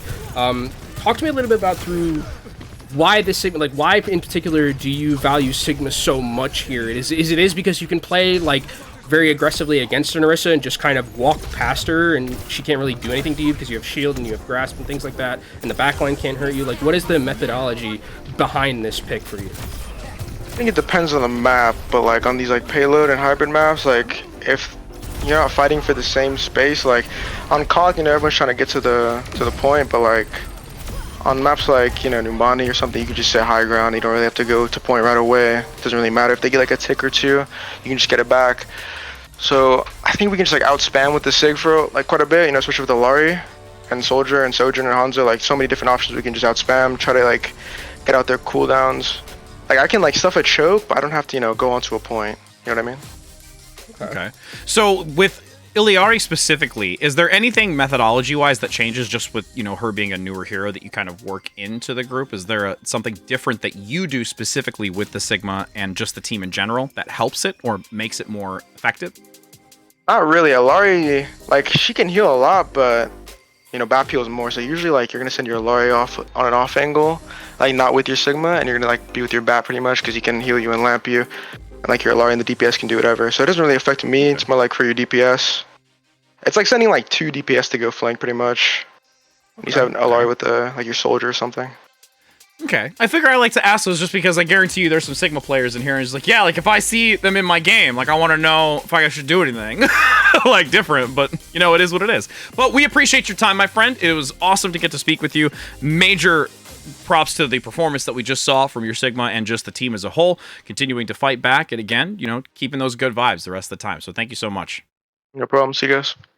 Thank you, Iron. Alrighty, so Kenobi, we have now finished our second one for NA, and we get to take a look at what our third one's going to be coming up, but also taking a look at what the scoring has looked like today. We're partially mirroring EMEA, only the 1-3 was the last one, and yeah, like, we didn't there were get 3-2s, so maybe we we'll get that with the last one. Amplify to be a map 5, and then we'll like pretty much be mirrored completely with what happened in EMEA. Yep, absolutely. So with that being said, we have a rundown of the day, and we get to round it out with Good Boys and Amplify. Don't go anywhere. There is still time for you to see more competitive Overwatch, more contenders, and even get those skins. So we'll be right back, friends. You like solving problems. Problems like how to stop that tracer from deleting your backline. I know just what you're thinking. You'll bring a turret. But y'all can't solve all your problems by simply bringing an extra friend to the battlefield. For that, you need the Contenders Torbjorn skin. Solve your problems by connecting your Battle.net account to Twitch. After that, watching Overwatch Contenders Summer Series will contribute to your drops progress, letting you claim your Overwatch Contenders Torbjorn skin. Even your turret gets an upgrade. Warning, the Overwatch Contenders Torbjorn skin does not come with extra or upgraded turrets. Build instructions will not be provided. By picking Torbjorn, you waive a claim towards any destroyed turrets. No refunds, no exchanges, and no take-backsies.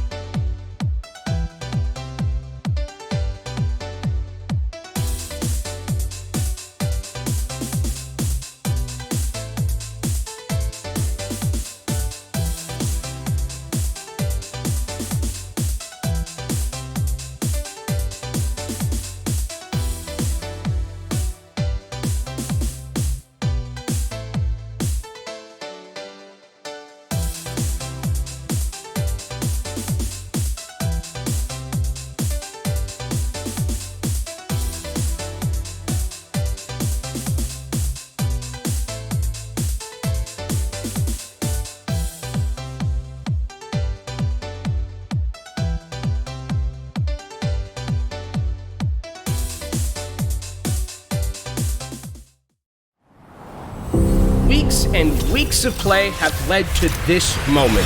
Playoffs is back and we have some surprises in store for you. Absolute chills. Everybody's so low for our peak check. Cookie! There's a reason that Cookie was touted as the best soldier in EMEA. Saints play this beautifully. The bomb sticks mid-air! You gotta have supreme confidence in yourself. There is so much to fight for, and I am stoked to see how it's going to really pan out. I love this when the fight is dire, when players recognize when they must make a play. Oh my lord! I am so damn excited. This is absolutely spicy. Only one team gets to come away from this alive. Now it's about their name. It's about their legacy. Know when to take that risk. When to bet it all. The Overwatch Contenders Summer Series playoffs continue right now.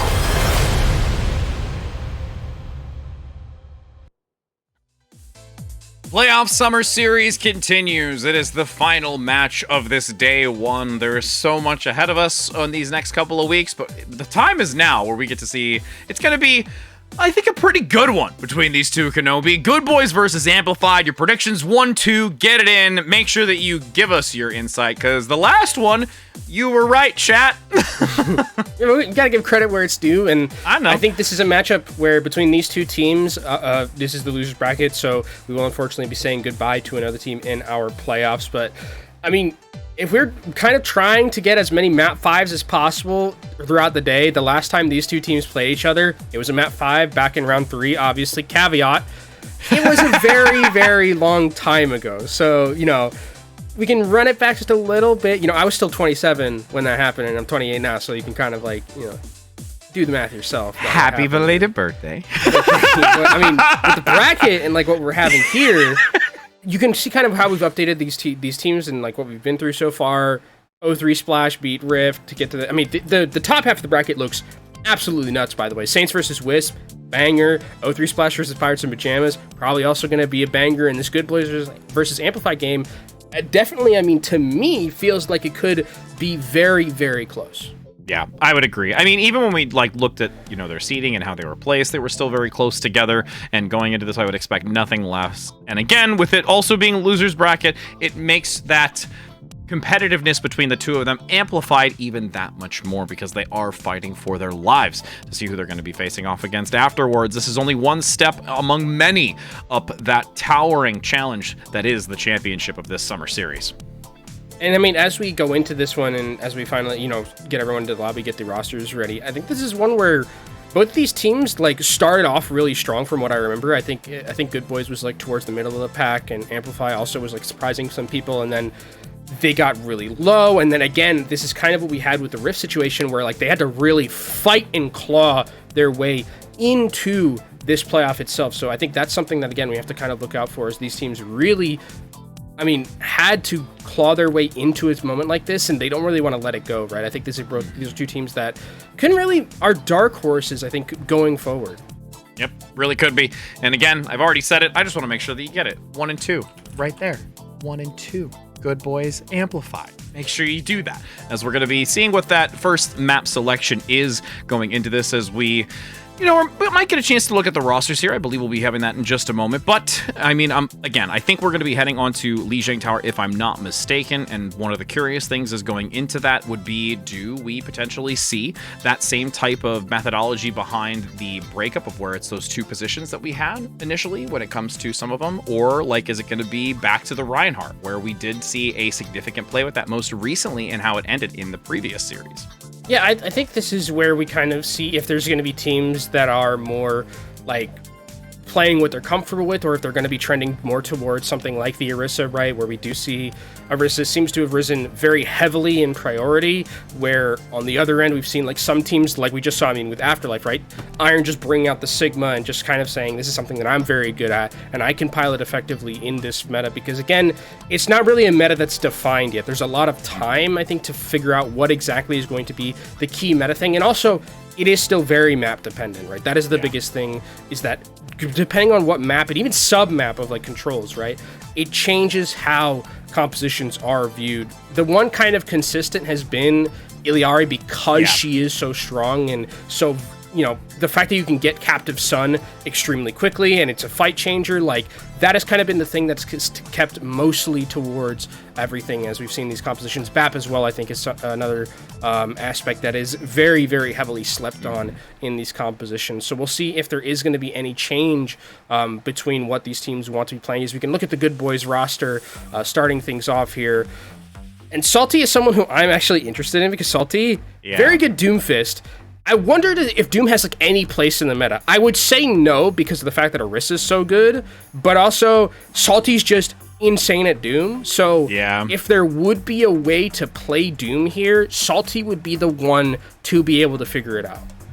Well, and you and I specifically have had, I think, like 3 or 4 occasions of where we get to specifically see Salty firsthand be able to play with such proficiency on this. So it'd be nice to see if it is able to show even more variety of what we already get to see. And that was something you were mentioning, where there's, you know, map dependencies, specific, you know, sub maps. It's a real thrill to see such a wide variety coming into this. And with this, you know, group of individuals, we've seen them perform at such a high level, as we can now take a look at their opponent, Amplify, and again, names that we are also very used to. I'm really looking forward to at least more so like PGE and TAP specifically in what they're going to bring to the table, because I know that we've seen them on several occasions really be able to take control of positional advantages and finding those necessary picks that can really turn a fight. Yeah, TAP is someone who I think throughout their history and like Contenders has had those moments of like carry potential. No matter what roster TAP is on, TAP is always someone to be on the lookout for in terms of having incredible impact. And with like Sojourn being meta, I think Soldier also being meta, these are things that I think TAP is, you know, probably extremely good at. Sojourn in particular. PGE also I think deserves a lot of credit as well. So I think this roster of Amplify and this roster of Good Boys, it should be very close. I think this is definitely potentially repeatable of what we saw back in round 3, where this could go 5 maps and then we have a day where 4 out of the 6 series are all 5 map bangers. It's just a day. It's a day of Overwatch. We want to give you some drops. It's about to be tomorrow for me in 3 minutes. So I know, right? You having a late day. I'm about to get. I mean, guarantee you by the end of this, unless things go wildly one-sided, it's going to be heading into you know, at least tomorrow for me. But you'll be able to at least be a full hour ahead in the tomorrow. And I mean, as we go into Lijiang Tower as our first map here, it's a map where we kind of do see like a lot of changes in terms of the submap that we're on, right? Where it does have like, you know, control center, very Reinhardt favored a lot of the time, and then we go to those other 2 maps and you see a lot more of that openness in terms of the map and composition that we play. So I think this is a good kind of litmus test to see what both these teams are going to be playing on, what specific maps we're going to be seeing from them. But I think the other thing that we have to kind of look out for as well is that, do we see any Lucio, right? Because I think in the previous series, we did see a little bit of Lucio without, and like Lucio BAP without Iliari. And I think it does have some viability, right? Iliari, I think, to me, isn't like a must pick necessarily at the current moment.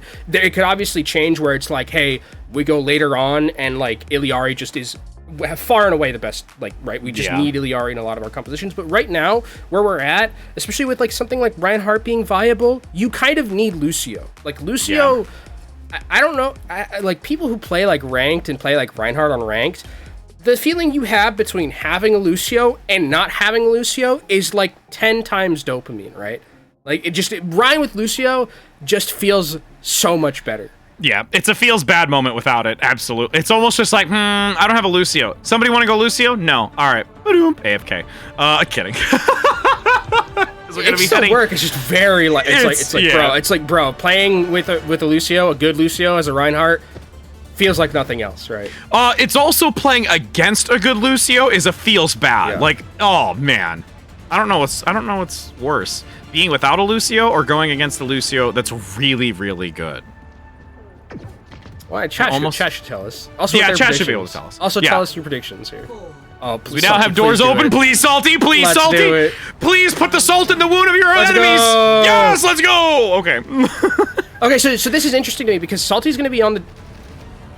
I thought for a brief moment that we hyped up Salty so much and he was about to get speared off that bridge, but he had his cooldown back available to himself. That was a very scary moment for our caster cursing lives. Yeah, you've already done it twice today. 3rd time's the charm. As well, getting locked into a wall by a Mei is not so fun either, because that was an instant opportunity to capitalize on it, and now Amplify is going to guarantee take this point, and Salty, which I would have thought maybe a swap, is actually still going to keep it. Nice rail shot comes in as well from White Room, and you'll see Good Boys look to recover. Yeah, a lot of spam here from this Good Boys composition. It's going to be interesting how they're going to follow up on the damage coming in from Salty, but really, I mean, this is really well played from Amplify. They are making the life miserable of Salty. They're even going to go on to the Sombra as well. You can see just how much Amplify is holding every single anti-Doomfist cooldown, right? They're holding Wall for Salty, they're holding Spear for Salty, they're probably going to be holding Hack for Salty as well. And if Salty dies first in all of these fights, there's no way for Good Boys to get in. It's just impossible. And Good Boys are really adamant about sticking onto this, not conforming to an alternative option. Oh no, Salty. Okay. That was scary. Another moment where we have our breaths held as they fall back and look for... Salty is like Saving Private Ryan, like Beaches in Normandy cosplay right now. Like he's trying to survive, hide behind any type of geometry. The Javelin is basically at this point magnetized to Salty.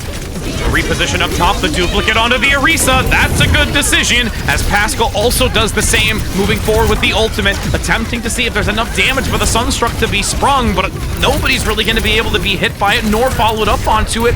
And Afterlife is finally forced back, though, due to those ultimates that are being committed into this. Nice hack, at least onto Salty, but again, the damage is already done. I mean, for Good Boys, like, this is at least it's not last fight territory for them, so if they lose this next fight, they still will get a chance to recontest into this one, but EMP is going to be coming up here for PGE relatively soon. We know Sombra has seen a dip in terms of priority, but still very effective with an ultimate like this. Good Boys, though, have some ability to negate the damage, right? You have Doomfist with the Meteor Strike, you also have a Nano that if Noctis is playing a little bit farther back and throw that onto a member who might need some desperate healing at the end. And Amplified can take a little bit of their time. Nano boost instantly into the back, goes for the combo. Will go for the Meteor Strike to completely elude as there is both supports blown to pieces.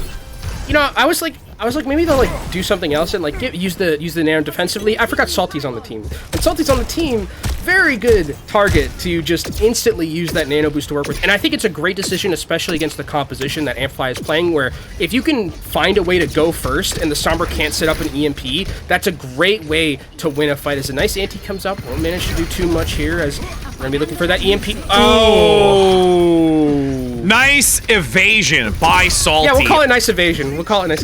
I'm trying to be positive here, bro. As you do see that there is an ultimate prot. It was a zoning ult. It was a zoning ult. It was a zoning ult. Look, they still won the fight. The threat of the EMP really just shook him. It was looming in the distance where nobody knew. I try, bro. I try. Look, I appreciate you trying to look into positive in that one, but like, for Good Boys, it's going to be very hard to get into this fight. I mean, Tap is going to have this Blizzard relatively soon. Buddy's also going to have that Ant Matrix. Biz is down before that duplicate was available, so this looks completely doomed for Good Boys. Amplification Matrix in the back, making sure that they have enough to get the damage and healing through the choke point. Blizzard onto the bridgeway. You shall not pass, as it denies entry with Salty and also Thunder in the back, but that's going to be Danny coming in hot because the Solar is on fire. It's basically like a solar flare. It just comes in magma waves at the planet, and that's what we're feeling right now. This cleanup should be very easy here for Amplify. Nice sustain through it. Immortality Field is going to be topped up, and, well, can they actually turn this about? Zeb and Tap get two. Biz being down is going to make this really hard. And no, the Meteor Strike doesn't land in time to keep it contested. It was a worthwhile attempt, though. Yeah, it was close, but I mean, it felt like they really just took control of the round from the start, right? Especially with a lot of the anti-Doomfist stuff that they were running, saving those cooldowns. Like even at the start, where they see Salty come out, instantly Zeb just javelins him off the side of the map and almost kills him, but then Salty has to get back on. You wait for your cooldown rotation. Salty goes back in. An immaculately placed wall from Tap is able to get him the kill, and then Salty has to come back in after the respawn, gets speared by Zeb, instantly killed. Like, that was just really good play from Amplify to negate the value of what Salty can do on this Doomfist, because we know that if Salty is left to his own devices, Salty will farm any team. Oh, absolutely. 100%. And now as we go into the second round, it is a chance for Good Boys to bring this into the third. Salty waiting hesitantly to get topped up until he can re-enter onto this position.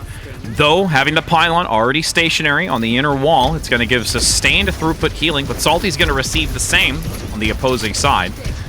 Not yet looking to dive in onto this, waiting for that window of opportunity to go for the jump onto the back line, One Punch Man style, but a Javelin locks him into the wall.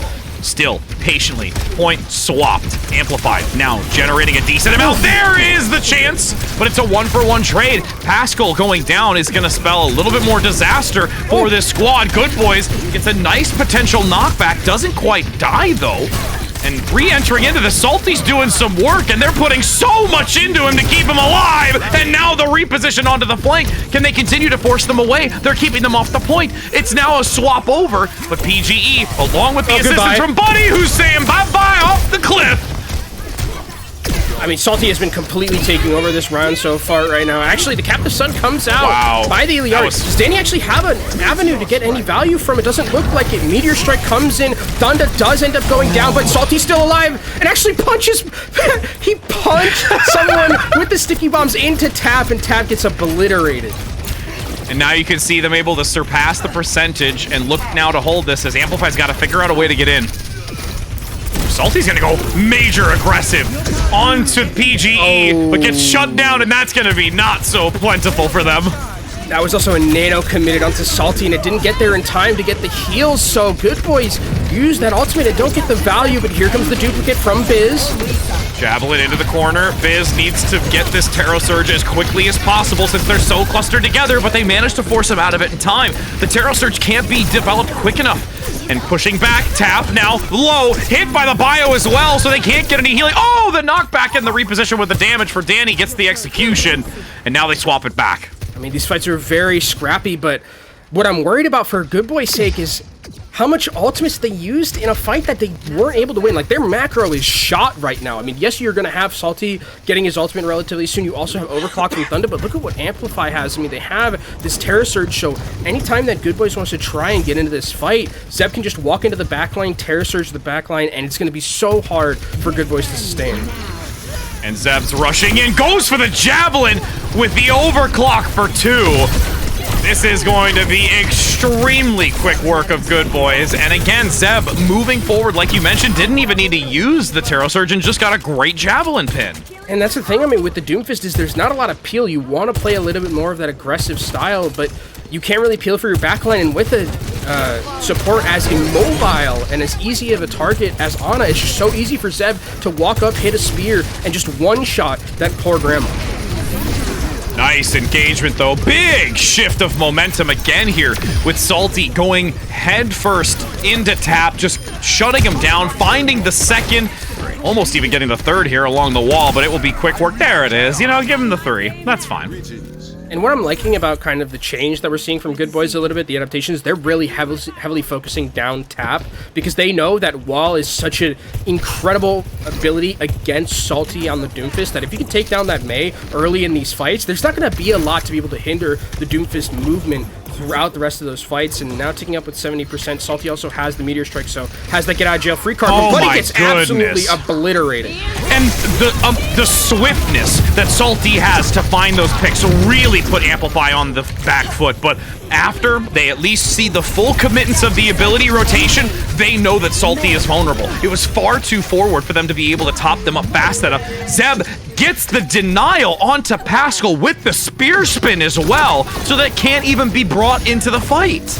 And now it's just desperation for Good Boys. Noctis is coming up towards that Nano, definitely going to try and throw that one onto Salty if they can find a way to get back onto this one. Keeping everybody topped up. Danny in the back.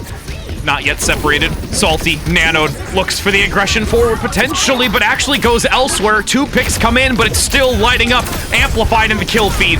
Salty knocks into the wall. Salty's still trying to be the MVP that we know they are. Left into the corner. There's no more healing. There's no more sustain. It's a team kill, and Amplify manages to take this first map of control.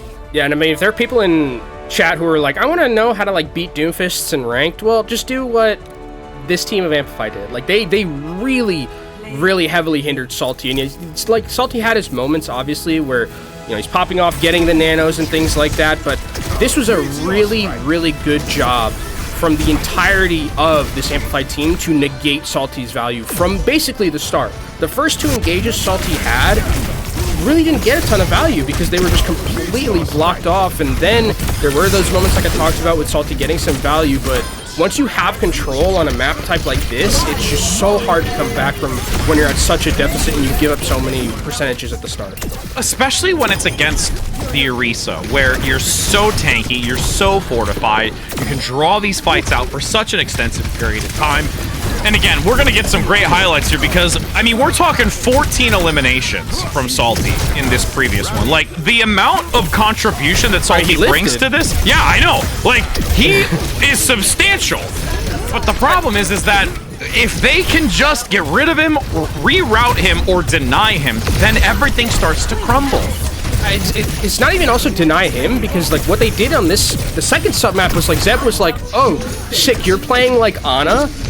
I'm walking at you and I'm just killing you, because guess what? I have a funny gold button that tells me that you don't get to sleep me. And like, what can you do? There's nothing an Ana can do against an Orisa walking up like, walking up at like that, walking up at you like that, right? And if it's like one of your only primary sources of healing and ability to keep the Doomfist alive, because it's very hard for the Iliari to go in with the Doomfist because the meterage of her healing is so like short, right? It's not that big of range. I think it's like 15 meters, maybe. It's either like 15 or 20 off the top. Yeah, something relatively short range, right? So you have the Onyx kind of like be able to pocket the Doomfist from afar, but if there's a big Centaur robot walking at you, Salty's not going to live very long. No, not at all. And even on those couple of engagements, like the one on a tap, like when you're completely eliminating somebody that fast, in a position that Salty was, they're able to back off. They're still getting topped up. They're getting healed and they're recovering. But the second time that we did see it onto Buddy, again, such a swift reaction. Like they're not ready for it. But the problem is that when you go into that back doorway where you isolate yourself and you make that really small window of where the healers have to be to keep you going, that's when it's easily punishable. And because it was Buddy, there's also the Mei who can then slow you down, can put a wall up, can start to deviate away, and then things start to get a little bit more challenging for you, even though Salty gets that initial engagement and a massive pickup onto a support.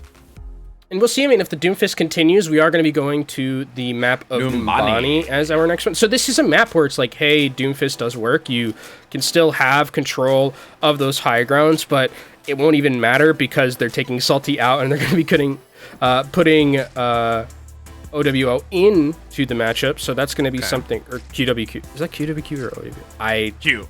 Q. Okay. Q. My eyes. You know, I looked at it too, and I was like, "That's a Q." I could have sworn that like little dash there was a Q, and like I was going mental in my head. But QWQ is going to be coming into the lineup.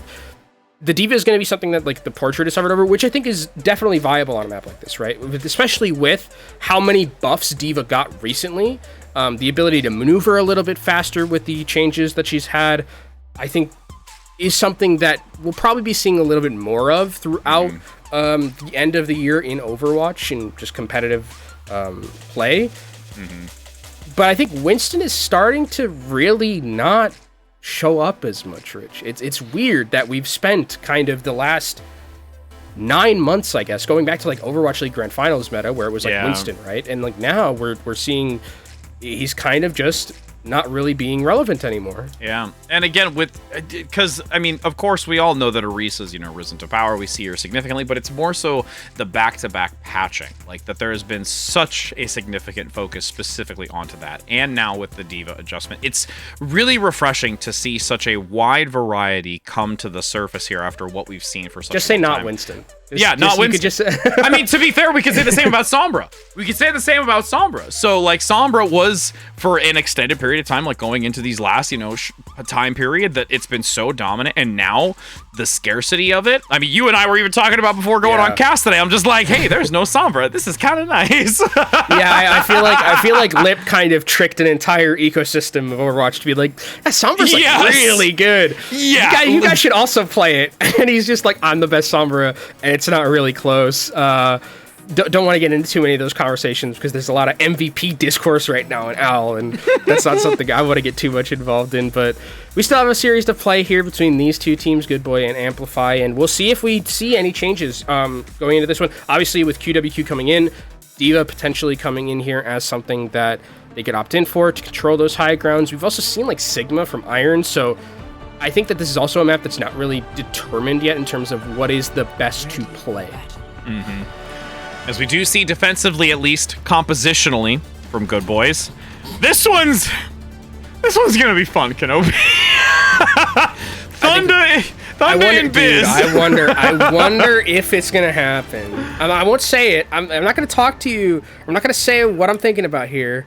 Yeah, you've already cast or cursed a couple of things. Don't put it into the universe. Yeah, but this is I think something that we do have to kind of talk about is Bastion also got really heavily buffed. Yeah, Bastion he did. is very strong. We don't see it like a ton. I think it's very map dependent. Like I think Antarctic Peninsula, where we saw like the kind of trick room composition really start to come to fruition with the 3-2-1.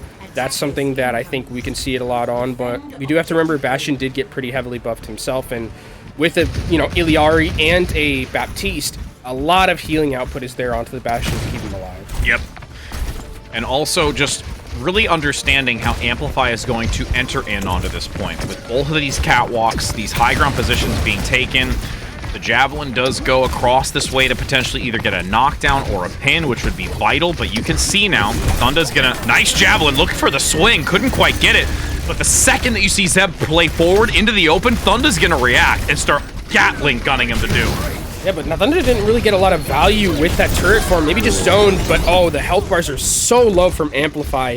And without Danny and without Zeb, there's no way in for Amplify here. They're going to have to retreat, and Good Boys are going to be feeling pretty good, taking a minute off the clock already. I wonder how like Tap is going to be able to enter these fights, because Tap doesn't have a lot of help. No. Right? It is just a Baptiste and an Iliari, who are not heroes that I expect to really help out Echoes in the air like this. It's very difficult for them to do so Tap has to play a little bit more conservatively. And we'll see whether or not that sticks through the whole time. Zeb rushing forward, but now you've seen the vulnerable Dragon Strike. Nice reposition. Such a quick reaction to make sure that they elude the Dragon Strike that comes through the wall. But down under, the sight lines have been very much denied. 2 picks already come through. Amplified gonna take full advantage of this. There is a possibility of recontention if they maneuver up through this back stairway, but there is a Zeb waiting in the wings. Tap though down. Could look for the re-engagement. Nice spear spin to mitigate. Also with the Javelin to again buy a significant amount of time here. Consistently denying the amount of throughput damage that they can get, and Zeb absolutely controls this doorway like Gandalf across the bridgeway with the Balrog. Yeah, I mean, that is a you shall not pass moment if I've ever saw one, where Zeb is just standing there like, I dare you, the 4 squishies in there, to come onto this point, and there's no way they were going to be able to do so.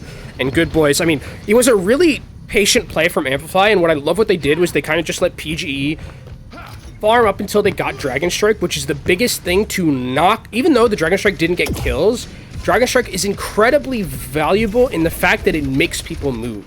And it got them off of, it got Good Boys off of high ground, and that's all you need, right? If this composition from Good Boys doesn't have a semblance of high ground to work with on that defensive end, it just completely falls apart.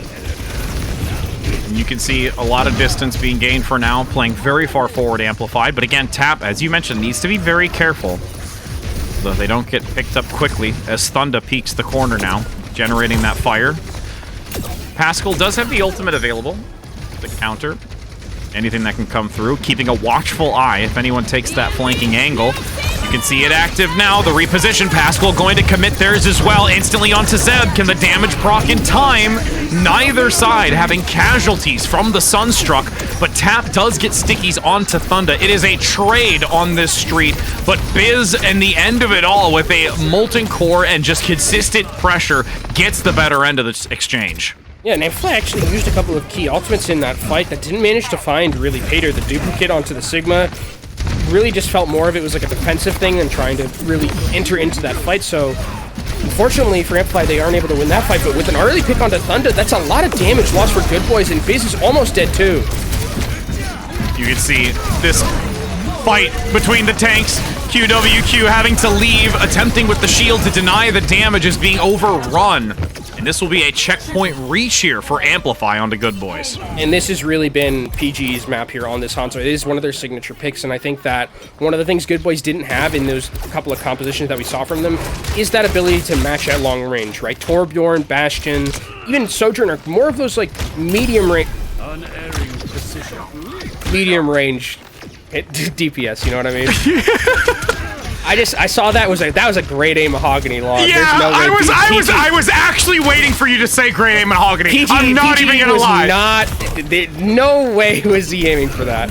Yo, I'm not gonna lie. I actually gave you the breathing room because I thought you were gonna say mahogany log. That's why I didn't say anything. I knew it was coming.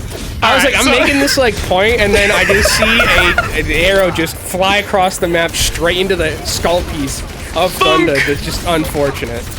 And now with 3 minutes to go, you see that Amplify has to tuck tail and run for the moment. You do have good boys looking to hold this choke point again, a very dominant defensive position. Danny, though, just in the back, you can see in the bottom left-hand corner, doing whatever they want right now, and Zeb's gonna just trot forward freely as there is a absolute domination right now. Amplified playing this perfectly, and it's absolutely jarring to good boys and what to do, and they're not even going to be able to get back. I mean, that is just, this has been an incredible performance from PGE. I mean, again, it's just taking what the opponent is giving you and just completely taking your advantages. Like, I think the fact that PGE was like very patient a lot of the time with the way that they were playing. Yes, Amplify lose this fight very early, but they're like, it's fine for us because we know that eventually we're going to have Dragon Strike to be able to take them off high ground. Once we take them off high ground, this composition loses an insane amount of value that they would have had prior. And then from there, they just snowballed with how many picks PG was getting on the Hanzo, which I think is a pick that we might start seeing a lot during this meta, because I think that the fact that there's not like that many shields to play around and you need some like long-range pick potential, that's something that I think that we will start to see. And we'll see if that continues over the course of this and development, as we do have quite a time bank here for Amplify. Pascal spawned into Dragon there. Probably. You know, hey, that is one of the worst feelings, though, right? Like you're just like, hey. Or like the Dragon Strike is just like going across the map, and then you just like you spawn. Okay, and then let's not talk about that. That's the worst. I remember I think I was trying to type something to my team because they weren't in voice. And like I die because I was mid-typing, and I tried to like move with my keyboards, and I'm typing like W. And you just like typed like a bunch of W's and D's. I was so mad about it, man. It was so rough. And then you press enter, and then everybody sees it, and you just hate life. But you know, that's me and my competitive games. All right. Like, this is. I mean, it does have like the long range pick potential of the Hanzo, but it's very much like feast or famine, right? Where it's like if you need to be hitting shots, you have no semblance of utility beyond you hitting headshots as a Widowmaker. So this feels like a heat check pick for PGE in this scenario. All I do is hit dingers. As you can see, the couple of shots, but Thunder's gonna be the one to hit the dinger as you've got PGE back to spawn. And no longer is that going to bring any value to this. Amplify is being overrun right now. Thunder needs to be very cautious, though, because you can hear the turret damage on the stairway. Pascal has knowledge of where it is, so they remove it, so that gives a little bit more agency to Thunder. But the aggression from Zeb forcing back QWQ, the Javelin as well to keep distance. They actually hold on to this and don't give anything up for it. Yeah, I mean, the thing is that Thunder gets that pick early, but it doesn't really amount to anything. They don't, take away any crossfire angles there. Zeb is going very aggressive here. Actually going to get body blocked away. Wow. Buddy goes down too, and I think this is Amplify flying incredibly close to the sun and it burning off the wax wings. And like them walking at Pascal, like they're that's the sun that's too close. Get it? Oh, the sun Let's take a moment of silence for that one. I know. We'll let that one. No. We'll let that one rest in peace. Moment of silence starting now for the death of that joke. F's in the chat. As we do see that the Accretion's going to come out and get a stun onto Zeb. There's the Amplification Matrix to return into this, pushing forward. Denies the pylon, so there's no additional healing outside of just the initial gun rifling from Danny. As Zeb goes down, though. Thunder gets enough pressure onto this and cleans up! Thunderstruck indeed!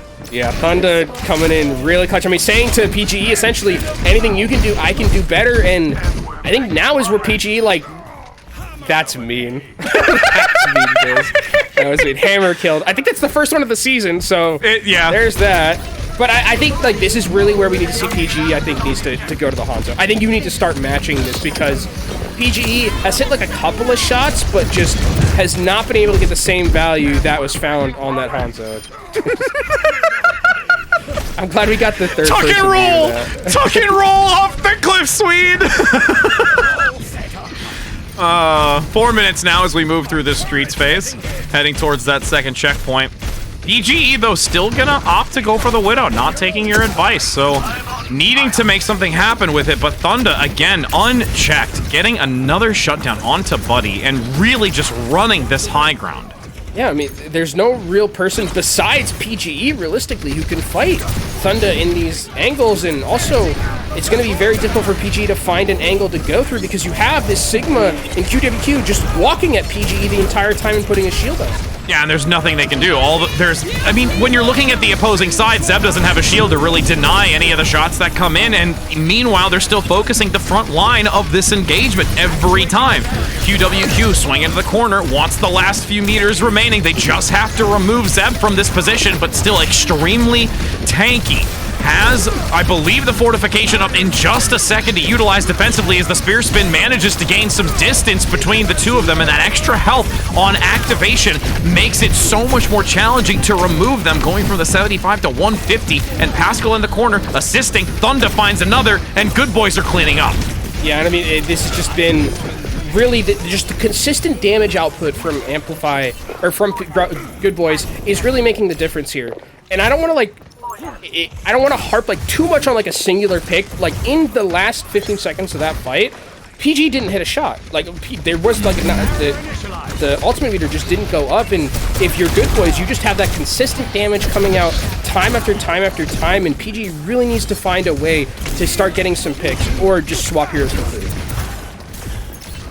Now, this corner, the final one to persevere through. All knowledge is given to Amplify, since PGE did have the ultimate available, but now that it's dropped... Oh, there's a shot.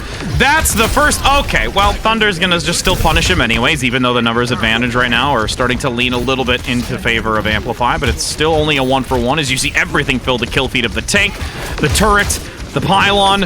Overwhelming numbers now for Good Boys as they push into this. Zeb has to go for the Tarot Surge, clips Thunda on the dash, and Danny gets the pickup. No. Thunda just, I mean, that's a little bit of a gift right there, and Amplify are going to be able to hold with, I think, really, I think, ballsy play from Zeb to even use that Terror Surge in that scenario, because it didn't look like it was going to get a kill until Thunda dove into it. And now, this is kind of where the Widowmaker might start to pay off, right? Because you're at kind of this very defensible area where you know every angle that they could possibly come out from, and you can just hold it down, and you really have to work if you're Good Boys to get through it. Yep, Dragon Strike gonna potentially dislodge some positioning.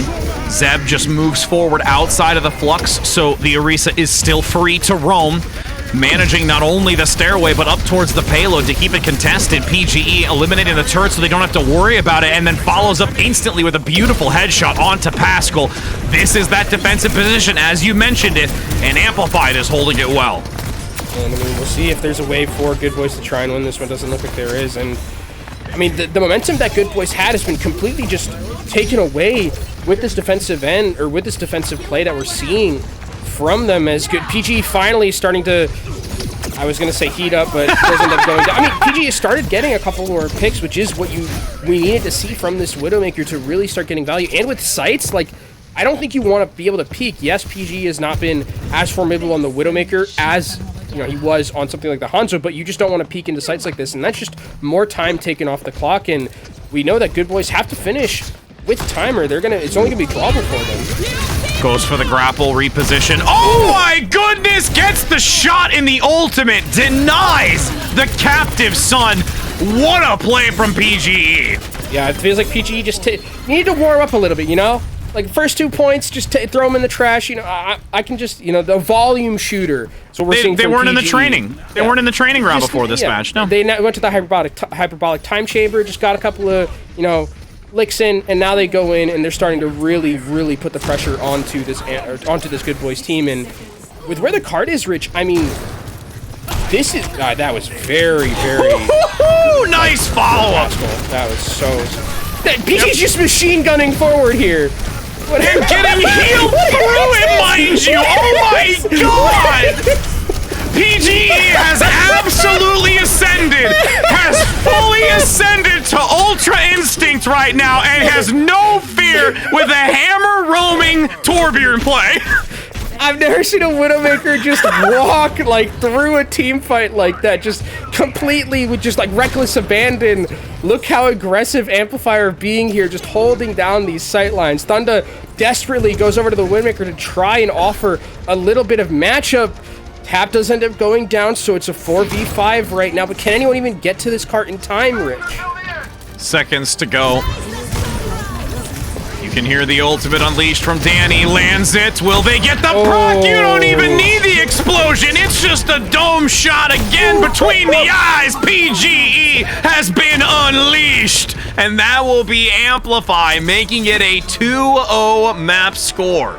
Yeah, I mean, I poo-pooed a little bit on the PGE Widowmaker on those first 2 points, but can't argue with 30 limbs, 18 final blows, and 5 deaths, honestly, and top damage in the lobby. That's something, the numbers do not lie in that regard, and Amplify, the numbers looking good for them, 2-0 right now, up against this team on the other side of Good Boys, and Boys got to find a way back into this one, because Amplify are really strutting their stuff here. Talking some poo-poo, and he's saying, no, I'm gonna throw some doo-doo.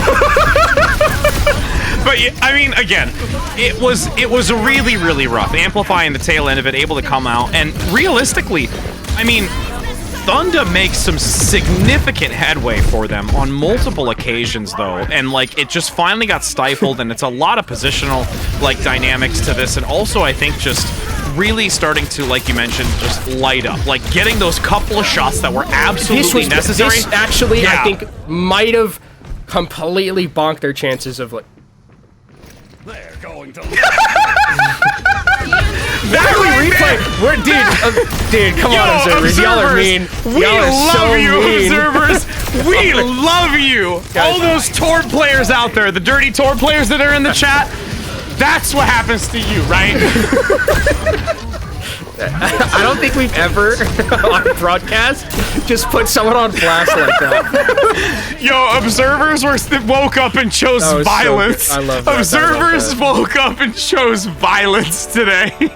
I love that. That was great. But, yeah, Amplify, I mean, coming in with the 2-0 lead, I think that this is a team that is firing on all cylinders right now. They had a little bit of a worry on, like, the first and second points. With Thunda like popping off as much as they did, but I think Amplify has a really good understanding of kind of how to play in this meta with those long range sightlines that they're having, especially when PG is playing so well. Zeb also I think deserves a lot of credit as well for being able to just basically be such a nuisance, not only in the front line, but also into the back line, right? Because we've seen Orysas who are very adept at just like rushing the back line and really making their lives miserable.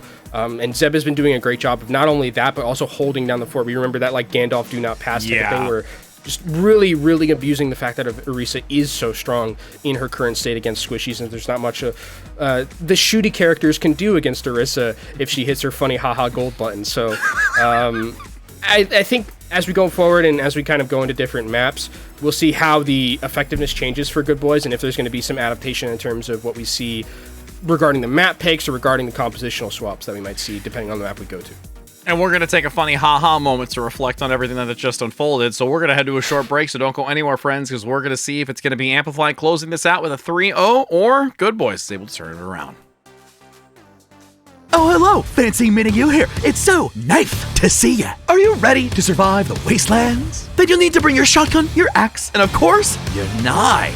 For your sharp wit, if you get my drift. Hey, whoa. Hold on there. Don't forget to pick up your Overwatch Contenders Junker Queen skin. Yeah, gearing up is as easy as connecting your Battle.net account to Twitch.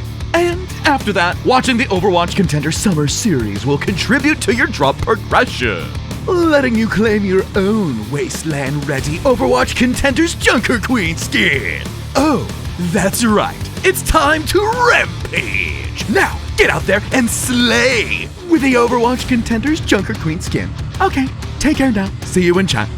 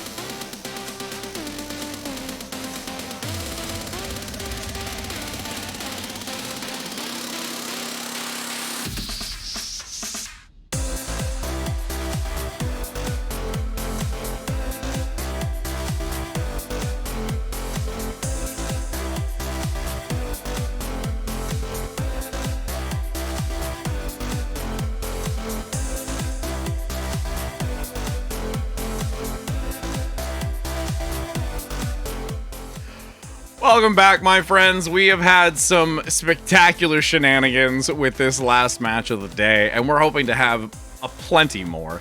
Kenobi, we're going to be heading into Watchpoint Gibraltar as our next match, and curious to see if Good Boys somehow are going to be able to hype up their britches and be able to trench through the mud.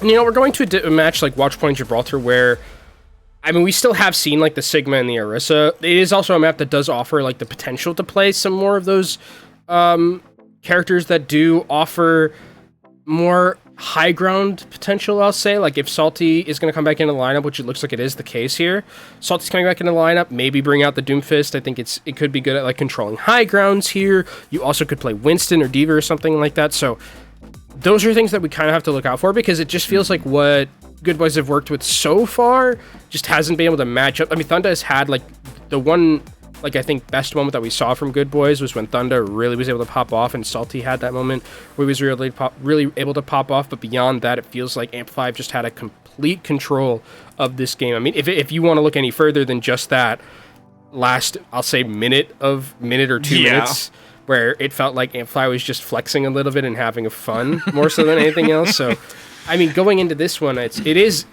a little bit scary for the other side of Good Boys, because of the fact that this is do or die, and it's like, you know, losers bracket. So they need to win here, and they need to reverse if they want to be able to continue in this bracket. And it's a tall task, and it all starts here. And yes, indeed, when it came to the tail end of that, it feels like the conversation we had with our interview, just vibing. That's literally what the Amplify was, just vibing. I've never seen a Widowmaker frontline like PGE was. It's just absolutely in there, knowing that the heals were going to be there. Just got to have, you know, complete trust and faith in your teammates. So that's something that we can kind of talk about a little bit with this Amplify team. But for Good Boys, I mean, there have been those moments like I talked about where they've, like, had the ability to really take over. Like Thunder, when Thunder was able to get the space and not really be contested as hard, Thunder really, really wasn't impactful. It was just like when kind of he got that space taken away from him, it was really hard for Thunder to make that impact, especially when PGE was, like, matching him mano-a-mano. That was really one of the hardest parts, it looked like, for Thunder. But Thunder has had those moments where he has been able to pop off, as we do go into Gibraltar here as our next map. And I wonder if we just see the Orisa and the Sigma. I mean, that's something that is definitely a possibility, and I would kind of hate it, because I like these maps when you use the high ground. I love like the mobility that this map provides, and when it's just like Orisa Sigma, I'm just like,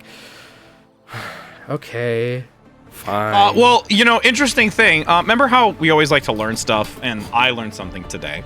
Okay. And that fun fact is, did you know that the charm for a Sigma just jettisons out of his wrist bone? Yeah, I think had never noticed that until just now. A lot of the, like, characters with, like, melee, well, like, not really, like, traditional guns have that. Kiriko has it. I think Doom has it on his. See, like, I don't play them, so, like, I mean, I get that, but, like, I mean, I just was not. Orisa, so. Well, don't, whatever. I play some other stuff. You're an Orisa one trick. You play other things that are Orisa. Whoa. That aren't I've Orisa. played Widow. I was a pretty good Widow. Pretty darn good Widow. I don't you know can about look that. at my profile. At me. I need some tape footage of that. Oh, I'm gonna look for some old footage then, as we're gonna be getting into this. Some footage. Yeah, back when the game released, as we now have 4 minutes on the clock. Yeah, were you playing against hard bots and? You can't give me any more credit. You give me bot credit, really? Well, you know who needs to get credit? It's Zeb right now, getting that headshot here to take down Noctis on this defensive position, and you know, Salty's gonna come out onto the Doom.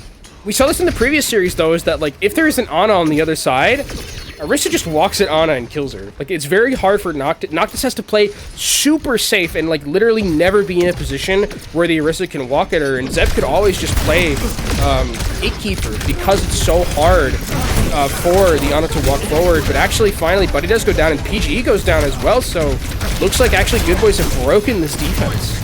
I mean, the biggest part of it is the synergy and communication on timing with Salty, Thunder, and Biz. And I think that's going to be a massive opportunity for them, because Salty makes such a headway with this Doomfist, but now with them being alongside of him, it's just devastating. Yeah, I mean, if they're able to get these assassinations really quickly, they should be able to win. PGE is still on this Widowmaker, and I was skeptical of the Widowmaker before, and it didn't end up working out, but this is where I'm really worried about it. Meteor Strike now looking to land on the back. Oh my goodness, Salty coming in hot. Ooh. Meteor Strike indeed. Oh my goodness, the tech to chase down PGE. Okay, I was gonna be like, if Salty didn't get that kill, we were gonna have some problems, but Amplify here, I mean, completely on the back foot right now with Salty. I mean, the benefactor of a lot of value here. The thing is that, like, Amplify, they're all very diveable heroes. Like, they can insta-kill a lot of the defensive positions. Like, I mean, look at this. Like, Tap almost gets one shot, and that was just Salty on the dive, right? Biz wasn't there and Thunder wasn't there, so imagine if those two DPS were alongside that. That's an insta-kill, but Salty gets a little bit too over-aggressive, gets speared, and ends up going down. PGE should go down. Hey, this is like a deja vu moment. Running? Okay. You hate to see it. Oh, you hate to see that too. You hate to see that too! Oh no, Tap!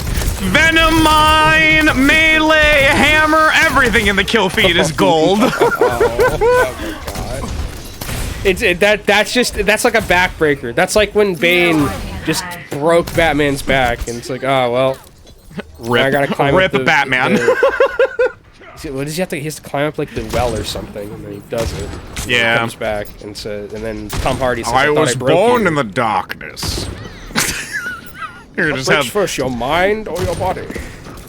Or your I am soul. Gotham's reckoning. We're just having fun. Now we're just having fun.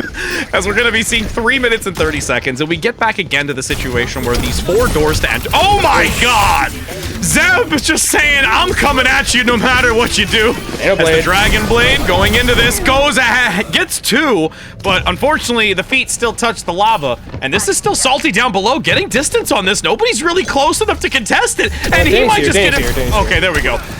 But is Danny the only along one for here, this though. world? Danny's the only one here. Oh no! Oh no! Oh no! Oh no! Oh, thank God. Okay, thank God that Zeb used gold there. That would have been so disastrous. Well, you know, this is kind of descended into madness between these two teams. Nice eat, though, to remove Pascal's ultimate, so they don't get the captive sun to work with.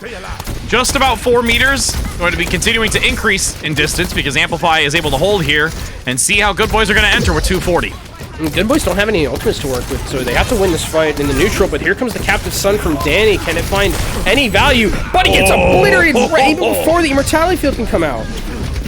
Dead upon entry, basically. Stick now does not get the elimination. There is enough of the fortification to survive through it, so they can drop down below, regrouping the rest of the squad. Salty shutting down the Torbjorn is key, though, to also get rid of the turret. So it's really only those remaining into the corner. 3, specifically PGE, constantly being forced away onto this Tracer. Has to force the recall even earlier, so they don't really have it, and they have to play around that truck. As you can see now that they're finally able to turn this back. Beautiful immortality field as they go in for the dive. You can see just how difficult it is for Thunder to find these kills. Every time, like, we were on Thunder's POV for so long there, and it felt like every single time that they got someone low, just instantly healed by, like, the immense amount of healing output that we're seeing from Buddy and from Danny with these two heroes. As, I mean, the hefty time bank that had started for Good Boys has now been dwindled down to 1 minute and 30 seconds, and with where the card is, Rich, this is, I mean, they'll get one for sure, but I don't even know what their chances are at a second fight here. It'll be very, very scrappy. Yeah, there's so much poking and patience to see how they want to enter into this. A second fight is going to be very, very low probability here. Salty now finding a separation. Opts for the Meteor Strike to regroup back to the center in the ship. Attempts to go for the support line, but Buddy is still covered by the immortality field and is able to get the damage onto Salty before they can get it topped up. Yeah, and now Good Boys have to retreat here. Their health bars are way too low, and they don't want to get any staggered kills, but I mean, they're not even going to be let out here, as Amplify are going to be chasing these kills. Biz goes down, and Salty spawns and just immediately dies to a spear and taps just raw damage from the front end. We talked about the probability being low of a second fight. They're gonna get it here for Good Boys, but it is gonna for sure be their last fight. And with the ultimates that Amplify have, I'd be worried if they're even gonna get out of this area. But with Tap going down, this might be an angle for Amplify or for Good Boys to take an advantage. Yeah, they have to. That combo didn't land, Buddy just sidesteps the frontal, so they do not get bodied, but Pascal is there to assist. The time is now. The staggers are in. It's missing one support and solely reliant onto Danny. Good Boys gets another follow-up. They just have to maneuver into this. The Torbjorn lobbing the Molten Core around the payload to deny them getting to it, but it's far too forward. Salty keeping space, knocking them back. Thunder. Danny is down, and they will be able to reach this checkpoint with 1:30 left. And I think Amplify there maybe just going too over aggressive and playing with their food just a hint. I think that they didn't need to go as aggressively there, and tap dying really early hurt their chances a lot, as I mean they're making a lot of key swaps here, bringing the Zenyatta here on the defensive end. I mean, it's not bad to just sit kind of in this. Okay, no, it's going to be the Ana instead. I was going to say, like, Zenyatta Bait and could switch. work. It is hard. It would have been very difficult to pilot against this incoming dive, but Ana seems a little bit more of that self-survivability and self-sustain. This PG's on the Widowmaker here, and Good Boys don't have a lot to be able to deal with it. Kitsune Rush, nice bio. Big Suzu to cleanse it, so they don't have to worry about it. Pushing forward. With Danny now leading in, Captive Son. Is there any follow-up damage? There absolutely is on to Biz, and that will be a cleanup here to hold 34 seconds left now for Good Boys. Yeah, last fight here for Good Boys. Thunder going over to the Widowmaker just to try and offer something to match Thunder or match PGE on the other side. Terra Surge going to be available for Zeb, so going into this fight is going to be difficult for Good Boys. Noctis actually making a Desert swap over to the Zenyatta just to offer a little bit more of that upfront damage, throwing that Discord onto Zeb, but Good Boys really need to find a way in the neutral to win this fight through either Salty or through a volley from Noctis. Salty pushing forward to try and harass PGE is so necessary, because if this shot lands, that's game over. Biz barely alive. The Harmony Orb keeps them topped up since there's no follow-up shot. Salty, low, overtime. Can they touch it? They don't get there in time. The slide is late, and Salty is slept. And that was all because of an anti-nade onto Salty that forced him out of the fight, because there was no Kiriko anymore. So they forced out the Doomfist, because if the Doomfist stays there, he had no cooldowns, right? Salty had no cooldowns, had already used the block earlier, so had to get out, and just those cooldowns were not rotated back fast enough for them to get back onto that point. So really nicely placed anti-nade completely breaks that fight for Good Boys as they try to continue to stall. I mean, they do get it relatively far, considering how on the back foot they looked for a lot of that. There were like the 1 or 2 fights that they really kind of like took control, especially on first with that dive, but second was really hard until, you know, a little bit of over aggression, I'll call it, from Amplify. But Good Boys probably happy with how far they got it despite everything. And now the mark has been set. Amplify know exactly where they have to take this to be able to close this out with a 3-0 and continue their redemption fight in this lower bracket. Defensively, you can see that there's going to be the Lucio play partnered with this. Not surprising to have that mobility. Still going to stick with Salty on the Doomfist. But Biz, though, going to go for the Sojourn here to keep this high ground and look for those necessary shots to try and counteract, specifically, which I would believe the PGE is going to keep this Widow. I mean, it's kind of not terrible to dive in with this, like, Sojourn. We saw it in our previous series where you can kind of dive onto this high ground here. And really make a difference alongside something like the Doomfist. As Amplify just going to be using that Symmetra and teleporting onto that high ground kind of foreground. But that's a big punch to start things off here, and a lot of disruption caused. But Salty, is he going to be able to get out here? Oh, that spear was almost about to get out. Buddy says no, no, no, as they're able to capitalize on this, cleaning it up, and now going to force back Good Boys all the way to that doorway, and will lose all advantage on the high ground. I mean, it was a good attempt there from Good Boys starting things out, but just weren't able to finish it off, as Salty gonna try and duel for this high ground, but there's just no way that Doomfist beats Orisa in this 1v1 on the high ground. It's almost nigh impossible, as Zeb actually is gonna go all the way to the back line for the high ground and finds the Ana, and the Sojourn is antied, but I mean still relatively healthy, and the Pylon does a great job of killing up too. Tanky boy indeed, gonna keep them both in that archway, but there's still contention happening elsewhere. Salty down below, since they do have Zeb up front, there's no real way to contest against it, and Thunder comes in onto PGE. Yeah, I mean, this is the thing about, if you're gonna play Orisa this aggressively against this, like, dive-esque composition from Good Boys can just go to the cart and just say, sure, if you want to put your Orisa all the way back there, that's totally fine with us, but They're having a hard time taking down this Orisa. They finally should be able to do so, especially with Bloody going down, but it's traded back out for Thunda. Thunda, their top, I don't think there's a way to get back into this one, and Good Boys putting up a pretty decent defense here. And there's Danny is in. Danny, boy, sorry, friendo. I mean, there's just so much sustainability from the Iliari where she can just keep them going in those small rooms, and that pylon unchecked really is a lot of healing. Yeah, I mean, you can see also Amplify just putting PG onto this Soldier 76 now, wanting just a little bit more of that survivability against something like this heavy dive composition, right, where you could run away from that dive, and Salty has to use all of his cooldowns defensively to get out of there, so now this is a moment where they can go aggressive, and there's a big stick on the Pascal. Yep, losing that support. There's an attempt to return, but Thunda can't get nearly as much value with it. Salty in the server room, bypassing and attempting to go for the health back to get a re-engagement opportunity, but you're walking into the window, and that is going to be a big boost of damage. Yeah, really Amplify. good peel.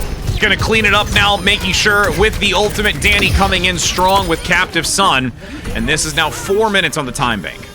It's on the time bank. Amplify just gonna try and move up as quickly as they can to try and get this high ground available to them. Good Boys have some ultimates to work with. Thundo getting extremely low there, has to recall very early, but we'll have it most likely for this next fight, as now it's going to be about Good Boys finding a way to take these high ground angles and potentially get back in, but here comes Captive Sun. Is there any denial? Zeb has been hit. Spear spins the remaining damage, and no follow-through. Sunstruck can't be procced. Biz pressing forward with that rail shot, manages to get PGE and outmaneuvers the legs. And looks for potentially a second, has another charge onto it, can't quite find the dome just yet. Goes for tap, but a nice dash to elude. And you've got Amplify still holding. The payload has been ceased for the moment as Salty finds that shutdown onto Zeb. I do have control of this high ground, but eventually I think Good Boys should be able to take him off of it, especially with Salty still here, and nice anti. I mean, that's going to be disastrous for Amplify. Big defensive hold here, and again, finding themselves in a position of where they can really draw some of the time bank down. And I'm really loving the decision of the Ana on the defensive end, because you have really good angles to play around. You can play relatively safely on the back line, you can throw some nades in, get some value that way, and there's not really a huge threat of being taken down, but Pascal gets taken down early, and that's some healing loss, but New Fist is going to get nanoed here. Tap has been very successful with these pulse bombs. That's the second time we've seen it now. And again, Thunder denied a second time. Nice pull for the Terror Surge. Gets the damage just before the drop. Locks them into the corner. But the pylon is keeping them going. Slept to buy the time. And that's going to give agency now for Noctis to escape and eludes the second Javelin. Pascal goes down too. Tap is starting to clean up this fight right now with a 4K, I think, from Tap. And is there a way for Good Boys to get back onto this point? Biz desperately switching over to the legs. Salty is here, so there is a potential. Diving forward, Salty, half health already. Nice position back. It gets Tap. You can see it with only 5 meters to go. PGE and Zeb working wonders through this, despite it being an early opportunity for Good Boys. They stem the bleeding again and manage to come through, and now are in the final stretch with a team kill. And I mean, it was a good idea from Salty, and the fact that he got the pick early really thought that it made it seem like they could change that one back, but Amplify, the positioning was just too much for Good Boys to deal with, right? Soldier 76 on the high ground like that, no one to really contest, completely annihilated that team fight, and Thunda's actually gone over to the Echo here just to offer some more burst potential and assassination potential against the horse, but with PGE on the Soldier 76, and with the attack visor coming in soon, Thunda has to play very carefully. Ooh, Tap. Happy Feet right now comes in with the clip. Knocks him out, sends him home. 2 minutes and 20 seconds now, and the ultimate's still a stack full. PGE underneath. They need to be very careful as they're hit by the Bionade, but Good Boys are in a very dangerous position. I mean, I don't know how Good Boys come back in. The Biz is luckily going to have Blizzard. That should be something that they could maybe use to win this one. Salty needs to get this meteor strike in time, but here comes the attack visor. Gets the explosion off the wall just behind, knocking them away. There is one takedown at least for Good Boys, but the Terror Surge zoning them back, knocking them away as you've got a massive amount of damage onto Salty, who's getting greatly healed through. Javelin pushes him back, business close. No ultimates available. It is only Noctis close to the nano boost. It is under 1 meter. The final moments now for Amplify are near. Thunder swapping, gets a pick, has the range, no contention. The Javelin and Spear Spinner constantly causing harassment to Salty, who now has the nano, even gives the wave. They know that they can't take it, and they do have one last chance to hold on to this. Salty's able to get out of there, but a very high committance for Good Boys into that fight. Amplify did use a lot in their own right, but the Captive Sun available here for Danny seems like it could be the difference maker here. Thunder on this Widowmaker finally has someone to contest him in PGE, but with only a minute left, there's potentially 2 fights left. Actually, they found Noctis! They don't get the kill, though. They're gonna cycle back. Noctis playing forward, eluding the damage, but then gets picked up. PGE swaps themselves onto the Widow to find a shot onto Salty. Capitalizing on this moment, Amplify will be the only team across the day that gets a 3-0 live on broadcast, and they have done it in quite a style. Yeah, finishing it out before 1 a.m. my time here on the East Coast, but Amplify take a 3-0. Danny with the play of the game on the Iliari. And I mean, I think that this was a matchup where we saw a lot of, like, the long-range hit scan have value, but also I think that the Zeb deserves a ton of credit for this Orisa play. I think Orisa, we even saw, like, how important Orisa is in this matchup and how sustainable she is, especially with the amount of healing that you can have between a Baptiste and between an Iliari. It's so hard to work with, and Amplify really benefited from the use of this Orisa, especially against what Salty was doing on this Doomfist. I can't tell you how many times I saw Salty go down just by the virtue of Orisa either spear spinning him away into the sights of the enemy team, or sights of his team, or just javelins hitting Pager. Like, this was a great performance from Zeb. And again, it really comes down to a combination of, yes, the buffs are here, but just understanding this new mechanism of how Orisa can be so dominant. I mean, you saw when it came to the Orisa versus Sojourn and Iliari on the high ground, just 1v2ing. Yeah, Zeb is like 1v4. I mean, it's two because there's an Iliari right here, but it's still like, I mean, just standing in front of here, hitting every cooldown as possible. Yes, the nano eventually like breaks it, but I mean, there, a spear right there. You see Salty gets knocked back immediately during that fight. It's because there's a spear from Zeb. I mean, this was again, if someone is going to be playing Doomfist into you in an Orisa meta, those spears got to hit pay dirt, and boy, was Zeb hitting them. Major props as we do compliment Amplify in the way that they've played. Again, fond farewell to Good Boys as they have put up a valiant effort leading into this playoffs. They will be sent home packing for now and only get to watch from the arena sidelines as we have had a massive amount of stellar Overwatch today, and I can tell you right now, I'm just the happiest camper in the world. I know for multiple reasons, but you know, Orisa, of course, as you mentioned at the top of the broadcast for us. But yeah, don't hit. Hey, there's other good things. There's other good things. Just because that's the majority of the pie chart doesn't mean that it's not. But you know, friend, I mean, again, honestly, for what we've seen, this one still a good one all in all. Even though it says a 3-0, there was still some great opportunity for those Doomfist supporters out there, because Salty really does put on a show. Like, that's always something that's really spectacular to watch. Like, when you're talking about a hero that you don't really get to see that much just because of, you know, the way that it fits within the meta and it's not as viable, like, Salty really does put on a show with it for what it's worth.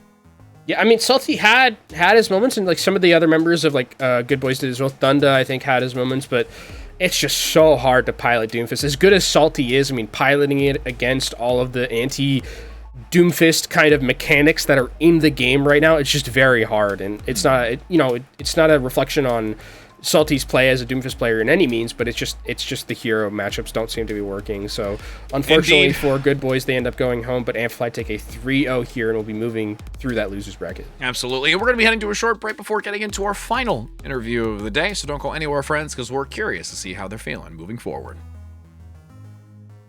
You like solving problems. Problems like how to stop that tracer from deleting your backline. I know just what you're thinking. Go bring a turret. But y'all can't solve all your problems by simply bringing an extra friend to the battlefield. For that, you need the Contenders Torbjorn skin. Solve your problems by connecting your Battle.net account to Twitch.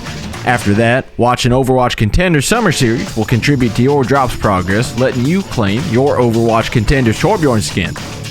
Even your turret gets an upgrade. Warning, the Overwatch Contenders Torbjorn skin does not come with extra or upgraded turrets. Build instructions will not be provided. By picking Torbjorn, you waive a claim towards any destroyed turrets, no refunds, no exchanges, and no take-backsies.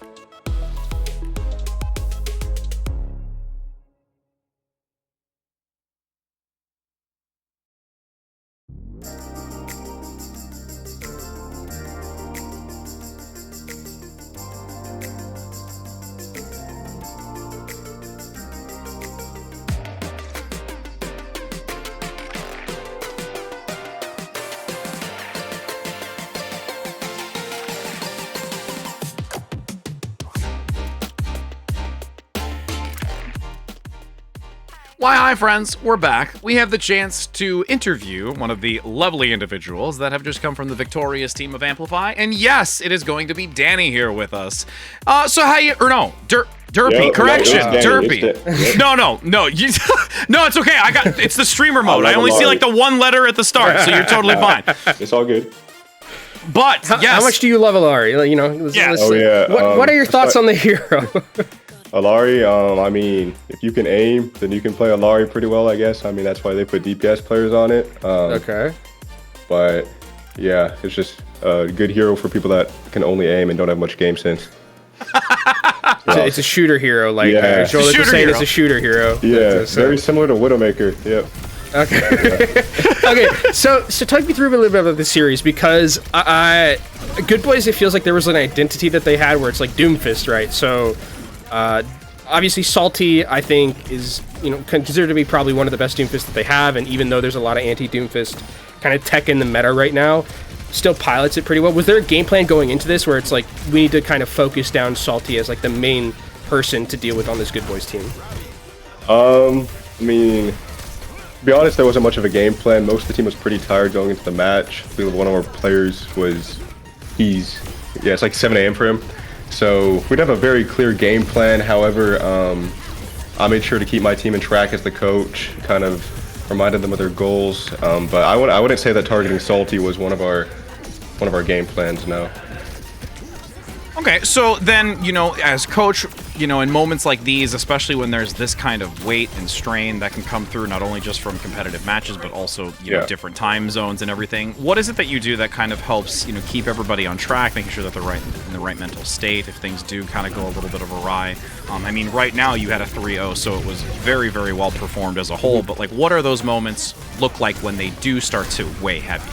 Yeah, so as the coach, I just make sure my team is mentally prepared because that's a big factor. So since we had a long break, we had like 2.5 hours. What I did was an hour before the match, I made sure my players were all in the voice channel.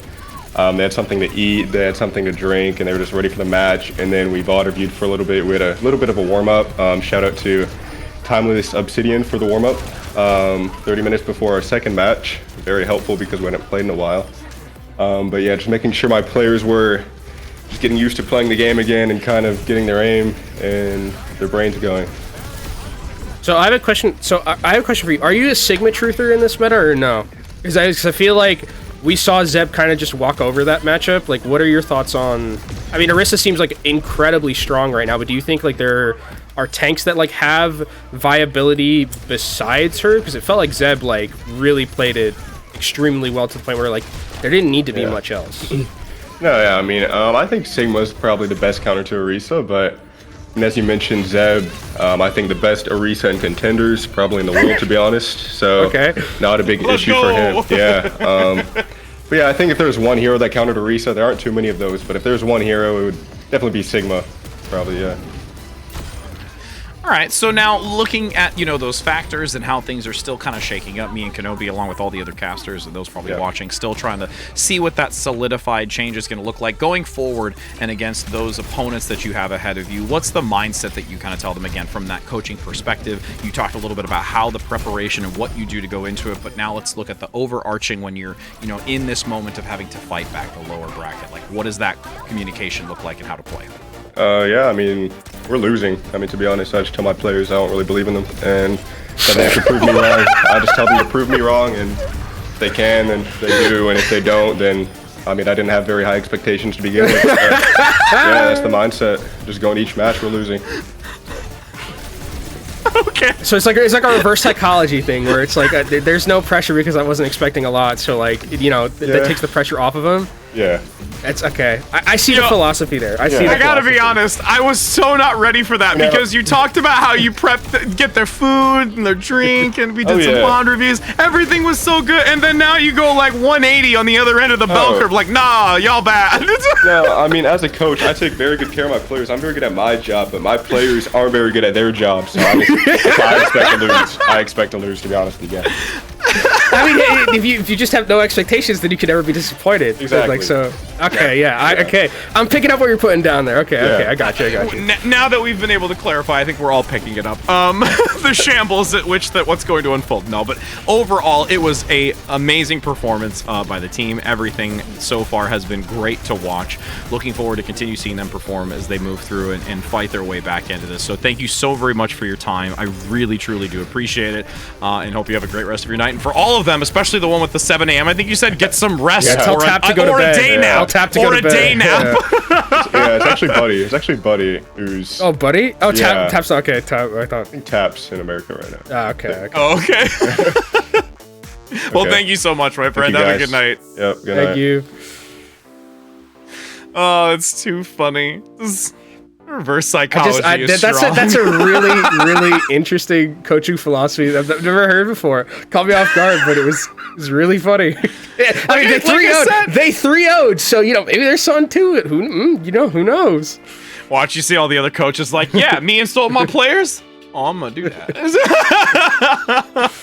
But we can take a look at how the day unfolded. The only match of the day that really didn't go, I mean, some of the distance or all of the distance, really. 0-3 on broadcast. Everything else had gone 4 maps at minimum. So, I mean, we had a day and a half, really, Kenobi. We really did. I mean, EMEA, we'll see the scores in a little bit, but like, the 3-2 starting off the day for Afterlife. I mean, we kind of got unlucky to Rich. We're the only caster duo that didn't get a 5-map banger, so maybe our powers are waning a little bit. We've passed it on a little bit. Yeah, we've allowed it to synergize with the other. Yeah, we've passed on our legacy to the other two casters. Bro, sometimes we get tired of these 5-mappers. What are you talking about? Our hearts race way too much. It's 1 a.m. here. I'm not complaining about that 3-0 that we just had. Let me be honest with you, but. As you can see, the bracket updated and kind of what we had. We saw it a little bit earlier, but 03 Splash versus Pirates in Pajamas, Saints versus Wisp, and then Afterlife and Amplify with their wins continuing in that lower bracket side. And we have the schedule for tomorrow. And oh man, the matchups here: 03 Splash versus Pirates in Pajamas, potential Wish versus Saints. Give me some of that. I mean, those two are going to be incredible series, and then Afterlife going to be playing the loser of one of those series. So it's going to be so good. We'll see Afterlife again on that broadcast, and Yeah, I know it's late. too, though. I know it's late, but I'm jumping around and I'm ready. As we we do have the EMEA. I'll let you take that one. So yes, we do have tomorrow as well. We'll be actually participating a little bit more in this one too. Yeah, we're the middlemen. Mornings. Oh, I get Team Peps tomorrow. Oh, Let's go! It's already happening. I just came back. it. I came back from France. I got to rep France. Oh, it's gonna be a great one there. But Twisted Minds versus SRP Check. SRP Check coming off a very, very, I think, grueling 5-map set, but they have to play Twisted Minds, who is, I think, well and away the best team in EMEA Contenders. Obviously, though, did have a meta change, so anything can happen here in this bracket. Oh, yeah, Explosione, and then Team Feps playing in that loser's side, trying to make the loser's bracket run. But we're going to whittle down our top 6 tomorrow into a top 4, so definitely keep your eyes peeled on that one, because there's... I mean, we have tomorrow, and then there's a week before finals week, and then it's like, I mean, it feels like it's just going to be on us right like that. Like, see, instantly. that's going to be the most interesting part. Is we're going to conclude tomorrow. We're going to figure out those remaining few, and then they've got that time to really just like continue now that they get to see the playing field. And I think that's really going to be so exciting once they return after that time to really kind of go back, review, discuss, evolve even further. And you know, with what we've had today, it's already been a spectacular performance. There's so many different variations. Aris is in the mix. I don't care how many times I'm going to say it. You're all going to have to deal with it. But it has been an absolute pleasure. I'm glad that you got home from France safely so I could have you alongside me today.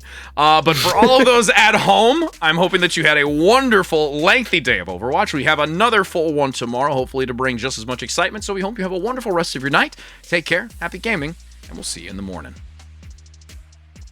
Oh, hello! Fancy meeting you here. It's so nice to see ya. Are you ready to survive the wastelands? Then you'll need to bring your shotgun, your axe, and of course, your knife for your sharp wit, if you get my drift. Hey, whoa. Hold on there. Don't forget to pick up your Overwatch Contenders Junker Queen skin. Yeah, gearing up is as easy as connecting your Battle.net account to Twitch. And after that, watching the Overwatch Contenders Summer Series will contribute to your drop progression, letting you claim your own wasteland-ready Overwatch Contenders Junker Queen skin. Oh, that's right. It's time to rampage. Now, get out there and slay with the Overwatch Contenders Junker Queen skin. Okay, take care now. See you in chat.